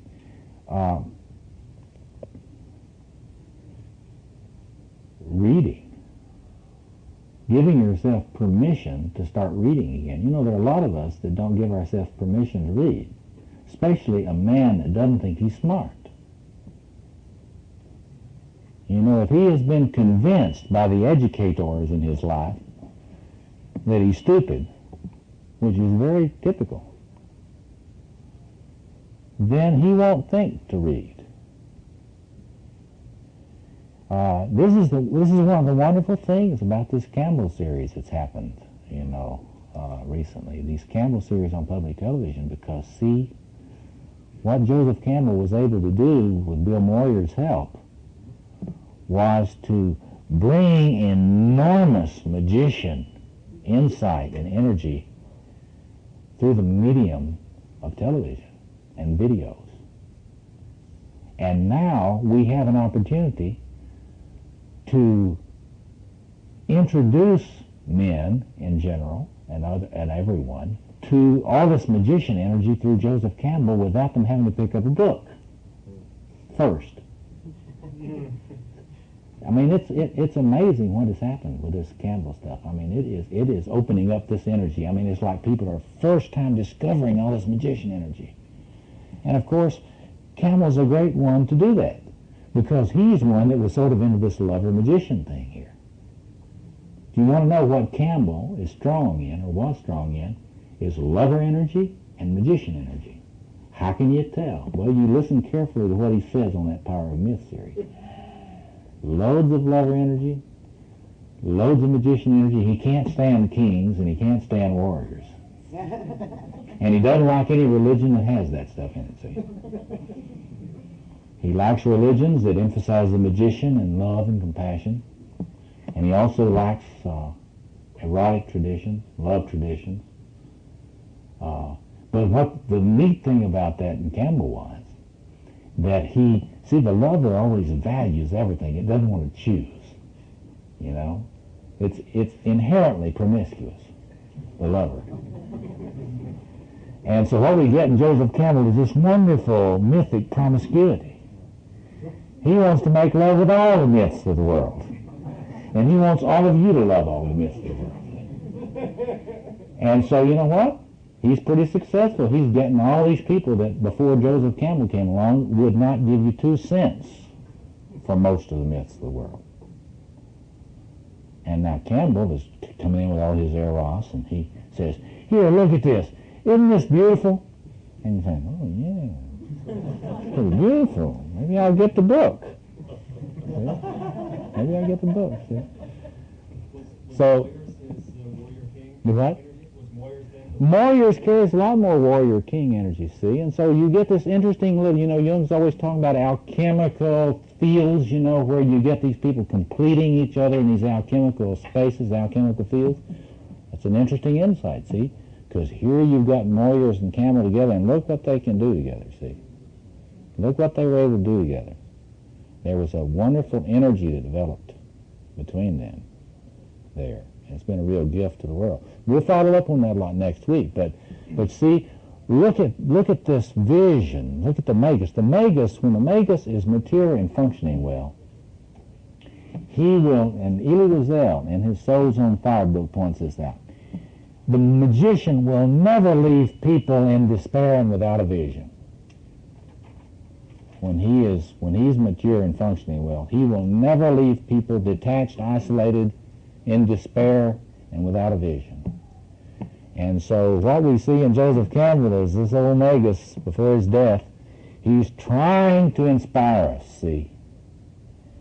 He's trying to say, now look, you got all these stories, all these tribal stories, and you know these are all our stories, see. They're all your stories. And if we take all these stories, then we can have a story for the planet. Now there's a great Magus. See? And these people that say that, you know, he wasn't balanced, that's right. But he did a magnificent job for us, and he did turn us on. Like a true lover magus, he turned us on to this magician energy. He's got people thinking, see. And, we need to follow up on this. In terms of our planetary situation, it might be smart to use media like that to educate the human race. See? Might be smart to see that as a beginning way to do things a little faster than they're going to be done otherwise. It's a shame that the fundamentalists of the world are the only ones that have figured out how to use media. Yeah. Now just look at this in terms, look at denial. It's a fascinating thing in terms of, you can even see denial as perhaps a little bit of a magus inflation, resulting from a magician inflation. For example, why do you have to deny the real situation that you're in? Well, if I'm afraid that if I let myself know how bad the situation is, I'll just die, I'll be overwhelmed. Well, if you got a person that now just think about that a minute. Diagnose that for me. If a person believes that if they let themselves know how bad the situation is, that they will be overwhelmed, where is their chief weakness? The warrior. So when you get somebody that's in the massive denial, it's real interesting to think about that. That could be, the magus is not working right. Absolutely, it's not working right. Because if the magician was working right, the person would say, hey, this situation is one that calls for warrior energy. But you see, if you're real inflated in this magician business, and you don't think you need warriors. See, a person that's real inflated in the magician, they don't need warriors. They think, the only good man is a disarmed man. And a lot of people think that way. The only good man is a weak man. The only good man is a disarmed man. The only good man is a disempowered man, sure in terms of warrior energy. But the hard fact is that many of these situations we face in the world, not only in your personal life, but in the social world, require turning to the warrior energy. But if you have had that demonized in your home, many men have had their warrior energy crushed by an abusive father. And so if they think they don't have any warrior, you find a lot of men today that don't think they have any warrior. They're totally inadequate on that. If they let themselves know the situation, then they'll just be totally fragmented and overwhelmed. So it's a fascinating thing to look at. But I think denial is always a problem in having an adequate accessing of warrior stuff. Because see, if the magician worked properly, if the magician was really working properly, you'd be able to see, you'd be able to get past the denial, you'd be able to interpret, and you'd be able, get it, to know what power you need, where the libido needs to go, where you point your wand. See? But if you think that whole warrior side doesn't exist, and you think by acknowledging the presence of a dragon, you get eaten by it. See, that's what you do when you're in this denial thing. You think if you don't admit it's there, it won't eat you. Other comments, questions? He says, is that similar in alcoholism? You can think about the functioning of the magus in alcoholism. It's not functioning proper there either, right? Because anytime you get this massive denial, the magician is not functioning properly. But you have to ask yourself, why is it not functioning properly? What is it that it does not know? What is it that it cannot access that it would have to be able to access to function properly? So I think that's right. Anytime you get denial, see, most emotional problems have a denial component. And it's very interesting. The denial is usually based on a purposeful, inflated not knowing about some energy. See, no matter which segment or which quadrant of the psyche you put most of your libido into, if you're putting most of your libido into one quadrant, that's an inflation. By definition, that would be an inflation. So crank up your magician this week and do your quadrant and do an assessment of where the energy has been developed, where it needs to be developed first, and then be thinking about ways of accessing that energy. Because indeed, as he was saying, the magician needs to be able to have a variety of techniques to prescribe a variety of medications, not just one. For the true magician, there's no panacea. So next week, we'll look at ways of accessing this magician energy, and I'm going to come in and talk about people I think you ought to read. We'll do a little reading list, but we can also talk about characteristics of magician directing energy in these other quadrants. So okay, let me review a little bit with you.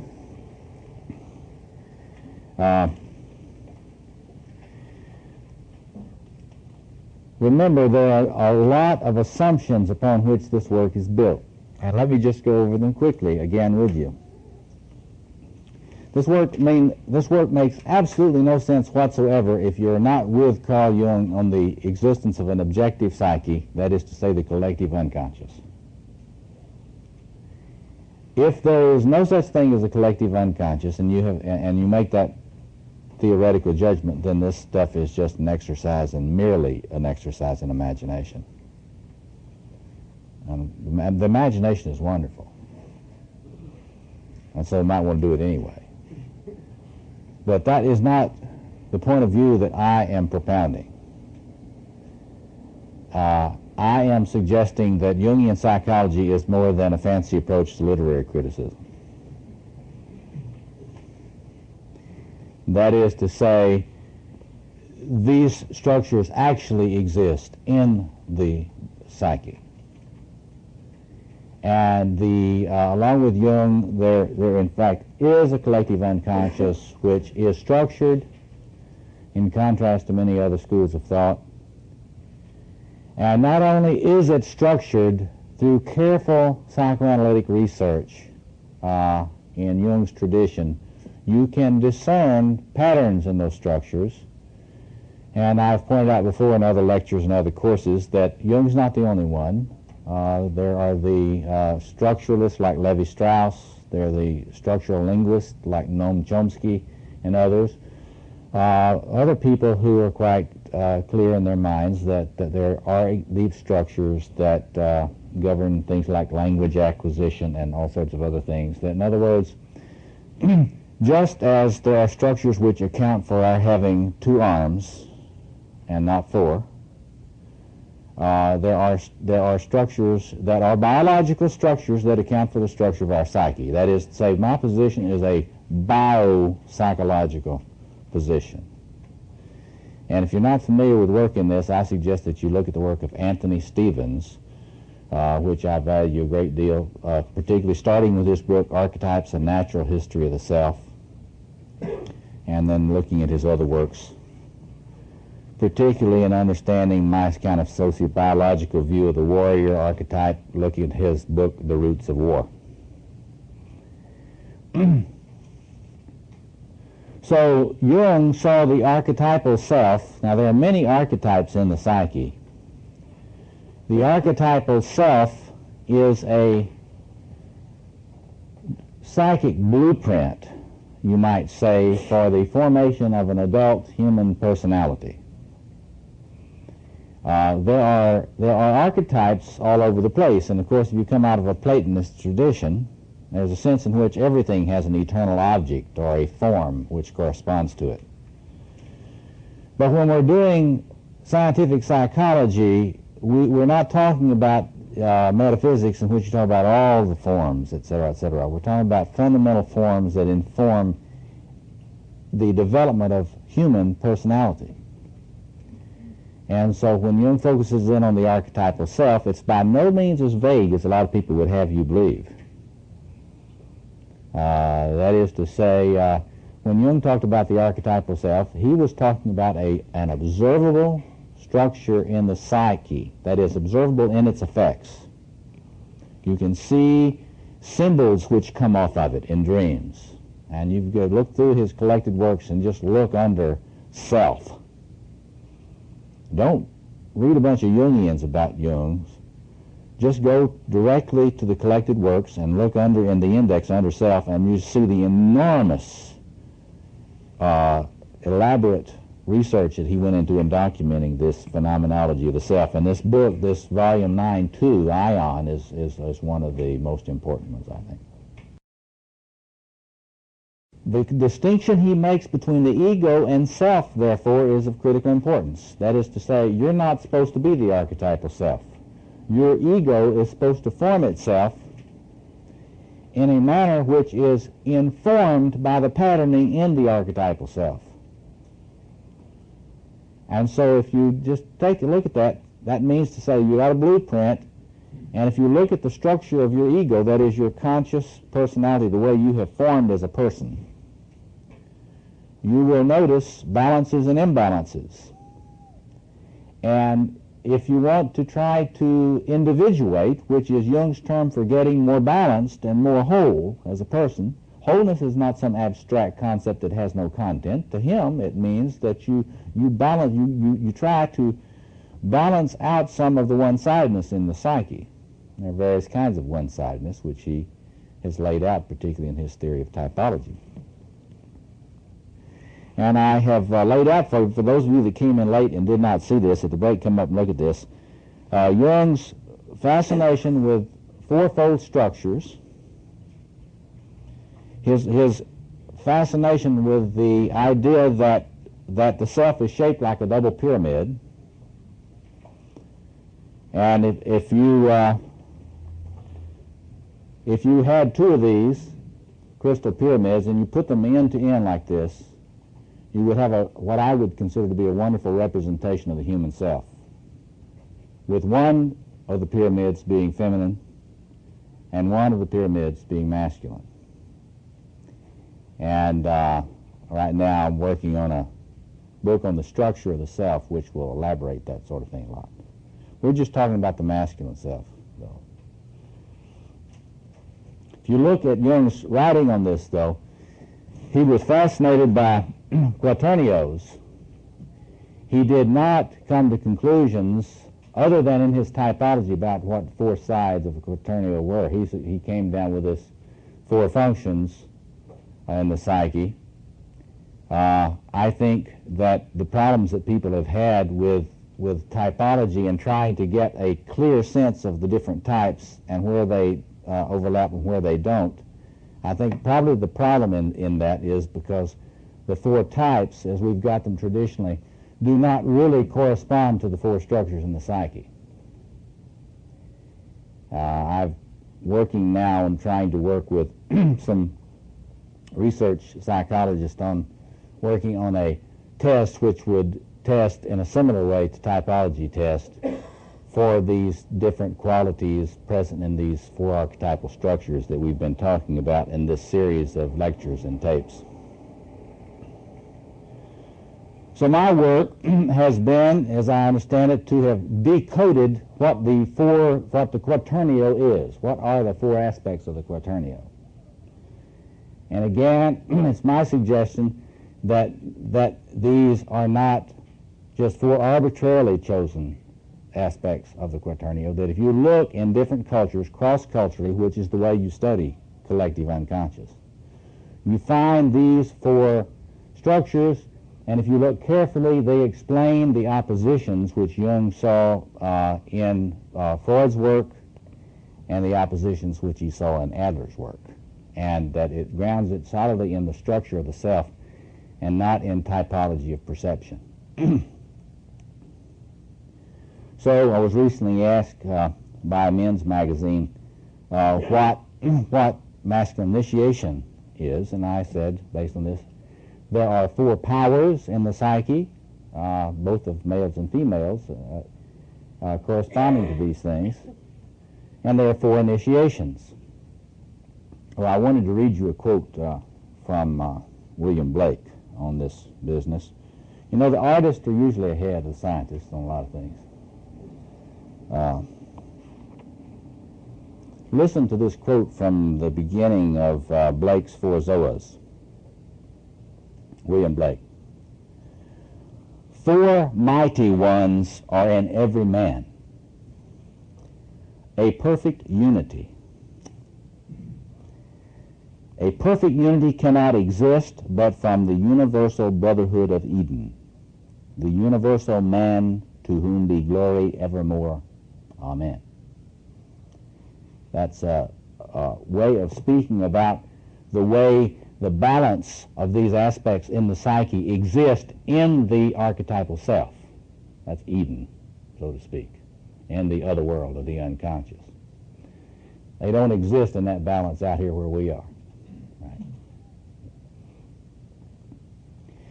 And I have said that from my point of view, you can talk about the way in which initiation tradition has been talked about in 7 stages, and you can understand it like I've put it up here. There are these 4 powers. The first initiation would be to realize this power exists in you, whether you've made any contact with this power or energy or form of, I like to think about it as a form of libido. In psychoanalysis, it's permitted to talk about different forms of libido. A lot of different schools of thought do that. So I would say these are, you can think about these as 4 different kinds of libido. Understanding that Jung viewed that at the root of all libido is one common psychic energy. I think that's right, but mediated through different structures, they take on different aspects, and they, in human experience, they do not feel the same way at all. So in other words, realizing that this particular power or form of libido exists in you. Making contact with it is the second, but usually you make contact with this libido in somebody else first. It's not always. Some of you have good contact with all 4 of these forms of libido in your personality.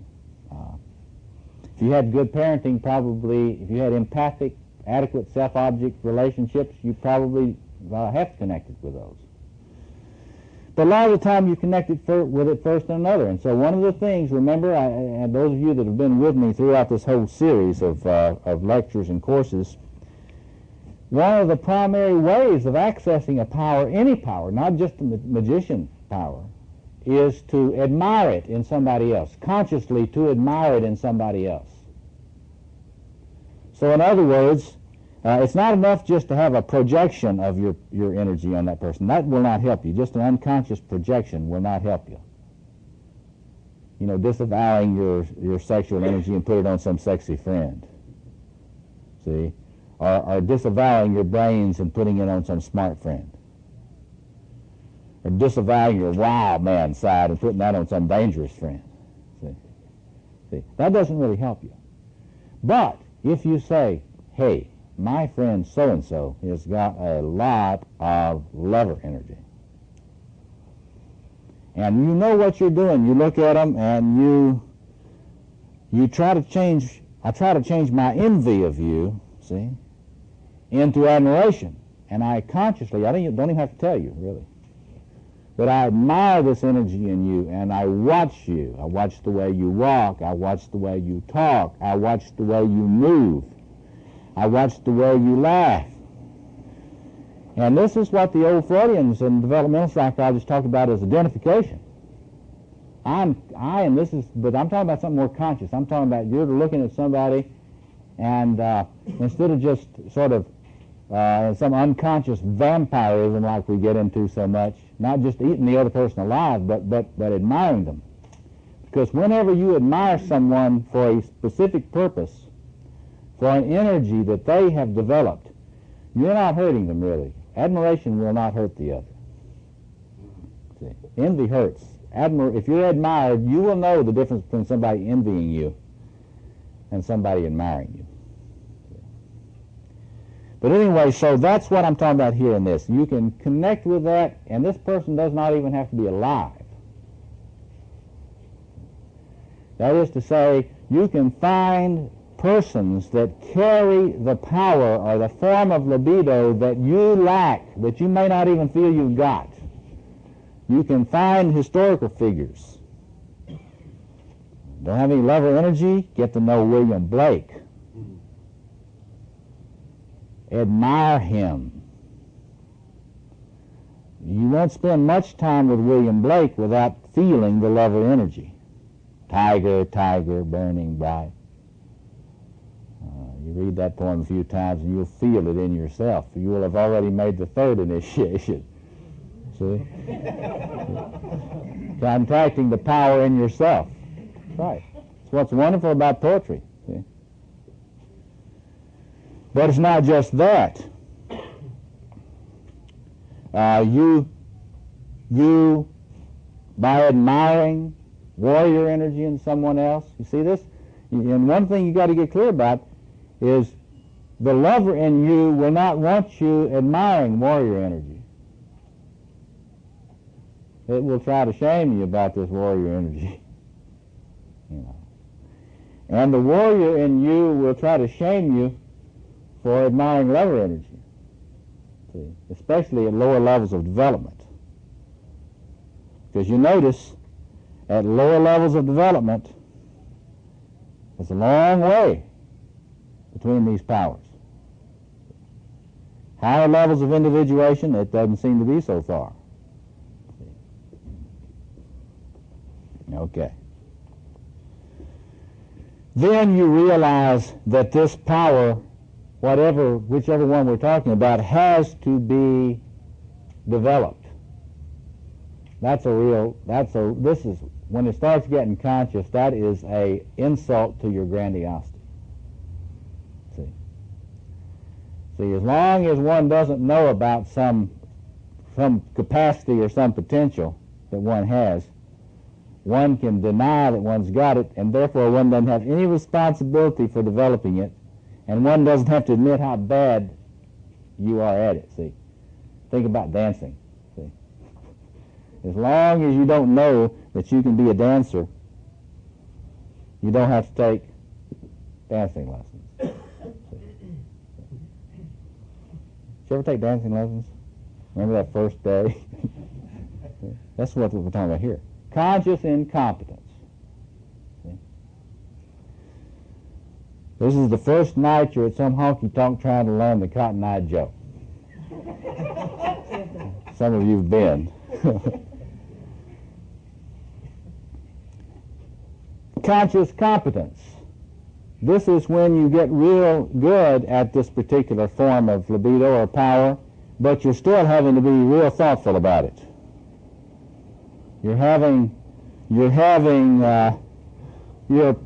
a pretty good motorcycle mechanic, but you haven't gotten to Zen and the art of motorcycle maintenance. Right? I mean, it hasn't gotten to where it's second nature for you. You see this stuff, as I've said a number of times to you.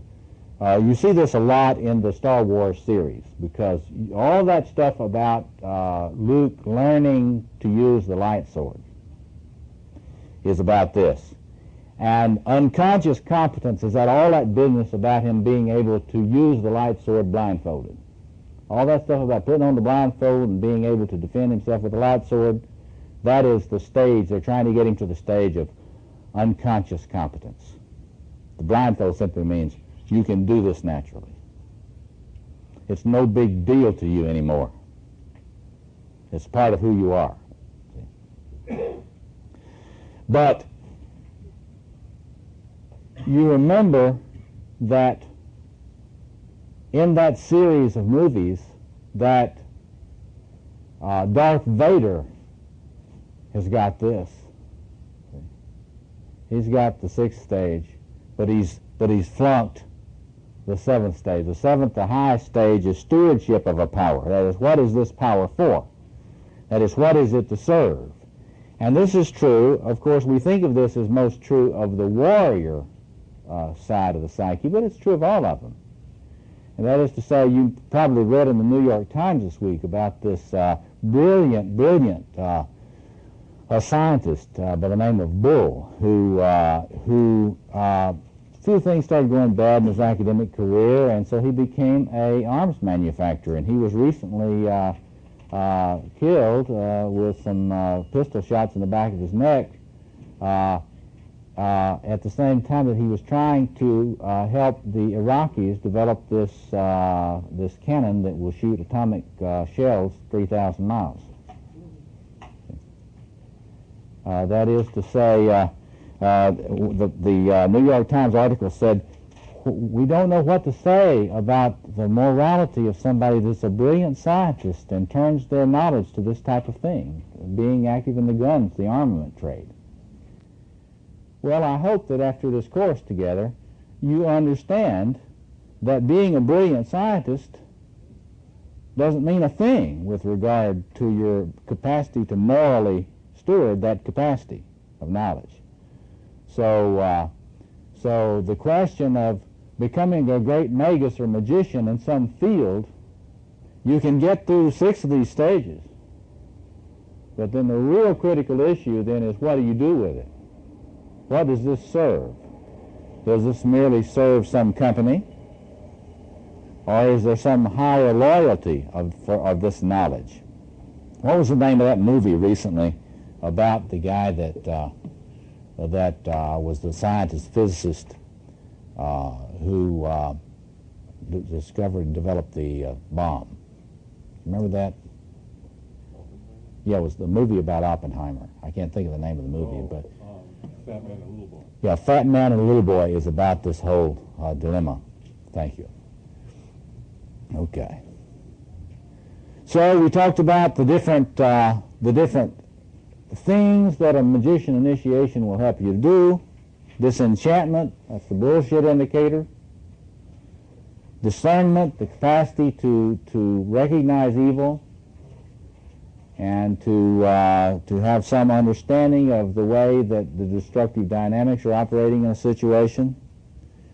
We talked about the capacity to have the keys to the kingdom, that is to say, to recognize the different aspects of psychic geography, the different planes of the self where you can live. When you're in these different spaces, how do you know you're in those spaces? How do you know somebody else is in those spaces? See?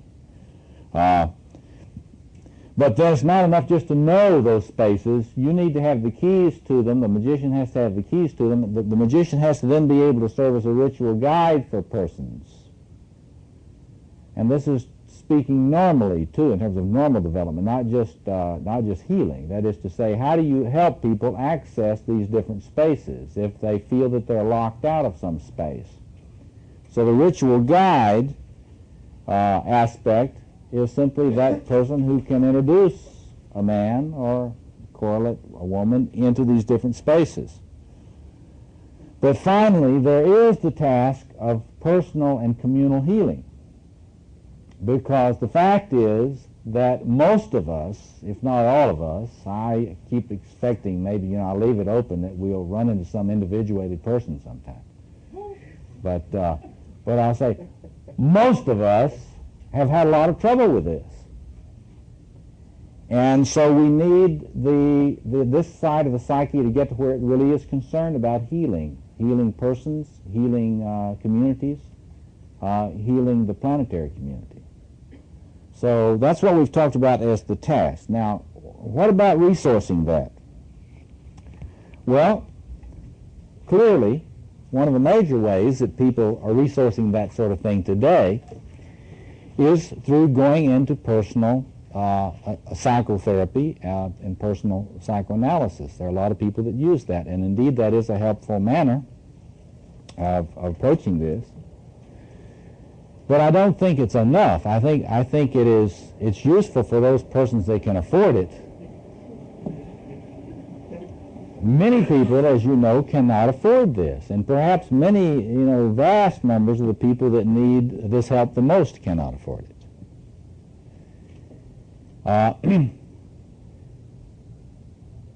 So it's a good thing that there are many other ways of accessing this magician energy. Just for example, in that first task of the magician, that capacity to not to oversimplify. Any time you're working on your education, you're working on that. We're in the habit of depreciating people, that get degrees and things that do not automatically have a job attached. But we need to rethink this. There are wonderful resources all over the place, junior colleges, colleges, universities that do not cost a whole lot of money to attend, and which offer tremendous resources for people to broaden the subtlety of their hermeneutics, their approach to interpretation in any field. And so first thing you need to give yourself permission to go to school. And it sounds funny to say that, but I really want to emphasize that. Give yourself permission to go to school if you want to. If somebody raises an eyebrow, tell them to go to hell, The point of it is that it's all right for you to go to school. It's all right for you to study something that's not going to bring you in an extra buck. Just for the love of it, just because you want to know it. I'm probably going to have to wait till my next incarnation to get to study a lot of the things that I would love to have time to study.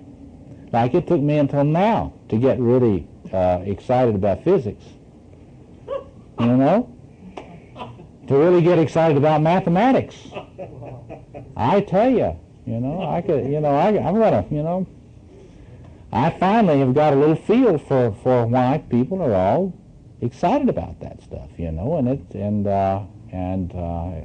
maybe I'll get to it when I'm 70, but if I don't, maybe the next time around. My Buddhist friends tell me. They assure me I'm going to have it next time around.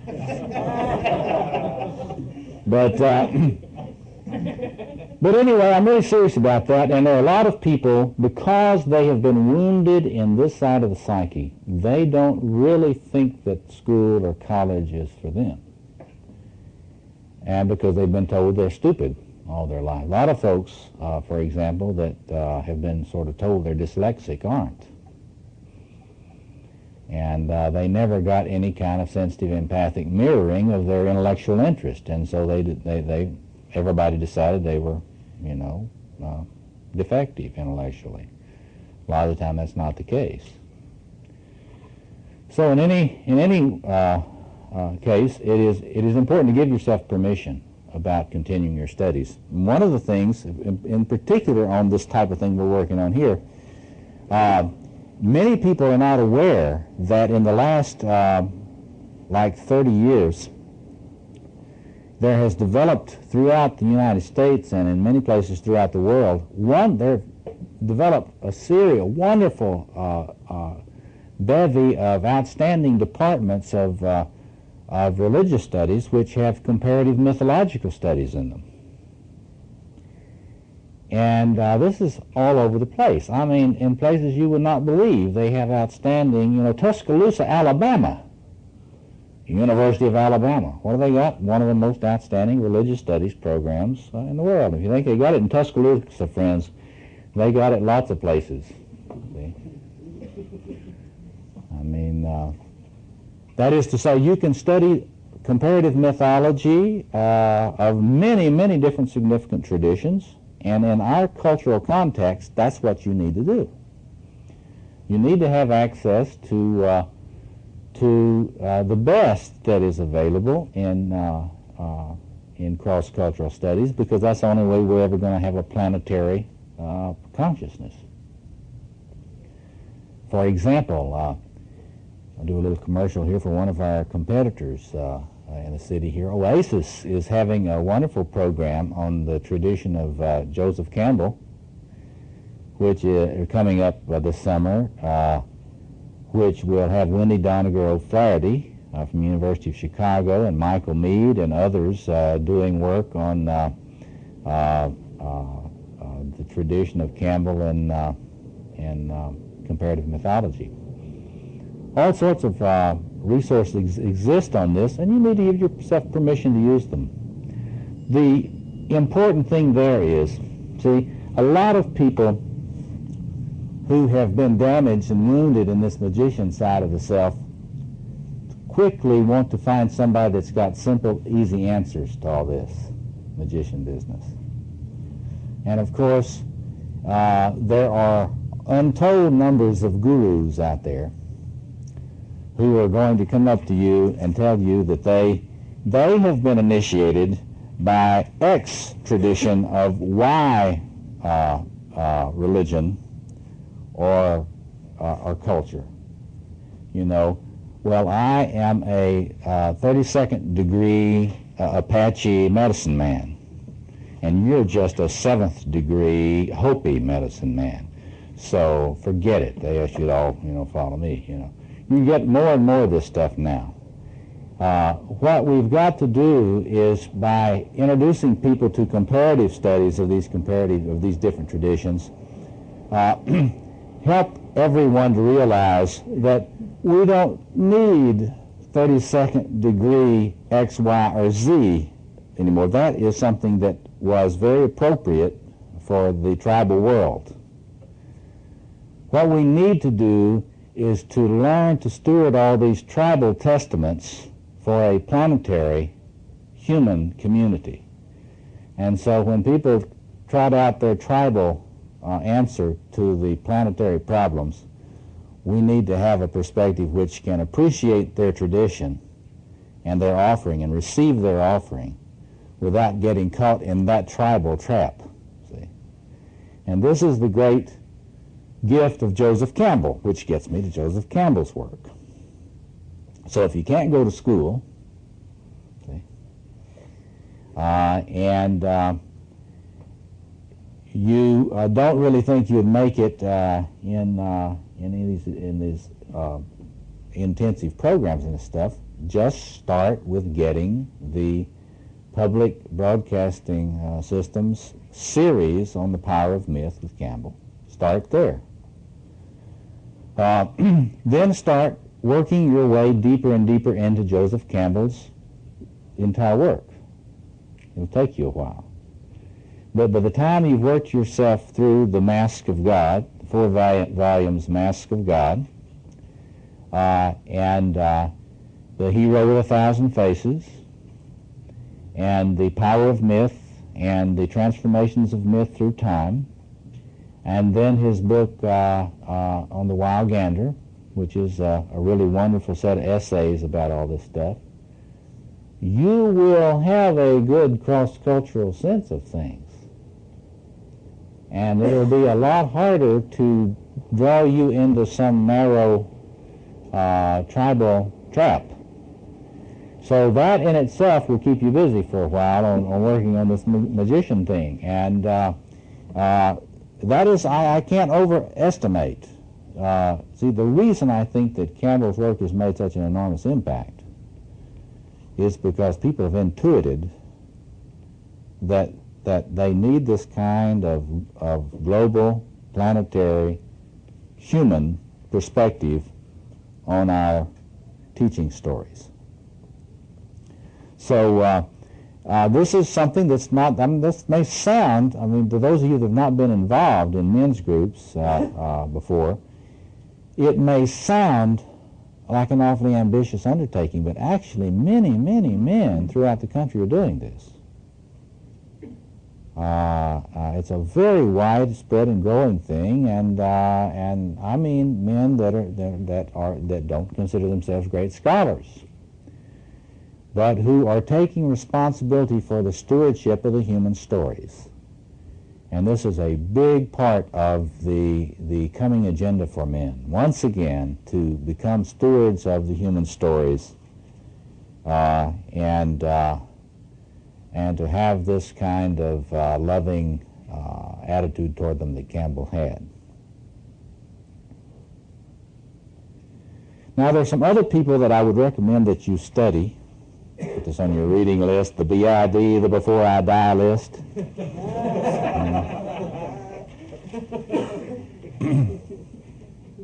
If you're really going to take this Magus thing serious now, you're going to get in touch with this inner alchemist.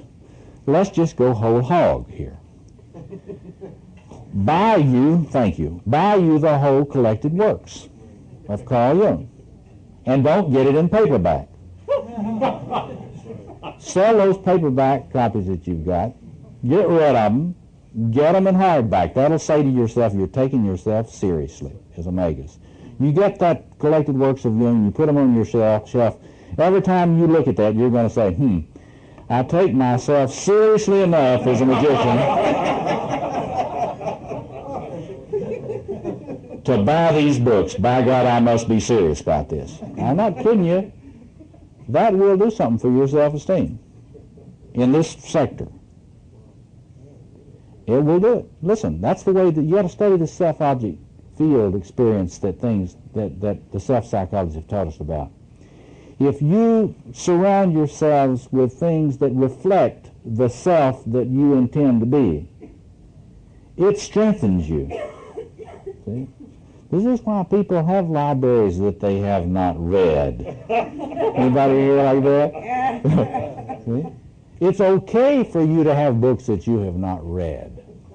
Because when you collect that library like that, you're saying something about what you want to develop in yourself in this sector.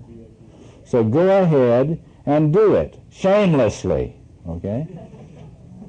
All right. Now, I'm not through, though.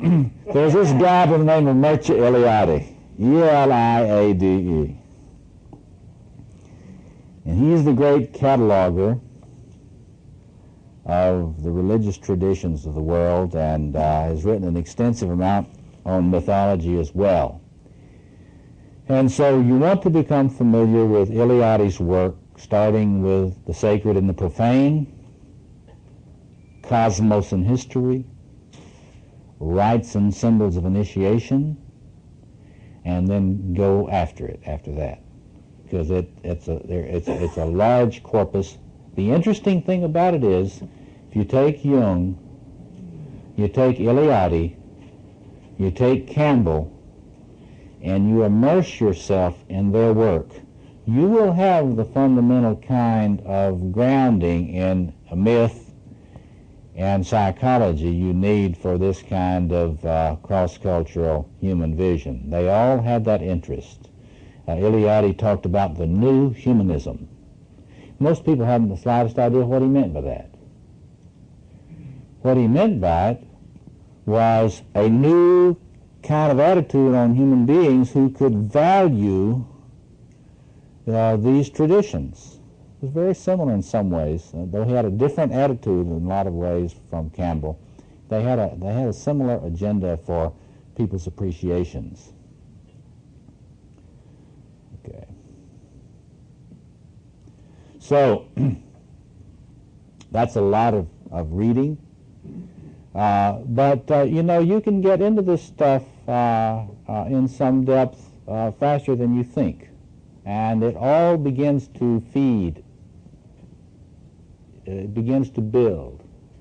It's not like you're always reinventing the wheel.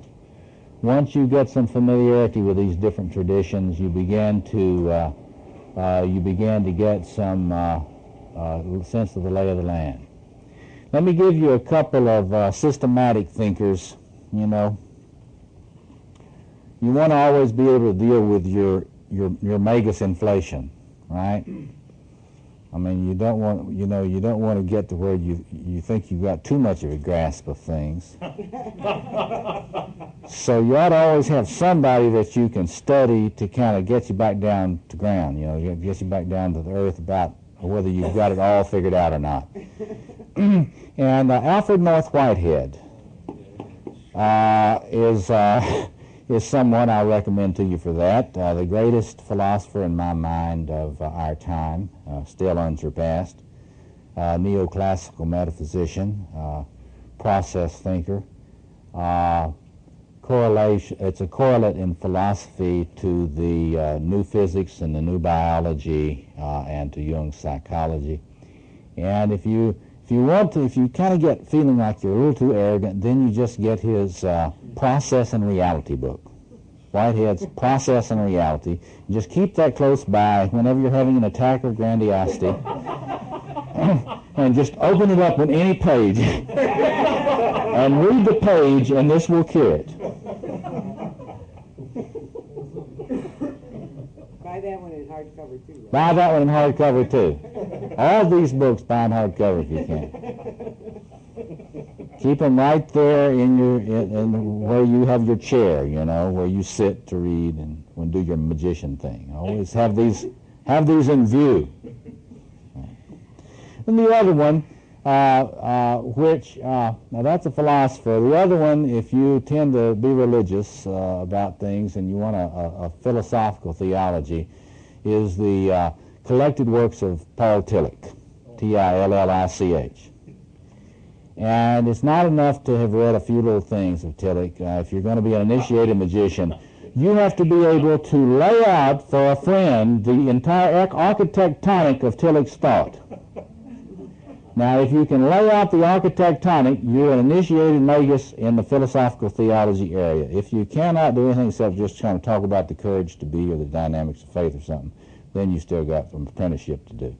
But that's the same type of thing. See, in terms of this dealing with one's grandiosity. You see, I have a colleague at my school where I teach, Wydick Schrader. That's a man that's so brilliant that most of us, if we kind of plugged into his brain, ours would fry, you know. And it's a wonderful thing to co-teach seminars with him because it's an awful experience for my grandiosity. See? But it's a part of my spirituality. I hope Wydick hears this sometimes. But anyway, I'm serious. It is good to choose some thinkers who are systematic thinkers, whose thought has an architectonic. It's like a mental cathedral. And it's as subtle and complicated as Chartres Cathedral is architecturally. And if you just choose, you don't have to have a one. If you choose one, then you can get inside that and you can feel what it's like to get inside that kind of thing, and then you have a little sense about what a mathematician's mind functions like. Whitehead was a mathematician before he was a philosopher, see. So anyway, you can work on your magician by doing a lot of study and reading, and it really works because, contrary to a lot of folks, that stuff will open out horizons for you, and it will introduce you to new worlds. And there's no question that this Bloom book, The Closing of the American Mind, is touching some sore spots in our educational system and in this whole area that we're talking about. One other thinker, and then I want to turn to active imagination as a technique. The work of Victor Turner, the late cultural anthropologist, is a very important one for any work in this because of the way in which he took ritual so very seriously, and ritualization and ritual process.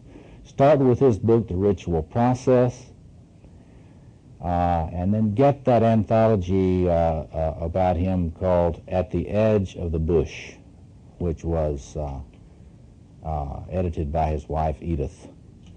It's wonderful material, and if you put that together with these other thinkers, you've got rich resources for studies of ritual, the ritual dimensions of all this.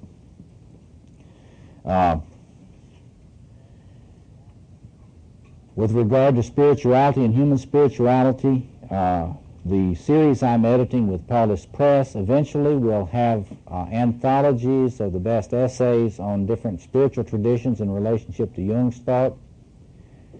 The series of volumes that Douglas Gillette and I are doing on these archetypal structures will be coming out, and they can help get you a little mapping of some of these areas. So let me just stop there. Are there any questions about any of these resources that I've mentioned for studies?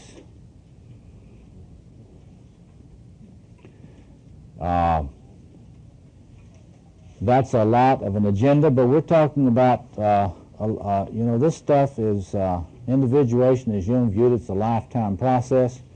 He modeled it. He was still working on writing and studying all this stuff when he died. See? So that's an important entree in itself.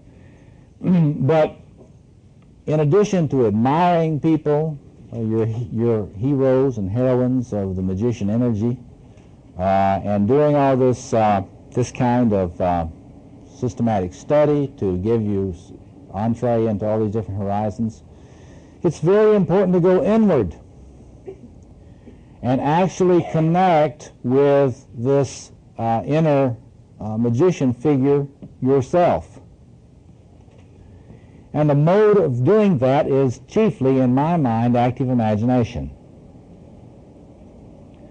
As I've told you, this is true, I believe, for all of these particular figures in the psyche. There are a lot of Jungians that do active imagination. Most of them will do it with dream images, and that is useful and very helpful. But get Robert Johnson's simple and helpful little book called Inner Work. If you haven't got Inner Work by Robert Johnson, get that. Particularly look at the little section on how to do active imagination. And then start working on developing a relationship with the inner wise man, the inner shaman, in active imagination dialogues.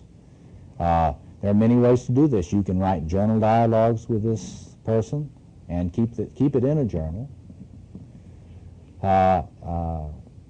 Actually, if you haven't been to one of these journal workshops, that's an excellent kind of technique to use in working on your magician. Prograph journaling workshops. There are a number of them that are held in the city here regularly. And they give you a medium by which you can structure these dialogues and to get in the habit of journaling, which is an important medium to this. As a part of that journaling, you can journal with your inner guru, your inner shaman, your inner magician.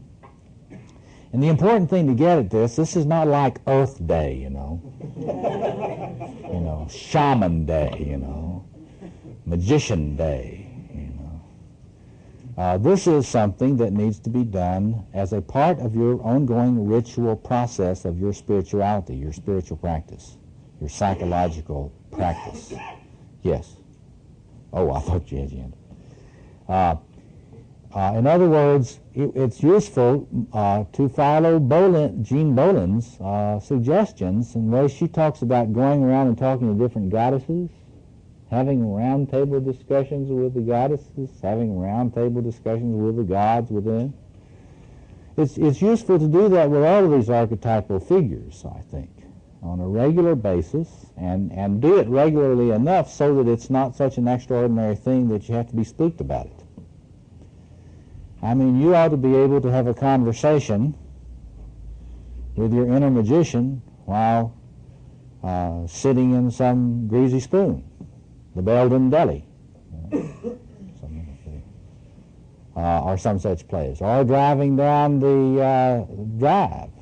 I mean, this should not be such a mystified thing that it's out of reach for you. It should be something that you can have conversations with on a regular and ongoing basis.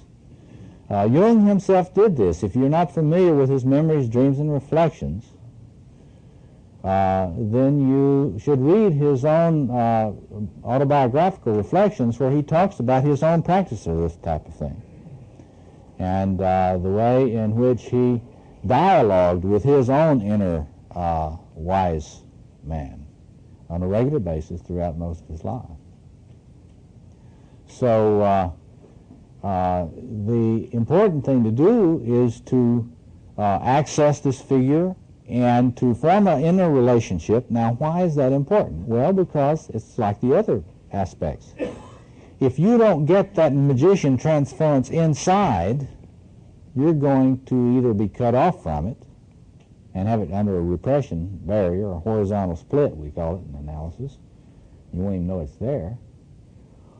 And, or you're going to be projecting that on somebody else, your therapist. And you're going to have, for 10 years, you're going to have this real smart therapist, and you're going to be the stupid analyson, right? And you're going to keep going, and you're going, year after year, you keep going. They're still just as smart as they were, and you're still just as dumb as you were, see? And if your therapist does not understand that image, that imago of the magician needs to be off of them and inside you, then they have no way of resolving this magician, what I call a magus transference. I call that an idealizing magician transference. I really believe that happens a lot in therapy, and you get this book by Adolf Guggenbill Craig. I can't spell it, but that's his name. Adolf Guggenbill Craig, called Power in the Helping Professions. It's a great little book in which he talks about the tendency for healers to project the patient on the archetype of the patient on their client or analysand, to have the patient or analysand project the healer, or the magician I call it, onto them, and just keep it that way. See? And he points out the importance of getting past that archetypal split. So if you do active imagination, and you do it regularly, and you're conscious about this, you will be constantly in the process of taking this thing off of the people out there and putting it inside where it belongs. And you will feel empowered. You will feel stronger. You will be amazed, as some of you will be tonight, how much that person knows about you. And how insightful, what insightful comments they have to say to you. You know, whenever you're talking to someone who has not done active imagination, they almost always say, "Oh, I'm sure I'll just be talking to myself." See? But after you do it a while, you discover that these figures in your unconscious know a lot more than you ever dreamed they would know, and that you do not know what they know. See? Any questions or comments about that?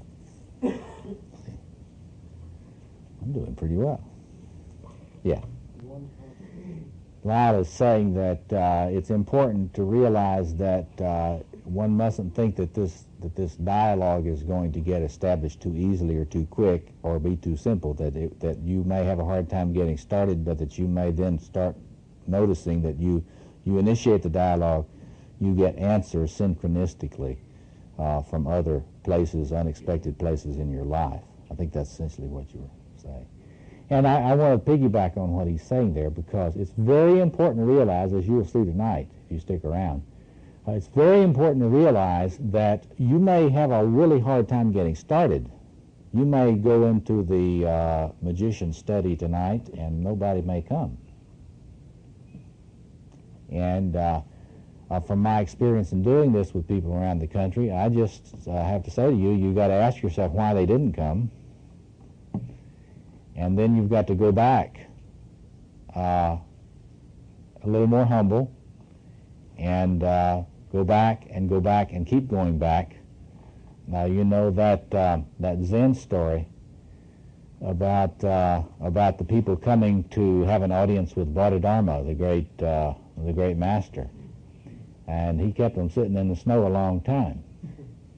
And finally, after they cut off their arm and sent the arm to him, he finally saw them.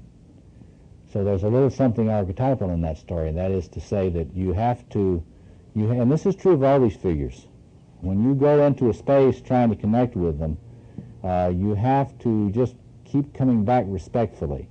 And I have not seen many instances in which, after repeated coming back and expressing a desire for contact, that the figure does not appear. You may also get the shadow magician. You've seen a lot of these in the fantasy literature. You know, a lot of science fiction and fantasy literature, you see these images. But if you do, it's the important thing to do when you're working with these archetypal patterns. Don't complain if you get the shadow magician, just talk to the shadow magician. Ask them where you've experienced them in the outer world. Ask them how you manifest them in your life right now. And just generally get as much information as you can from the figure, but go back and see if you can find the true sorcerer, the true healer within. And you can always tell, as with any of these figures, you'll be able to tell by the kind of energy that you feel coming towards you whether or not they're wishing you well or not. And before we start our process, I'll give you some other instructions about this. But this is probably the most important single technique in working with your developing your consciousness of this aspect of your psyche that there is. It's not emphasized enough, but it is a key technique that I recommend in working with all of these. In fact, you might say that the magician side of you is the part of you that's going to help you get good at doing active imagination. Because if you get good at doing active imagination with these different figures, this will be, in effect, your capacity to have the keys to the kingdom, see? Because you can move into these spaces, you can do your dialogue and do your listening, and then come back at will. Okay? Yes, back here. The question is a very sophisticated question about multiple personalities and brain phenomena in CAT scans and that sort of thing.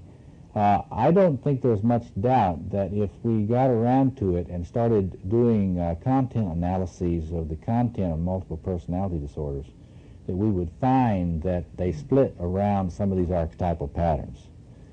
And that if that is the case, then there's a sense in which if one is locked in any of these patterns, you will have some kind of particular kind of patterning coming out of that. But in multiples, see, what you got to look at in multiples, there is no dominant, really dominant, what we'd call reality ego in that personality. So there's not very much integration. This is the personality that's very dominated by chaotic elements. A lot of splitting in that personality. And so from the point of view of the total psyche, what I always think about that is that the king and queen connection is extremely weak in that psyche. See, there's where the greatest difficulty is. But you can look at the magician problem. Tremendous magician problem in a multiple personality, because a lot of those parts of those splinter personalities don't know about the existence of the others. So there's massive denial on the part of the subpersonalities of the other personalities. Often you'll find some of the subpersonalities, or what they call alters, which do know about the others, or know about some of the others. See? So from the point of view of the magician archetype, you would say that this personality has not managed to get through the denial phase yet, see? There's massive denial about what the geography actually is. There's a lot of rooms in that mansion that those different people living in those different rooms don't know exist. See? So you can do a lot with that, but that would take a long time to really get into that. Yeah. Any other comments? I have a question on the stages. Mm-hmm. I can see why, competence has to go through that progression. Yes. Mm-hmm. But I was wondering if stewardship isn't really independent of that in a way, that the person ought to be beginning to become a steward even when they're still relatively a buffoon at what they're trying to do. Right. Well, exactly. That is to say, you want the question is something about, isn't stewardship something that you try to engage as soon as possible? Right. You want to do it as much as you can at any particular level, but it's important to realize that it's hard to even think about stewarding a power that you do not have at your disposal. But one would hope that it would be done at the level of where one is fully aware of this function and then how one uses it, how one offers it. The full level of offering is something that can come really only after you have some sense about what that potential is about. But I think you're absolutely right. All the developmental theories, especially from Erikson on, emphasize that even a child, a very young child, is stewarding in the best way they know how. So I think that's a good point. Okay, let's we're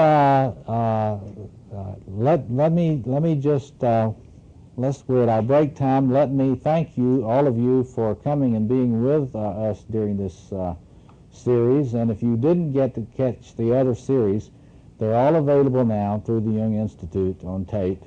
And they try to build on each other, and so I think you'll find an interlocking system of reflection, and you will have an opportunity to read this stuff soon. It's been a pleasure for me. Those of you that have to leave, thank you for coming. It's been a joy for me to work with you in these 4 weeks. Thanks a lot. Thank you.